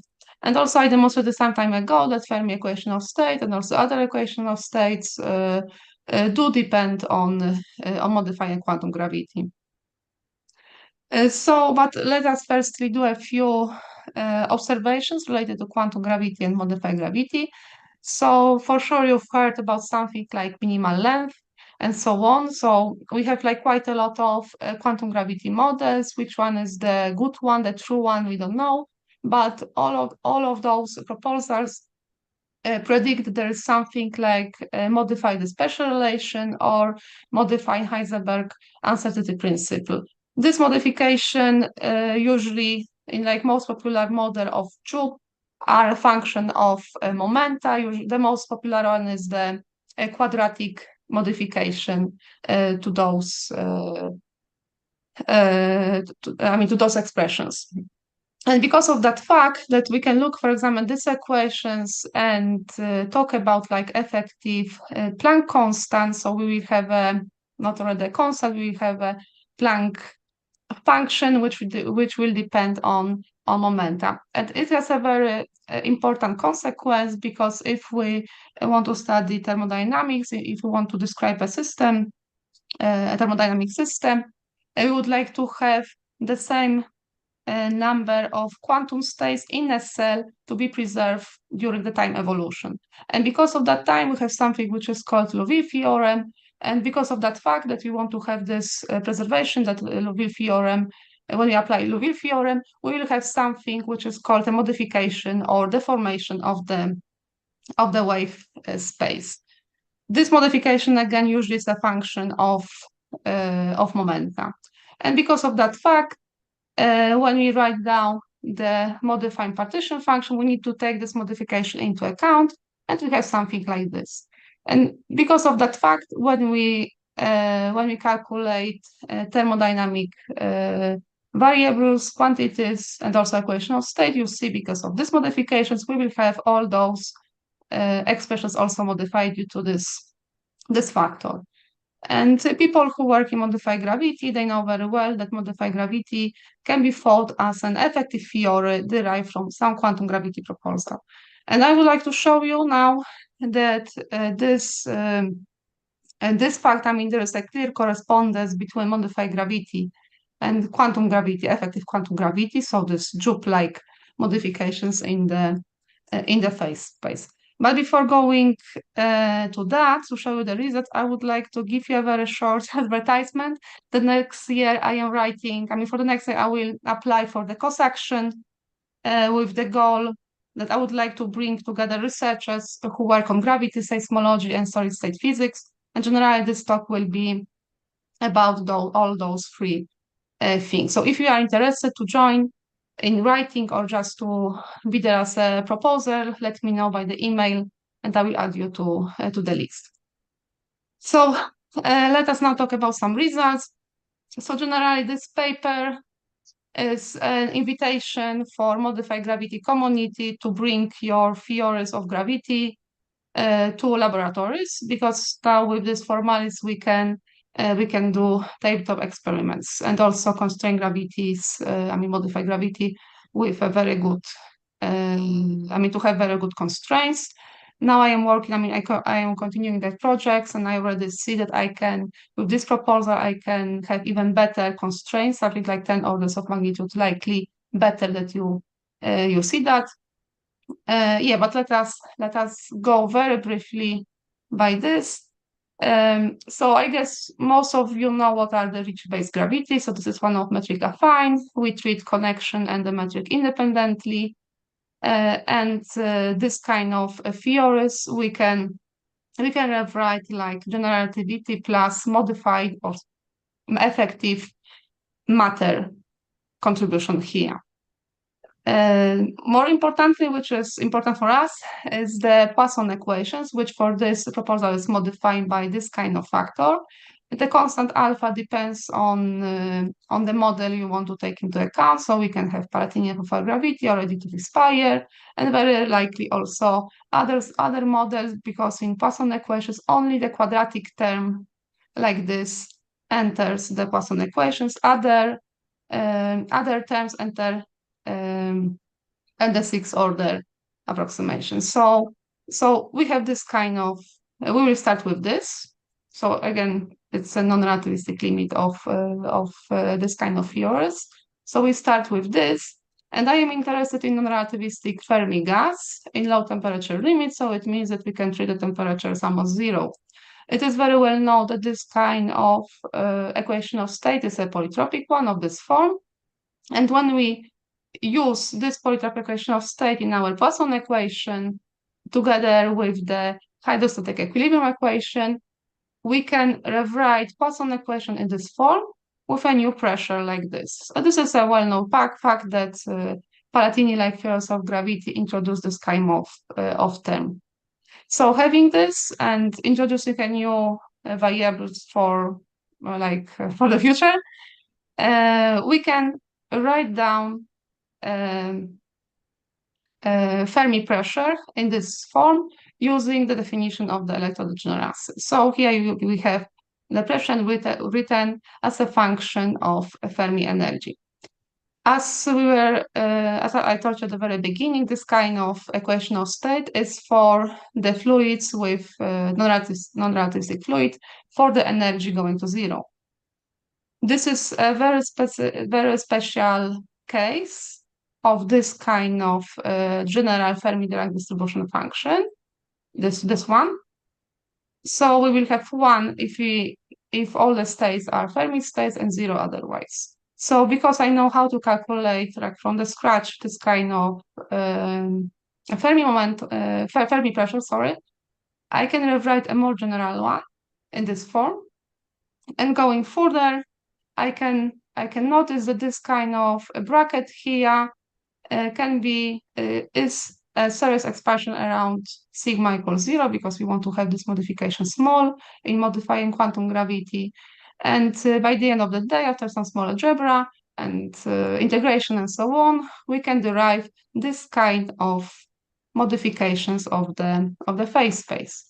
Because we know all those thermodynamic expressions, we see that our general partition function, and now with A plus 1 and minus 1 for fermionic and bosonic fields, particles, we have our partition function written like this with this kind of modifications. If you ever heard about Joop theory, so the generalized uncertainty principle, this kind is, as you can see, it's a linear in the P modifications. P momentum, linear in momentum.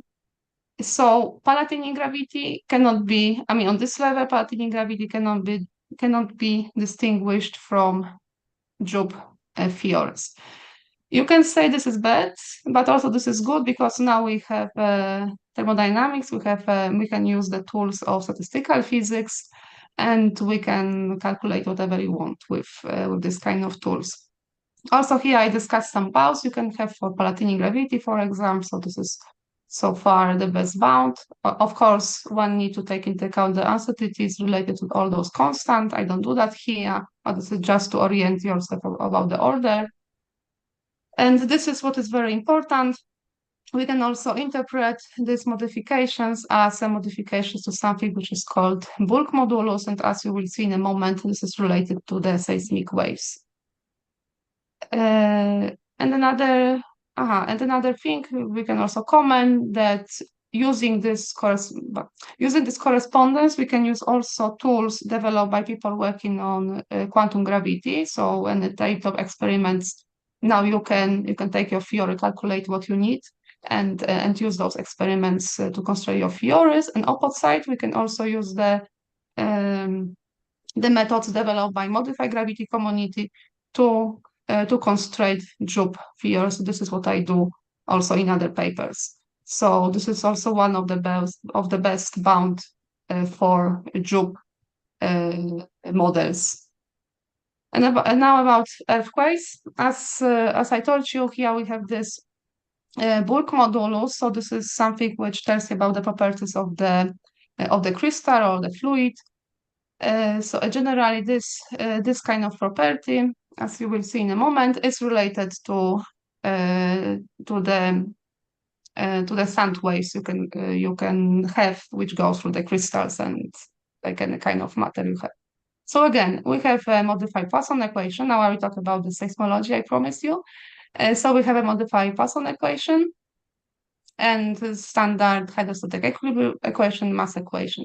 Here we are dealing with time model assumptions. So my Earth or my planet is spherical symmetric with spherical radially symmetric layers. I also take from here, I assume that this model of the Earth is a good one, even if it's not. But we need to start with something, and I just want to show you that this method we developed with Alexander Kozak is really great. So here the most important one, like we have some data or numbers we need to put in our model. The most important one, as we study in this paper, is density at the mantle's base. So here you have the profile in PREM model. So for Newtonian gravity, we have this kind of profile. So this is the density and the radius of the Earth. So this one. So this density and the mantle, it's like the one which gives us some troubles, as you will see later on. Also, we assume that the outer region is very well described by the Birch law. This is the empirical law. So we have this A and B parameters, which depends on the matter, which depends on the different layers. Here we are using specific numbers for the Earth. So if one day you would like to use the data from Mars, those numbers, of course, will be different because Mars is a bit different with respect to the Earth. VP and VS are elastic waves, so this is sound speed, roughly speaking, and those two things are data. So this is data. And we can define something which is called seismic parameter. So generally this seismic parameter is related to this incompressibility I showed you. It was B on the previous paper. It is related to the data, as you can see. So I know already modified gravity and quantum gravity. This bulk modulus is modified, so you see how it's related to the data you measure from, you get from your seismometer. So also this data is truly related because of the definition of the bulk modulus is related to the equation of state. So using this method, I don't need an equation of state to be assumed as you need to do in the case of neutron stars or even ordinary stars. So from my data, I know what is the equation of state. I don't need an equation of state to solve hydrostatic equilibrium equation. So we can solve that. And 5 minutes? Okay, great, thank you. So we have this hydrostatic equilibrium equation. In modified gravity, it will be, of course, modified. And we have two constraints for the Earth that are very good one, I mean, with very good accuracy. So we have mass and moment of inertia. So they play, we have them as a constraint. So we solve this hydrostatic equilibrium equation for the density. In modified gravity, the profile I show you at the very beginning will be different. So of course, moment of inertia and mass equation will be different. And here we discuss the numerics. It's quite detailed if you are interested, but using those constraints, using this method we developed here, we can constrain models of gravity here, F of R, edict of Inspire, Born-Unified gravity, and also those models, so a class of Hordetsky scalar tensor models. And this is very good bound. There's another one with the same order of magnitude, which they used helioseismology to do that. So together with, and the same for quantum gravity, I will not go through the paper, just show you that something which is called Snyder and general Drup models can also be, we can use also this model, this correspondence between quantum gravity and modified gravity, and we can also do similar analysis with the help of seismic waves and also give such a constraint. And notice that this constraint is the best constraint in astrophysics we have for Drup, and this can be further improved. We are working on that. There are, as I told you, there are quite a lot of assumptions. The biggest one is that our model of the Earth does not rotate. We are working on that, so there is quite a lot of things we can do. But I think I can finish here. So again, if you are interested in being in that cost action group, please let me know, and I will add you to them to the list. Okay, so thank you, Aneta, for the talk. We have time for maybe a couple of questions. See the chats. Some questions then? Oh, there's one. Okay.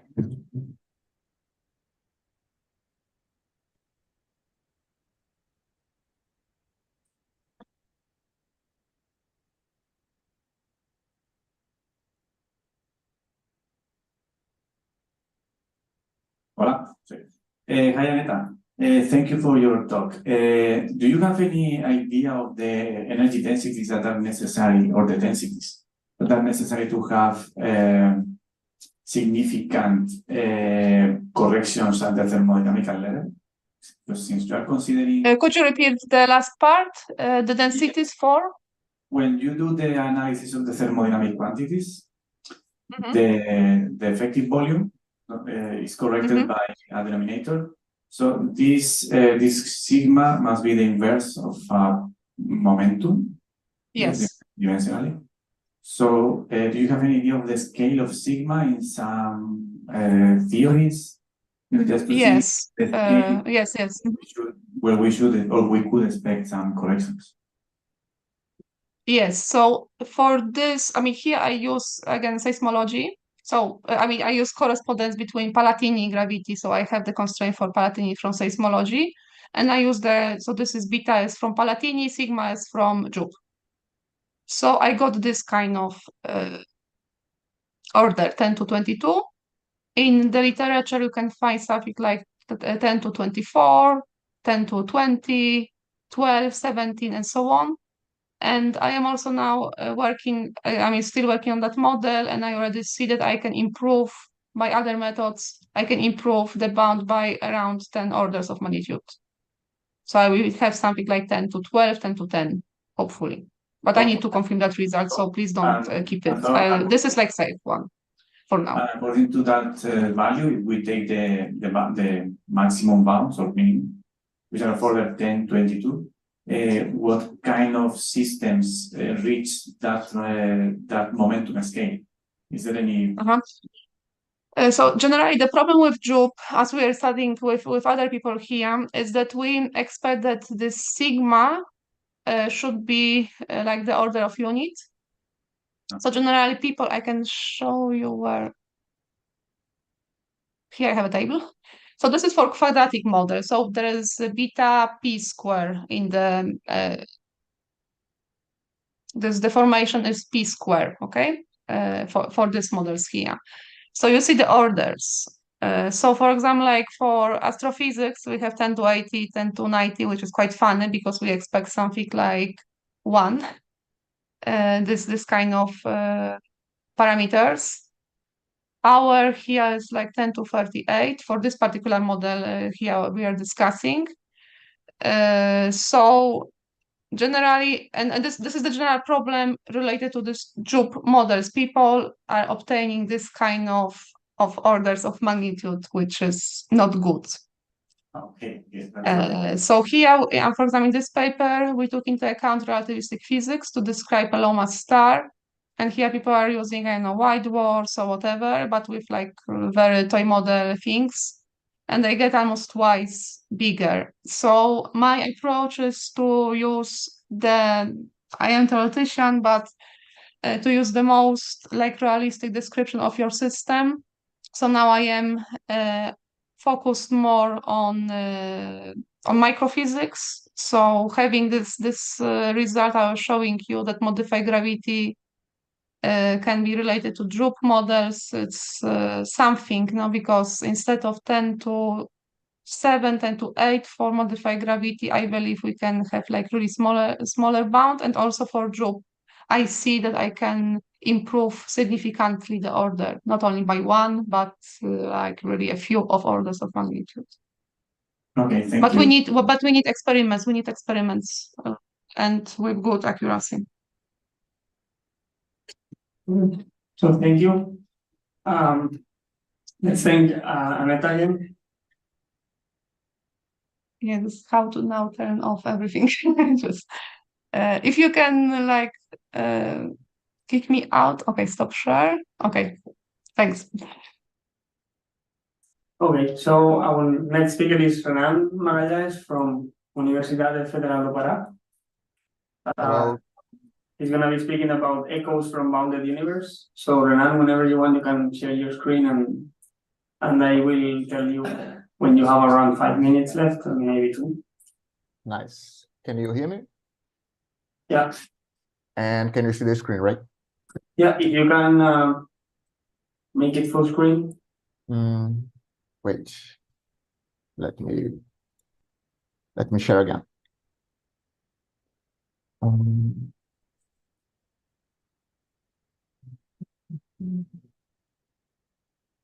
Maybe this one. Is it in full screen now? That works, yeah. Okay, nice. So good afternoon, everybody. My name is Renan, and today I will talk about this paper I did in collaboration with Andreu, Flavio, and Gonzalo from University of Valencia, and my advisor, Luis Crispino, from Federal University of Pará. The title of the presentation is Echoes from Bounded Universes, and before I present you our model, let me talk a little bit about wormholes. Well, wormholes are these compact objects with non-trivial topology that can either connect 2 different universes or to be a path between separate regions within the same universe. And usually wormholes are characterized by a minimum in the area radius function of the geometry called throat. For example, in one of the simplest wormholes one can construct, the throat is this little way in the metric. It's basically the minimum of the spherical sector of the line element. Well, wormholes are not the only objects that present this kind of minimum area radius in the space-time structure. Actually, one can also find this kind of structures inside event horizons, for example, in black bounces and baby universes. And the case of baby universe is interesting, since it's like a expanding bubble inside a black hole. And at a fixed slice of time, one can see this object as a compact region. Then it's something compact connected to another region that is not compact. Unfortunately, it's difficult to extract any information from this compact region since it's covered by a horizon. Then, inspired by this, we constructed a model that is a static object free of horizons and that connects an unbounded region to a bounded one via a throat. And our model basically modifies the spherical sector of the Elias wormhole by introducing this new area radius here. now, instead of to have a asymptotically flat space, in the asymptotic internal region, we have a bounded two-sphere core. And when one goes to this asymptotic region, the area radius goes to this asymptotic value capital R. And this parameter C controls how the area radial departs from the parabolic behavior near the throat. Then outside the throat, you have the standard Ellis wormhole. Near the throat, you have a very similar geometry, but when you go through it, you have a very different object. Then its global property is very different from the standard Ellis wormhole. Here, I show you some embedding diagrams of this space-time. Basically, outside, as I said, is the Ellis wormhole. Then we have the throat, and the region near the throat is really similar to the Ellis one.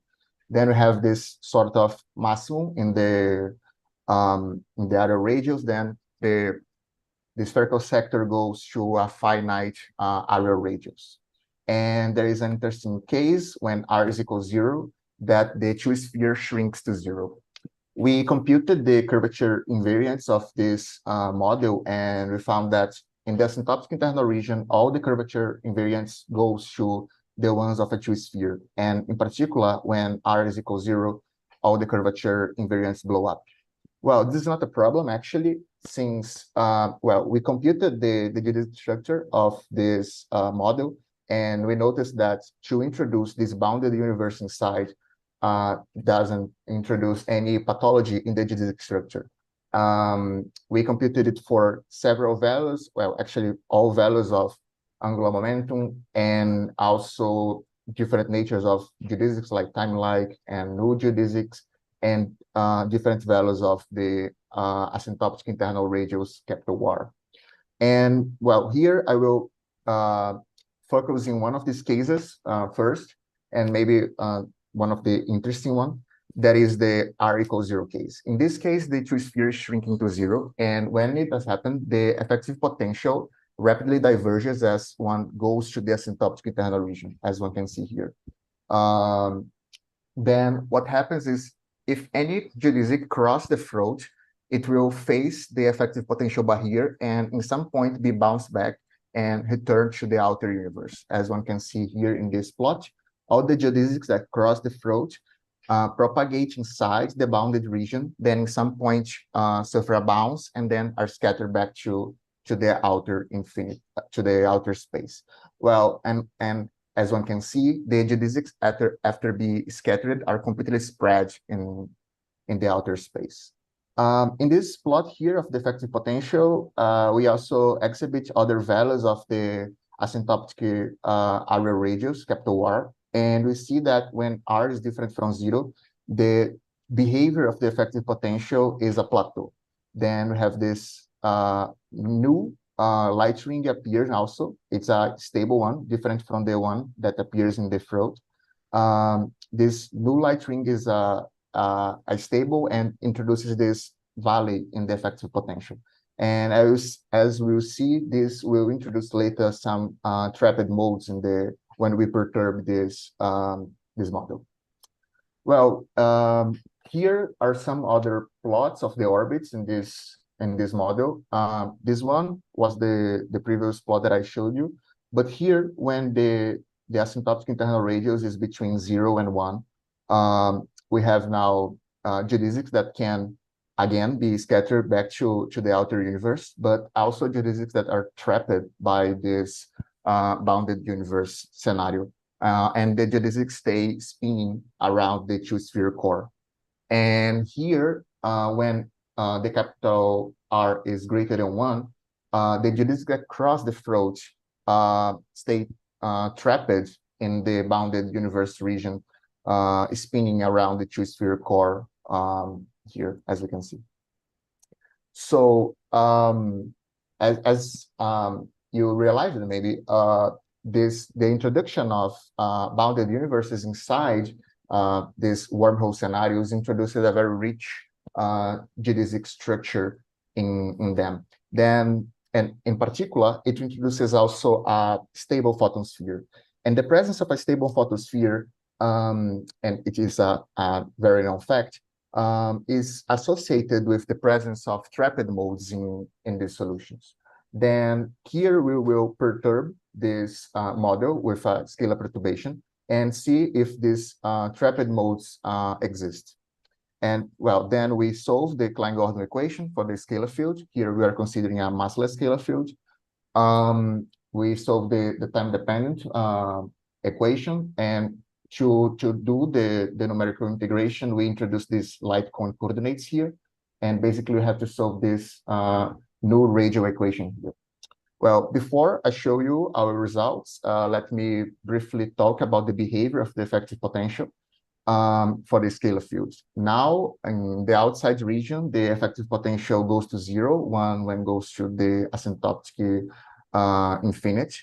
At the throat, we have a peak, as in the new geodesic case. And again, we have a valley in the effective potential, and it goes to a plateau if the capital R is different from 0, and it diverges if capital R is equal to 0. Here we shifted the throat to -20 just for optimize the grid we constructed. Then, as you can see here, the effective potential goes to this asymptotic value that depends on the angular momentum of the wave, and also depends on the asymptotic internal radius of the two-sphere core. And these will play the role of an effective mass in the asymptotic region for this massless scalar field.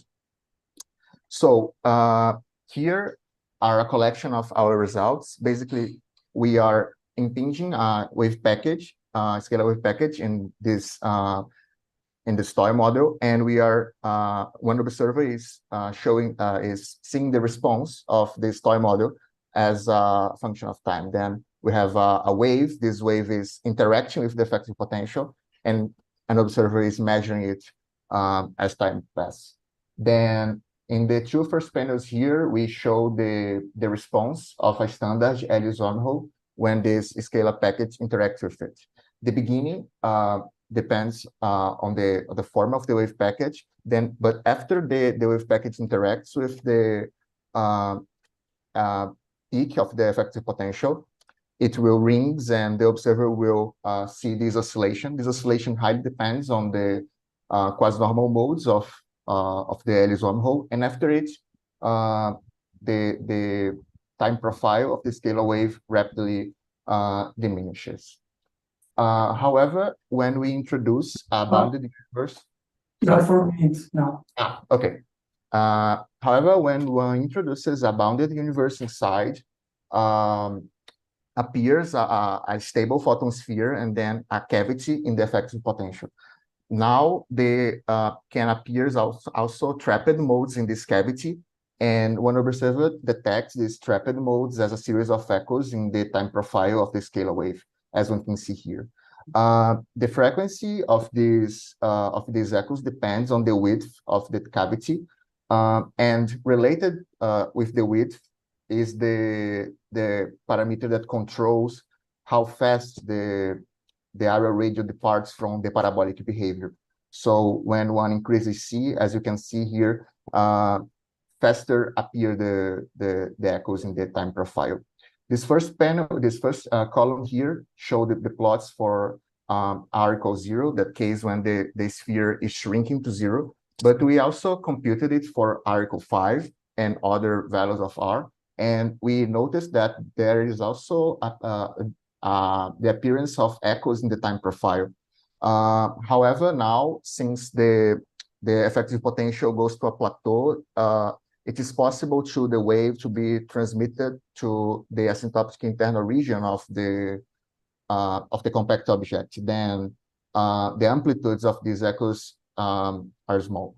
Well, also it's possible to notice here that there is a damping in the echoes, but this damping is very, very small.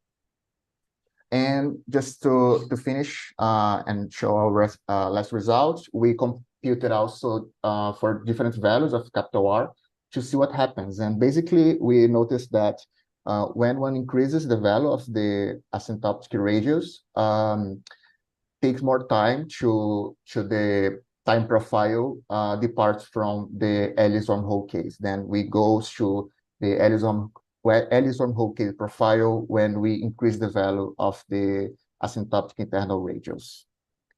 And just to conclude, well, we proposed this toy model, and basically it is a connection between an unbounded region with a bounded one via a throat. Then maybe the main result of our paper is to emphasize that even though if two objects share the same throat structure, they can have very different observational features.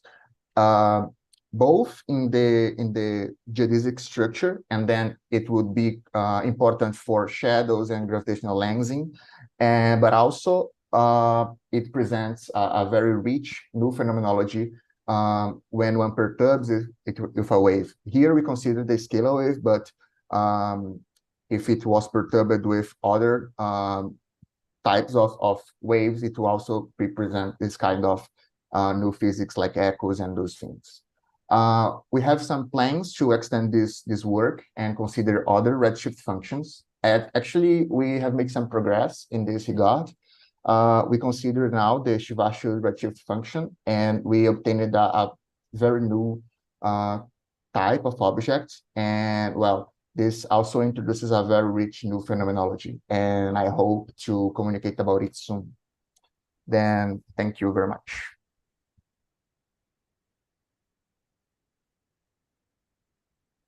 Okay, thank you, Renan, for this nice talk and for speaking to the time restrictions. Any questions in the audience or chat?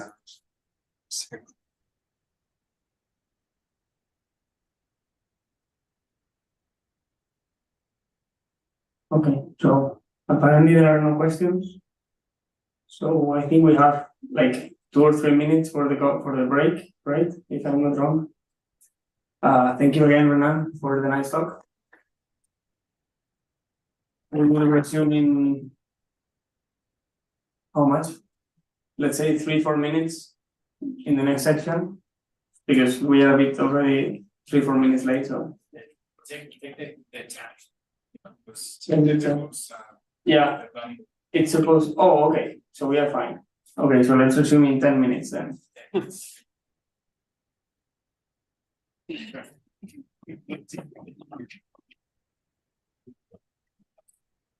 So.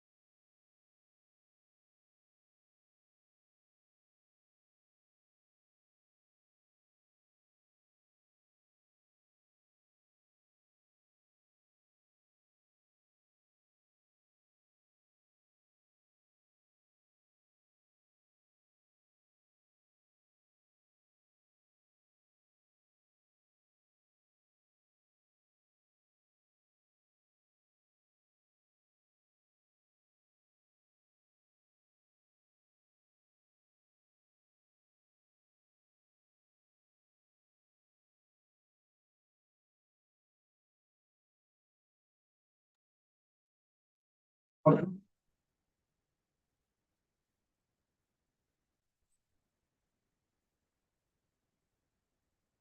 So, thank you for the opportunity to share some ideas in this workshop.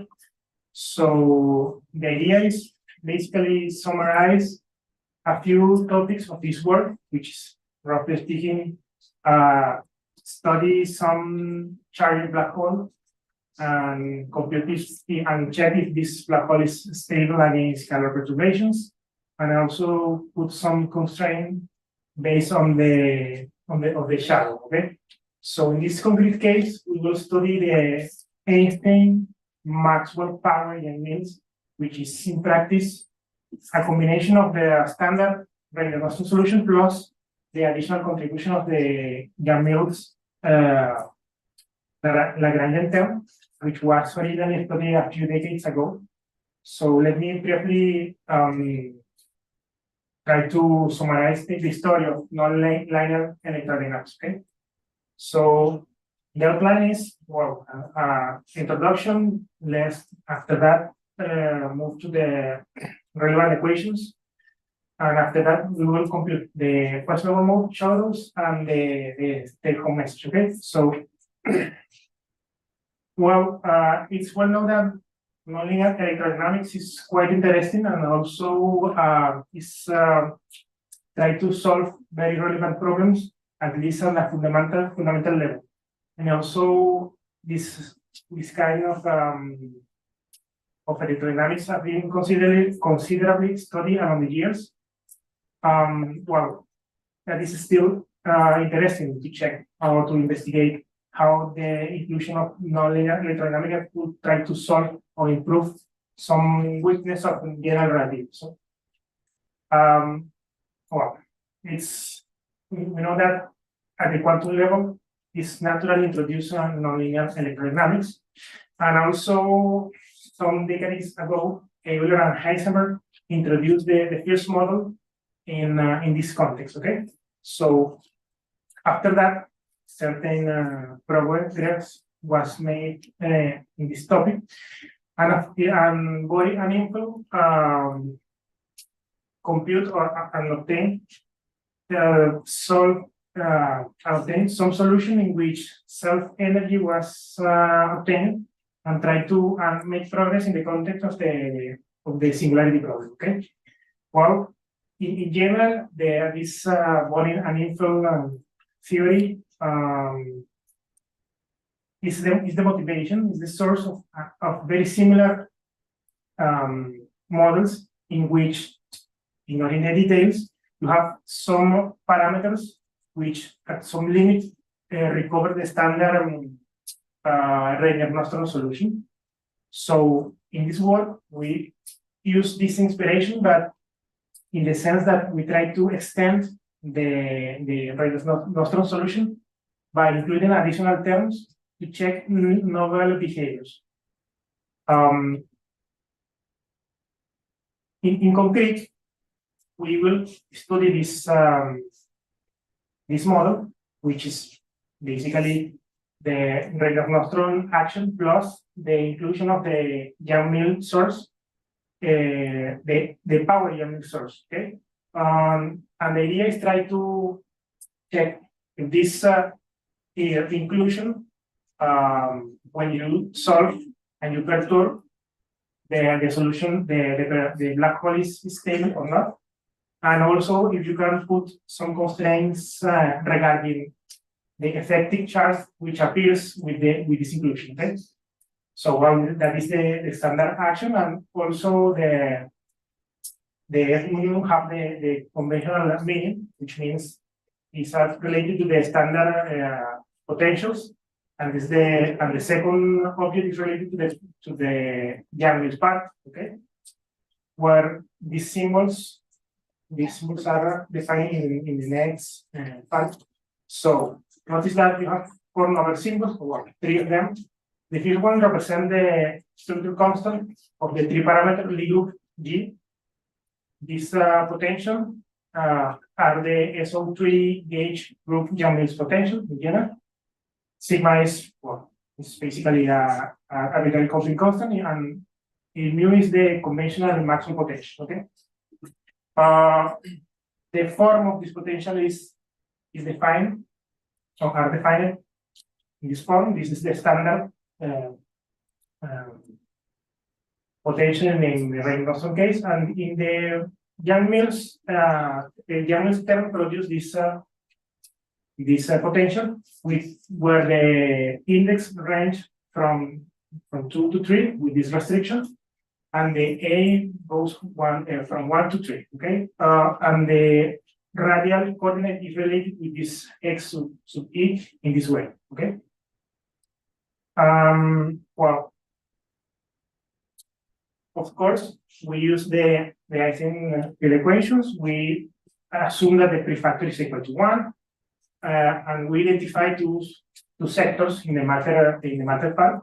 So the first part corresponds to the standard Reynolds case, and the second part corresponds to the Yang-Mills inclusion.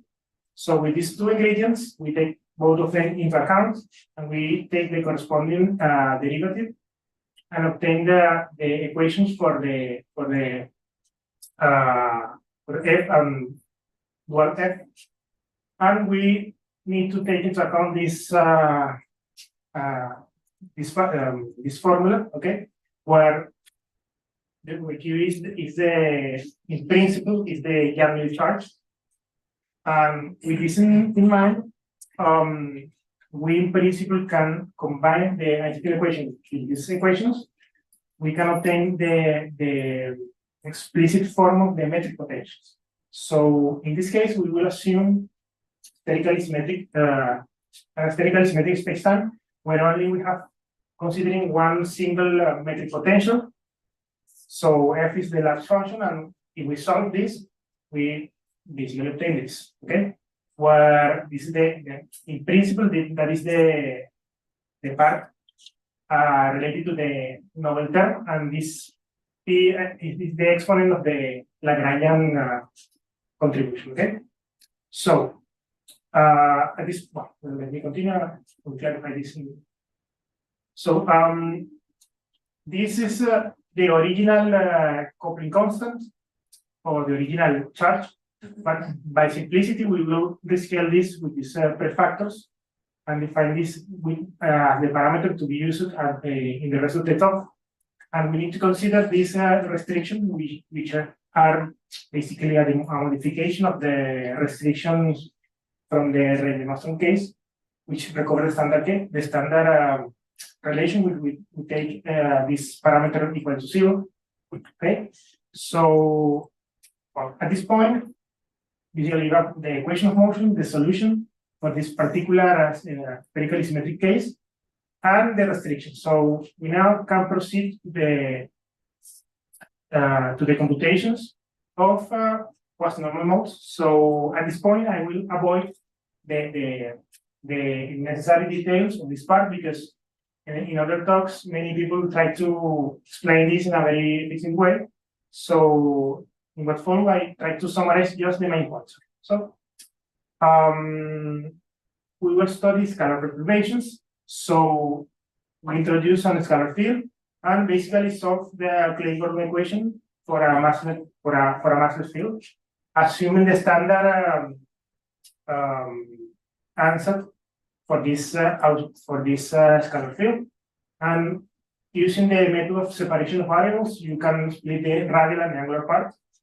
We basically identify the eigenvalue of the angular part and just solve the radial part, which is the interstop. So at the end of the day, you can obtain a Schrödinger-like equation, as second-order differential equation of this form, though, where the relevant part is, well, basically complete the spectrum, but we need to, depending of the effective potential, you will be able to solve or to obtain the quasi-normal modes in a simple or in a more complicated way. So, in addition, we need to obtain this equation. We of course rescale in terms of the tortoise coordinate in this way, because we only have unit metric potential. And we need to supplement. This is the standard form of the effective potential in this concrete case, but we need to supplement the problem with the appropriate boundary conditions, which are these two conditions.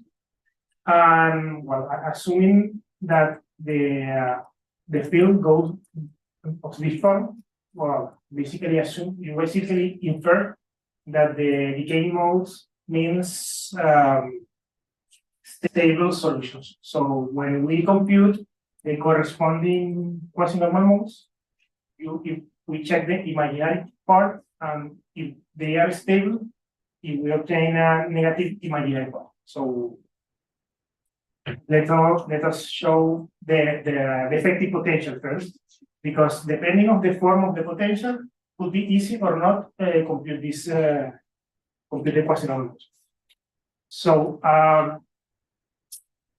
the method to be used here is the WKB, which is a conventional method where the effective potential looks nice in the sense that you have a simple form, you have a maximum, and after that decays for asymptotic. So depending on the case, you can use this method for second, third order, sixth order. If I understand correctly, now we have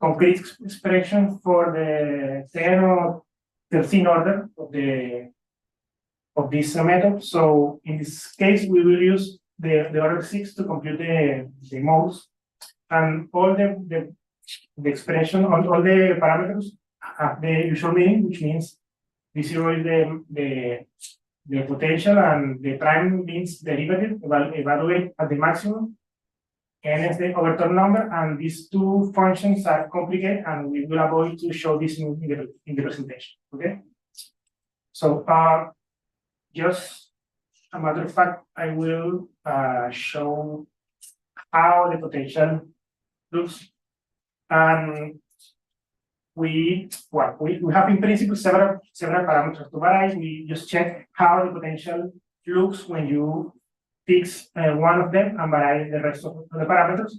In this case, we observe that for these two cases, we observe that you have always the suitable form of the potential, which means the maximum and decays.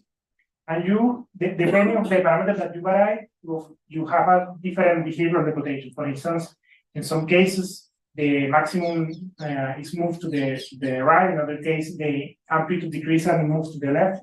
And that is dependent on the parameter to be used as constant, and the rest are fixed. Okay? The same occurs in this figure. We vary the rest of the parameter, and we observe more or less the same behavior. So the potential looks okay. In this sense, we confirm we can use this method to obtain an acceptable solution for the quasi-normal modes. So the solution is basically compute the spectrum, which means obtain the eigenvalues, which means collect several values of the modes, and basically showing a figure how they evolve. So, for example, we consider this case, which basically we vary this effective Yagmiri charge, and we notice that all these modes are negative in the sense that this is a minus the imaginary part, which means that all the modes are stable. And when you increase this is the value of m. When you increase m, you notice that the imaginary part increases too. The same occurs when you consider different parameters of the solution. So we discussed this when we vary consistently the parameters. We produce several figures, and at least in the range of parameters that we use, all the modes are found to be stable against scalar perturbations for a concrete value of the p index, because the solutions originally depends on the exponent p, but you need to fix one of them, and after that compute the modes. Okay? Let me briefly move to the shadow. Well, well, nowadays it's traditional physics, but the idea of this part is try to just check if possible, according with the observation, we can try to put some constraint to the effective charge. So further, if that is possible, so the idea is, well, we first start by computing the photon radius that for this formula, and for the complete case, and for a particular value of P, take this value. And then with this in mind, you move to compute the shadow radius, which follow this formula that is algebra. And when you replace the value of the metric, you take this value, and when you take the Young-Mills contribution equal to 0, you of course recover the standard Reynolds solution. And after that, the idea is try to obtain a figure like this. Okay. So how you put constraint? Well, you take advantage of these two restrictions in principle. So you obtain the shadow radius, plot the figure, and put a few bands to show in which part it's possible to obtain that radius. So we perform this for several values of the electric charge, varying the Young-Mills charge, and we obtain that in principle it's possible to put some constraint on this parameter, and we also perform the same, but in an alternative figures where you vary both the Young-Mills charge and the standard electric charge. So the idea was, well, roughly check, we can put some constraint. The answer is yes, you can put some of them, and the possibility of this Young-Mills charge, albeit possible, its value is quite small, okay? And also the quasi-normal modes are stable when you consider this range of Young-Mills charge. And that is the take-home message, and that's all.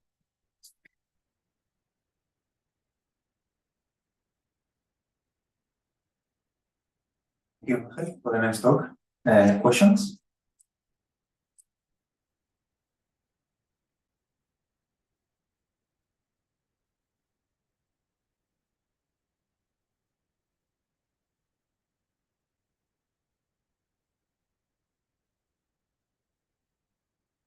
So, thank you for your nice talk. So, this is a basic question. I would like to ask you about the background solution you were considering, because I saw the answers, but I didn't.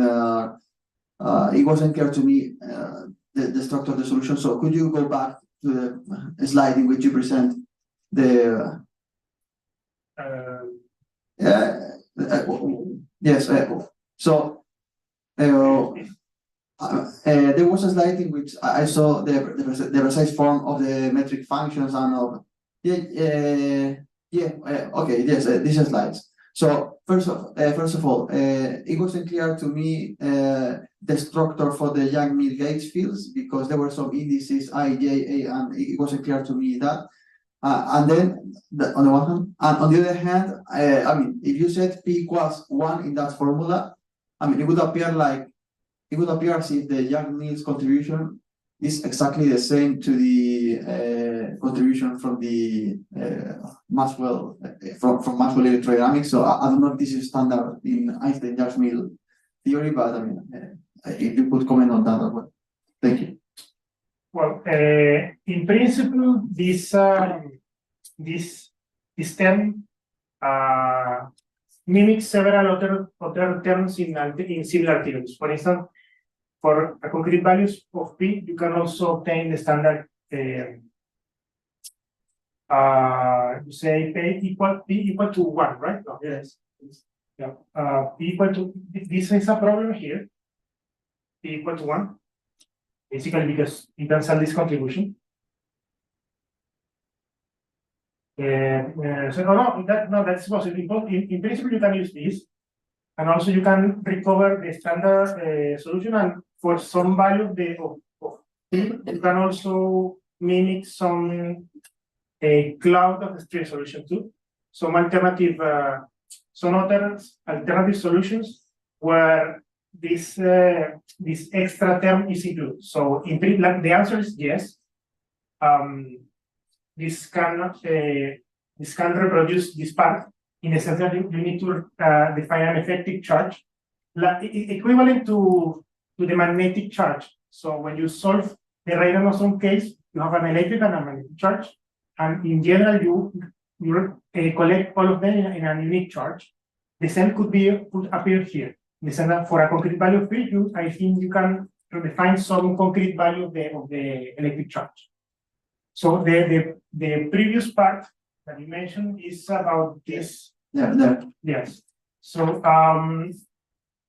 okay, that is not clear the problem here, because this is the standard. I don't remember precisely the name of this of this splitting, but I think that this is the Yang Wu answer. Yeah. The William monopole. Yeah, exactly.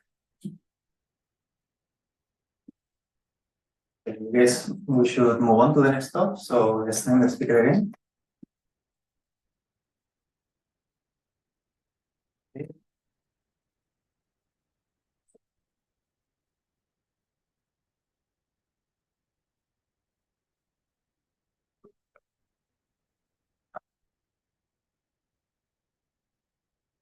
Okay, the next speaker is João Luis Rosa.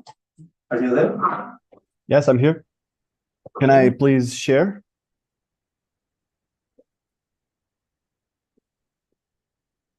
Please, I guess I can close. Okay. Yeah, you can share. It's it. loading. Can you see it? Yeah. Perfect. Okay. Can you also see my mouse? Okay, I see that you see my mouse. All right. So may I start? Yeah, sure. Okay. So thank you so much for this opportunity. I'm going to speak about a few works that I've been doing for the past couple of years. These are my collaborators in all the works I'll be presenting here. And the idea of these works is very simple, although the implementation can be quite tedious. So let's see what makes this work be as it is.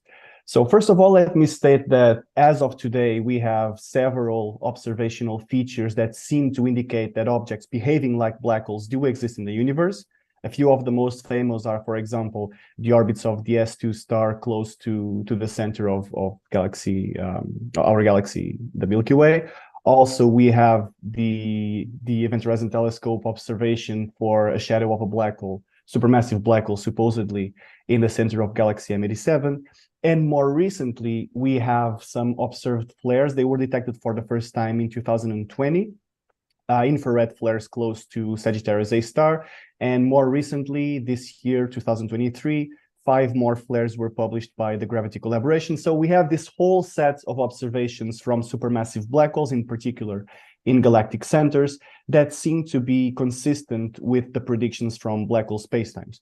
Now, the thing is, even though the black hole spacetime is very easy, very simple to work with, and it produces the observations we have, there is a major or several major drawbacks from the black hole spacetimes, like, for example, the fact that they have event horizons which are associated, for example, with the information loss paradox. They have singularities which are associated with the loss of causality in gravitational collapse. So indeed, the black hole spacetime, although very useful to model these observations, these black hole spacetime also has a lot of problems that could be solved in principle. So the idea of all of these works is to try to develop models for alternative compact objects, alternatives to the black hole spacetime, that could eventually reproduce the same observations, or at least accurate enough to reproduce what we have today, because the precision of the experiments is still very limited, and not having the drawbacks of the black hole spacetime, so not having singularities and not having event horizons. So what our works have been proven is that independently of what your alternative compact object is made of, it doesn't matter, for example, if you are dealing with a fluid star or with a bosonic star or a Procca star, it doesn't really matter what your object is made of. What matters the most is the compacticity of that object. So what we observe if we take, for example, different objects with different compacticities, we observe that the geodesic structure of these spacetimes changes depending on the compacticity.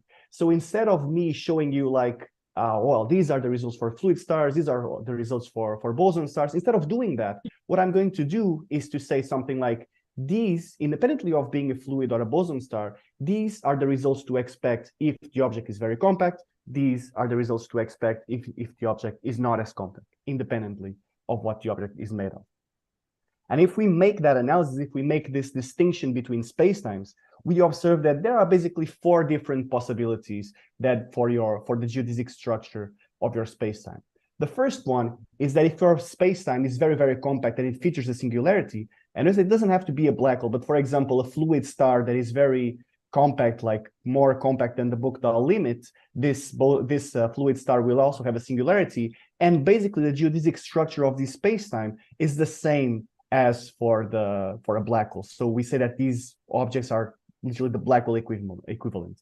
They don't solve the problem because they still have a singularity, but they are a place to start. So this is the most compact thing you can have made of a fluid, for example. Now, let's say that you start decreasing your compacticity, that is increasing the size of your object. What happens then? Well, you can have an ultra-compact object with 2 light rings, one exterior unstable light ring in the same place as the light ring for the Schwarzschild spacetime, and one interior stable light ring with some different radius that depends on the compacticity of the spacetime. Then if you still increase the radius of the object, or that is decreasing the compacticity, eventually these 2 light rings will merge together, will degenerate in a single metastable light ring. And finally, if you increase the radius or if you decrease the compacticity even further, you obtain an object that is non-ultra compact. That means no light rings are present on the spacetime. And this geodesic structure will imply what the observational properties are for your given spacetime.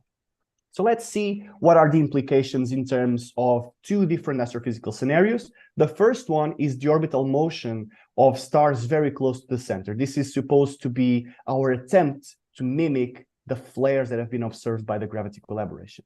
So we have simulated the orbits of all of these, of one example of each of these spacetimes, or several examples, but in here I'm going to show you one example of each, and this is what they look like. So in these images, we have a simulation of an isotropically emitting star orbiting around one of these compact objects in the center. The orbital radius is of 8m, where m is the mass, the ADM mass of the spacetime. We are observing this orbit with an inclination of 80 degrees with respect to the vertical, and the object is orbiting at the equatorial plane. So what do we see? What are the main differences? Well, if the object is basically a black hole equivalent, you'll see this primary image going around. And when the object moves behind the central one, there is a secondary image appearing here. And you also see sometimes, the resolution is not very, very good, but you also see sometimes these isolated pixels corresponding to the light ring. Now, if you don't have an event horizon and if you don't have a singularity, what happens? What happens is what you see here. So if you have an ultra-compact object with 2 light rings or with 1 light ring, you not only see the primary image, here it is, and the secondary image appearing in 3:1, here it is, but you also have additional contributions coming from impact parameters smaller than the secondary image and smaller than the light ring, which correspond precisely to those photons that cross the interior of your spacetime. And this is not possible in the black hole case because of the event horizon. So you see, for example, let's look into this picture here. You see a lot of contributions, and wait a second, there they are, these 2 images going around, and the same thing happens here as well at some point. So you have these additional contributions, these additional closed tracks in your image that correspond to photons coming from the interior of your spacetime.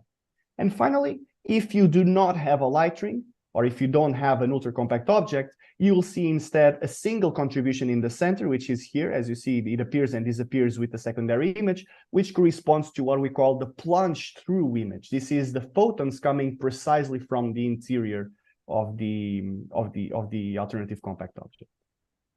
Now, with these simulations, there are several observables one can analyze. The first one is the integrated flux.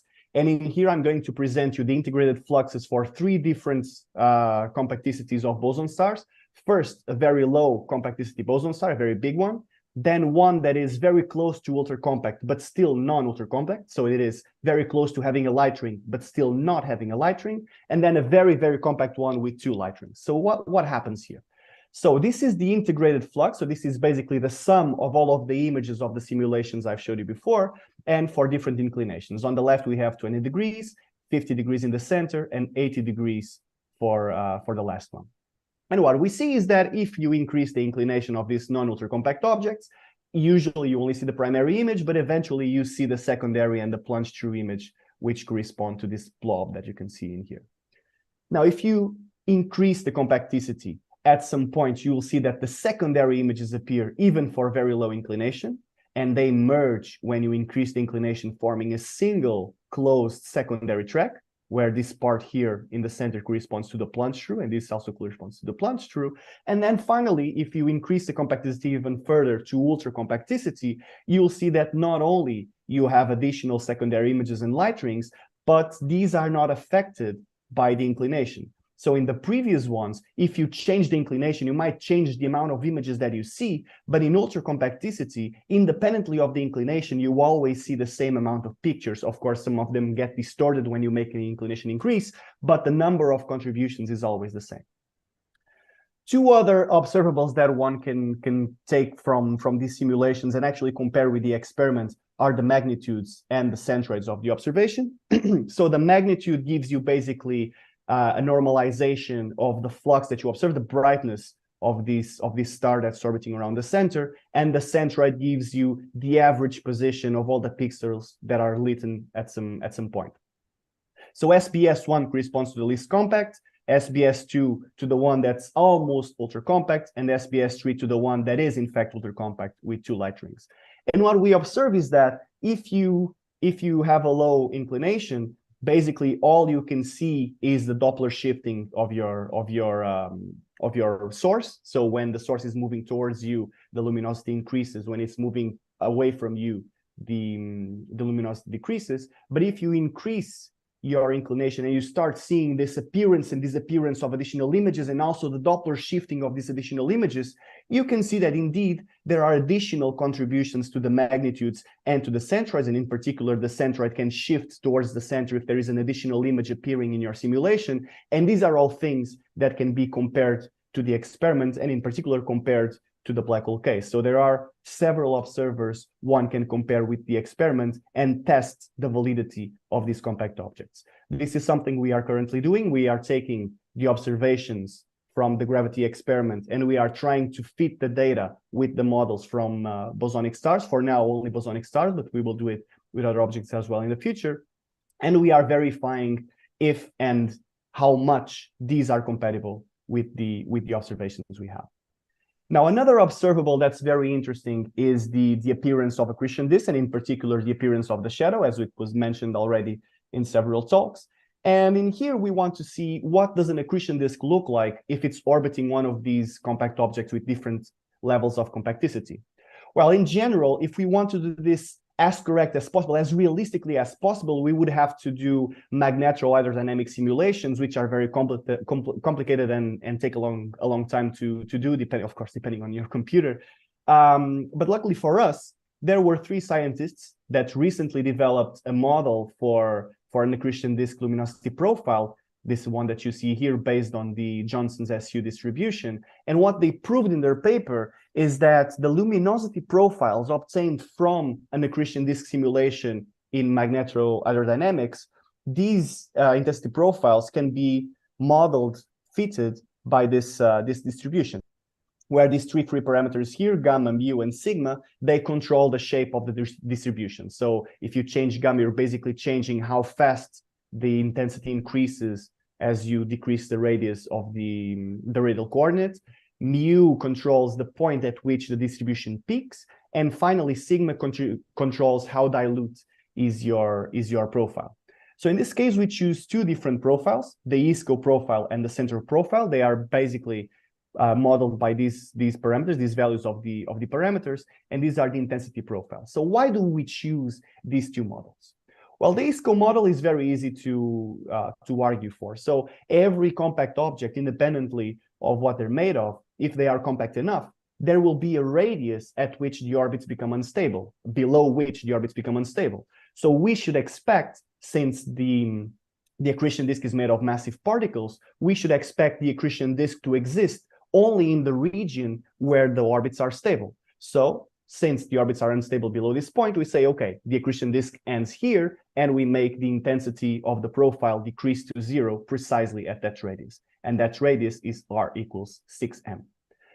Now, for the objects that we are studying, since these objects do not have event horizons, what cannot exclude the possibility of having an accumulation of matter in the center of these objects, and this accumulation of matter can eventually radiate and could eventually be seen by an exterior observer. That's something that doesn't happen in the black hole spacetime because of the event horizon. So one could have that. And to model that, what do we do? Well, let's choose the parameters of our accretion disk model in such a way that we have a peak of intensity at the center that somehow models what would the radiation look like if there was this accumulation of matter at the center. So we take these two profiles and we do the simulations. These two plots correspond not to the emitted intensity profiles, but to the observed intensity profiles, depending on the compact object. So SBS1, again, non-ultra compact, SBS2 in the borderline of ultra compact, and SBS3, the real ultra compact, for the two intensity profiles that we chose, and this is what the shadows look like. So what we see is that if your object is very, very dilute, so the compacticity is very low, what you observe is that there is no gravitational redshift effect, or at least not strong enough to make a shadow appear in your image. So what you see here, particularly in this center model, what you see is that if there is emission from the center and your object is non-ultra compact, then you will see the emission from the center and you will not see a shadow. However, if you start increasing the compacticity of the model, eventually the effects of gravitational redshift are so strong that you start seeing a dimming of radiation in the center, as you can see here in the blue curve and also in the dotted purple curve that correspond to these two images. So indeed, it is possible for an object, even if it doesn't have an event horizon, to produce a shadow feature. And in particular, let's look at these two images. These are the most important ones. These three, they are basically carrying the same information as the integrated fluxes I showed you before, so let's not talk about those. Let's talk about these two in particular that are the ones that are actually producing a shadow. So let's take these two observations and start increasing the inclination of the observation. And this is what we see. So if your object is non-ultra compact, even though it's very close to ultra compact, when you increase the observation inclination, you start seeing that the contrast between the lightened part and the dark part starts decreasing, and eventually there's basically no shadow. But if your object is ultra compact, so if the object has a light ring, then even if you increase the inclination, you will still see a dark region in the center. So you'll still see a shadow-like feature induced by gravitational redshift. And in particular, if you compare these observations between boson stars, fluid stars, and black holes, they all look pretty much qualitatively the same. Of course, the shadow of the black hole one is the biggest one. The shadow of fluid stars and boson stars are slightly smaller, but they are still there. And given that the observations we have from the Event Horizon Telescope are still very imprecise, they cannot be excluded by the observations we have. So let me conclude by showing you the main messages to take home. These are basically the same I've already said several times during the presentation. So for now, I'm just going to leave this here. And let me tell you about what we are doing next. So first of all, the most important part is that we are comparing this with observations. This is essential to test the validity of the models. And the second one is that there are some, as I said in the beginning, in principle, it doesn't matter what is your object made of. What matters is the compacticity. Well, there is a very important exception, which is the Gravastar model, because the Gravastar model doesn't have the same type of gravitational redshift effect as the fluid stars and the boson stars have.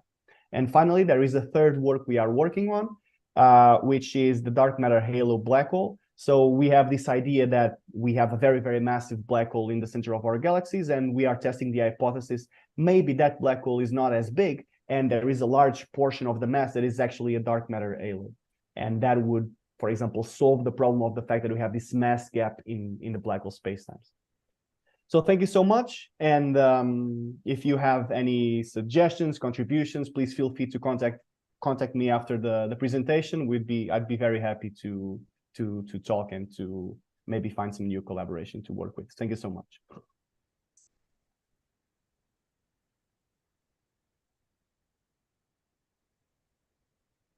usual for the next talk.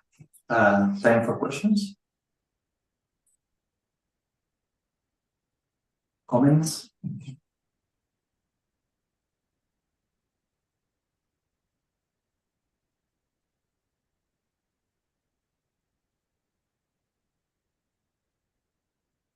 Last chance.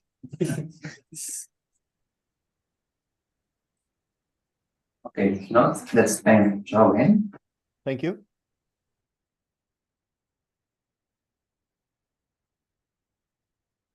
Okay, we move on to the last talk, but somewhere Sadat. Are you there? Yes. Yes, can you see my presentation? Yes. And I'm sorry that I can't use my webcam, so I can't turn it on. But you have my presentation, you have my voice, really. Okay. And thank you for giving me this opportunity to present my work. And I'm the last one, so I try to be fast. And I'm sorry in advance for the amount of coughing and sneezing you're going to hear because I'm quite sick. I'm going to talk about gravitational lensing from clusters of galaxies to test this formal coupling theory.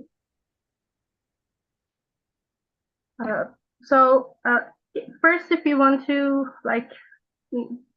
generally briefly talk about dark matter, we all know that universe 27% of the universe consists of dark matter, and we have some observational evidence that supports this the existence of dark matter in different scales, galactic scales, galactic cluster, and cosmological scales, from rotational curves to CMB anisotropes.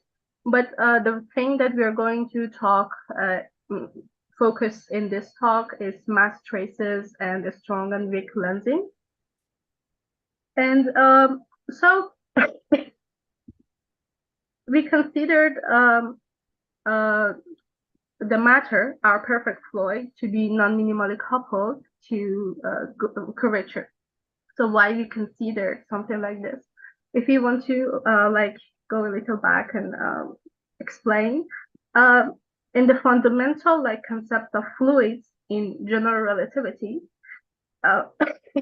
we assume that if we move from individual particles to a fluid, we are dealing with very small scales that they can be really expressed with a good approximation, a flat space-time. A flat space-time. But there is a scenario that is worth exploring, and that is the scale of the fluid's mean free path be comparable to the scale that curvature change. And this scenario is very likely to be the case for dark matter because it doesn't interact. It doesn't have any interaction except gravity. So as a result, we can say the matter, free path, can be big as a Hubble scale. It can be 10,000 gigaparsec. And within these 3 points are some points that I just want to mention. Within the framework of GR, we have an option to consider dark matter as a Bose-Einstein condensate. And this approach provides a way to satisfy the thing that we mentioned, this the criteria that we mentioned. Also, in the realm of modified gravity or ETG, extended theories of gravity, modifications to gravity inspired by Born-Infeld theory result in the same modifications. So, which is also nice. And another important thing is that non-minimal coupling between dark matter and gravity can solve the Core-Caspi problem in lambda CDM model.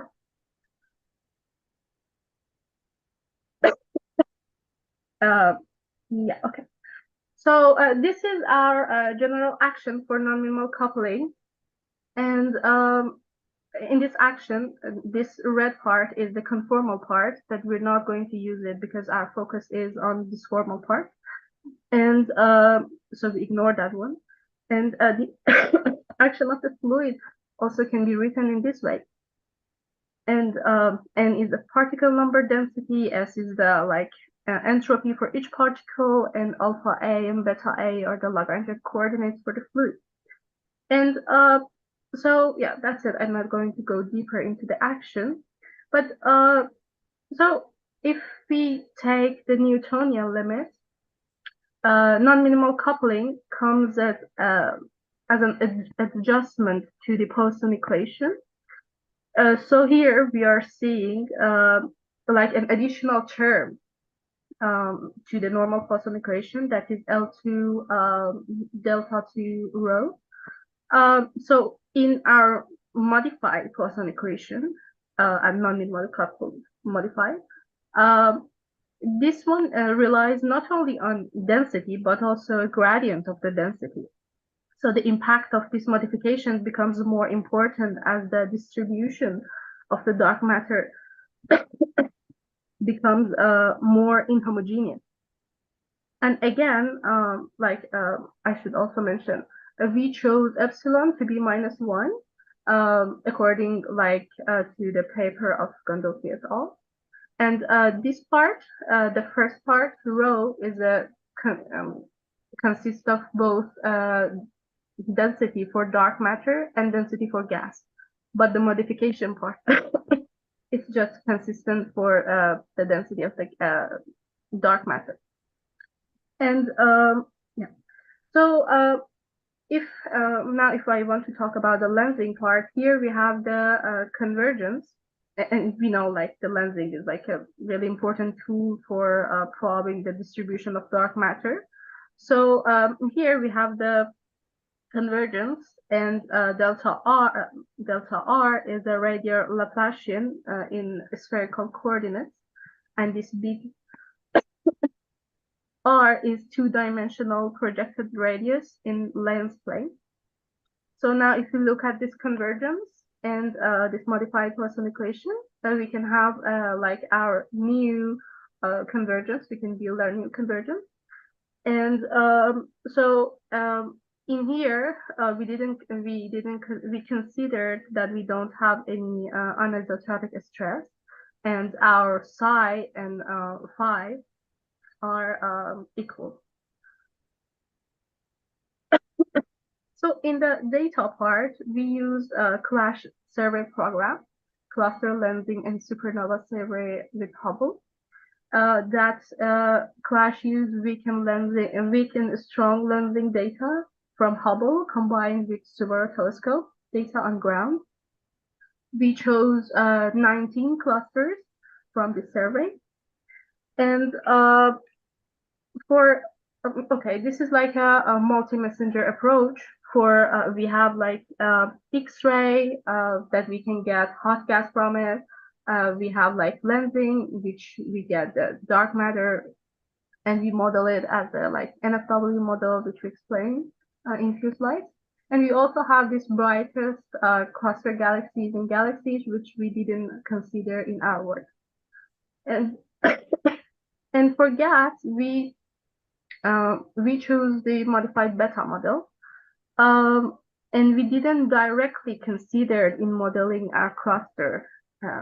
We didn't consider gas directly. Because of this, that data from X-ray and lensing are not very compatible with each other. So, because lensing is just sensitive to gravitational stuff, but X-ray is not just that. And so we sacrificed a bit of precision for a stronger and less biased result. And so as we mentioned, we use hot gas. We use this modified beta model for hot gas, and these parameters can be fixed by using the data. And we included this raw gas in, if you remember a few slides ago, in the total density in the convergence. So for a dark matter, we have like an FW model, our Frankie White profile, which I think you're all familiar with. But I'm going to like say a small thing about it. And rho S is a characteristic density halo. RS is the scale radius, and C delta is the ratio of the size of the halo, and it is dimensionless, and the name is concentration parameter.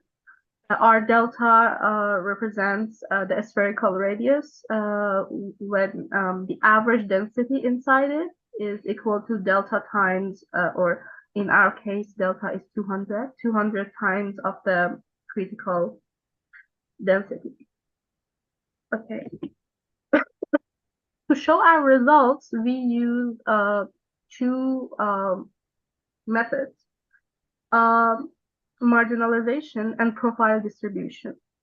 So marginalization is just like reading the posteriors, which are produced as output by the code, by the MCMC. And the reason that we chose to do the PD analysis is to do the clear volume effect, which we will notice when we look more closely to the chi-square. For example, for the parameter L, which is like really important in our model, the region around the minimum is poorly explored with respect to the rest of the parameter space, because it was really narrow. And so PD is focusing more on this narrow part and gave us the possibility to have like a more accurate result. So that's the reason we did also a profile distribution now. And here we have a comparison between C200 and 200 in GR and a non-minimal coupling model, which is consistent of marginalized and PD. And if we pay attention, like a notable trend will emerge in general, the values for C and M in marginalized are align better with GR than the PD one. So like marginalized is more closer to GR, but PD shows a more variation from GR prediction. And now if we look at this plot, here the solid circles are GRK. These ones are GRK. Empty circles are non-minimal coupling marginalized. And empty circles, but bold ones are non-minimal coupling PD version. So like if we see, it's like really, I should also mention that here we didn't consider errors, we just have a better like clear plot. And so we can say that non-minimal coupling model, at least in this R200 region, requires less massive and less concentrated dark matter halos to explain the lensing data. And before explaining these plots, I should also explain more about a parameter L, which is the non-minimal coupling length. If we look at the parameter L, again, that is like characterize the non-minimal coupling model. In the case of marginalization, the value for L is relatively small. So the main thing that we can get from this is that like the correction to Poisson equation introduced by this model, the non-minimal coupling model, is can be considered as a perturbation to the standard one. But when we move to the profile distribution analysis results, the things will change. sometimes the results in PD are in like completely disagreement with the one from marginalized. And again, I should remind, maybe it's better to remind that what is PD. Profile distribution highlights the behavior of the posterior around the maximum of the likelihood. So in PD, we get larger values for L with respect to the marginalized one, but still L is not really big, which makes sense. So if now we go to the plots, these marginalized ones are shown in solid circles. So these are marginalized, and these empty ones are profile distribution. If we look at the top left and right, we see this anti-correlation between L and C and M, which okay, makes sense. But this one here is R200, which I made a mistake and it's RF. This one is R200. But the interesting result is here, the plot of L with respect to RS. That's the correspondence between L and RS, like almost really perfect. And it needs more investigation, but if it will be confirmed, we can say that L can be RS, or like L in non-minimal coupling model is like RS in NFW, or L can behave as RS. And the reason we just use a log of L is just for numerical reasons, to just show it better. And finally, we show the variations in the M200 distribution. And it is evidence to like notice how non-minimal coupling model requires like much less matter and much less concentrated concentration in the most of the cases. And in some cases also like more than 70% less dark matter comparing to GR from the like inner to outer region. And this delta M200 is we calculated from here. You like using this. And yeah. Thank you.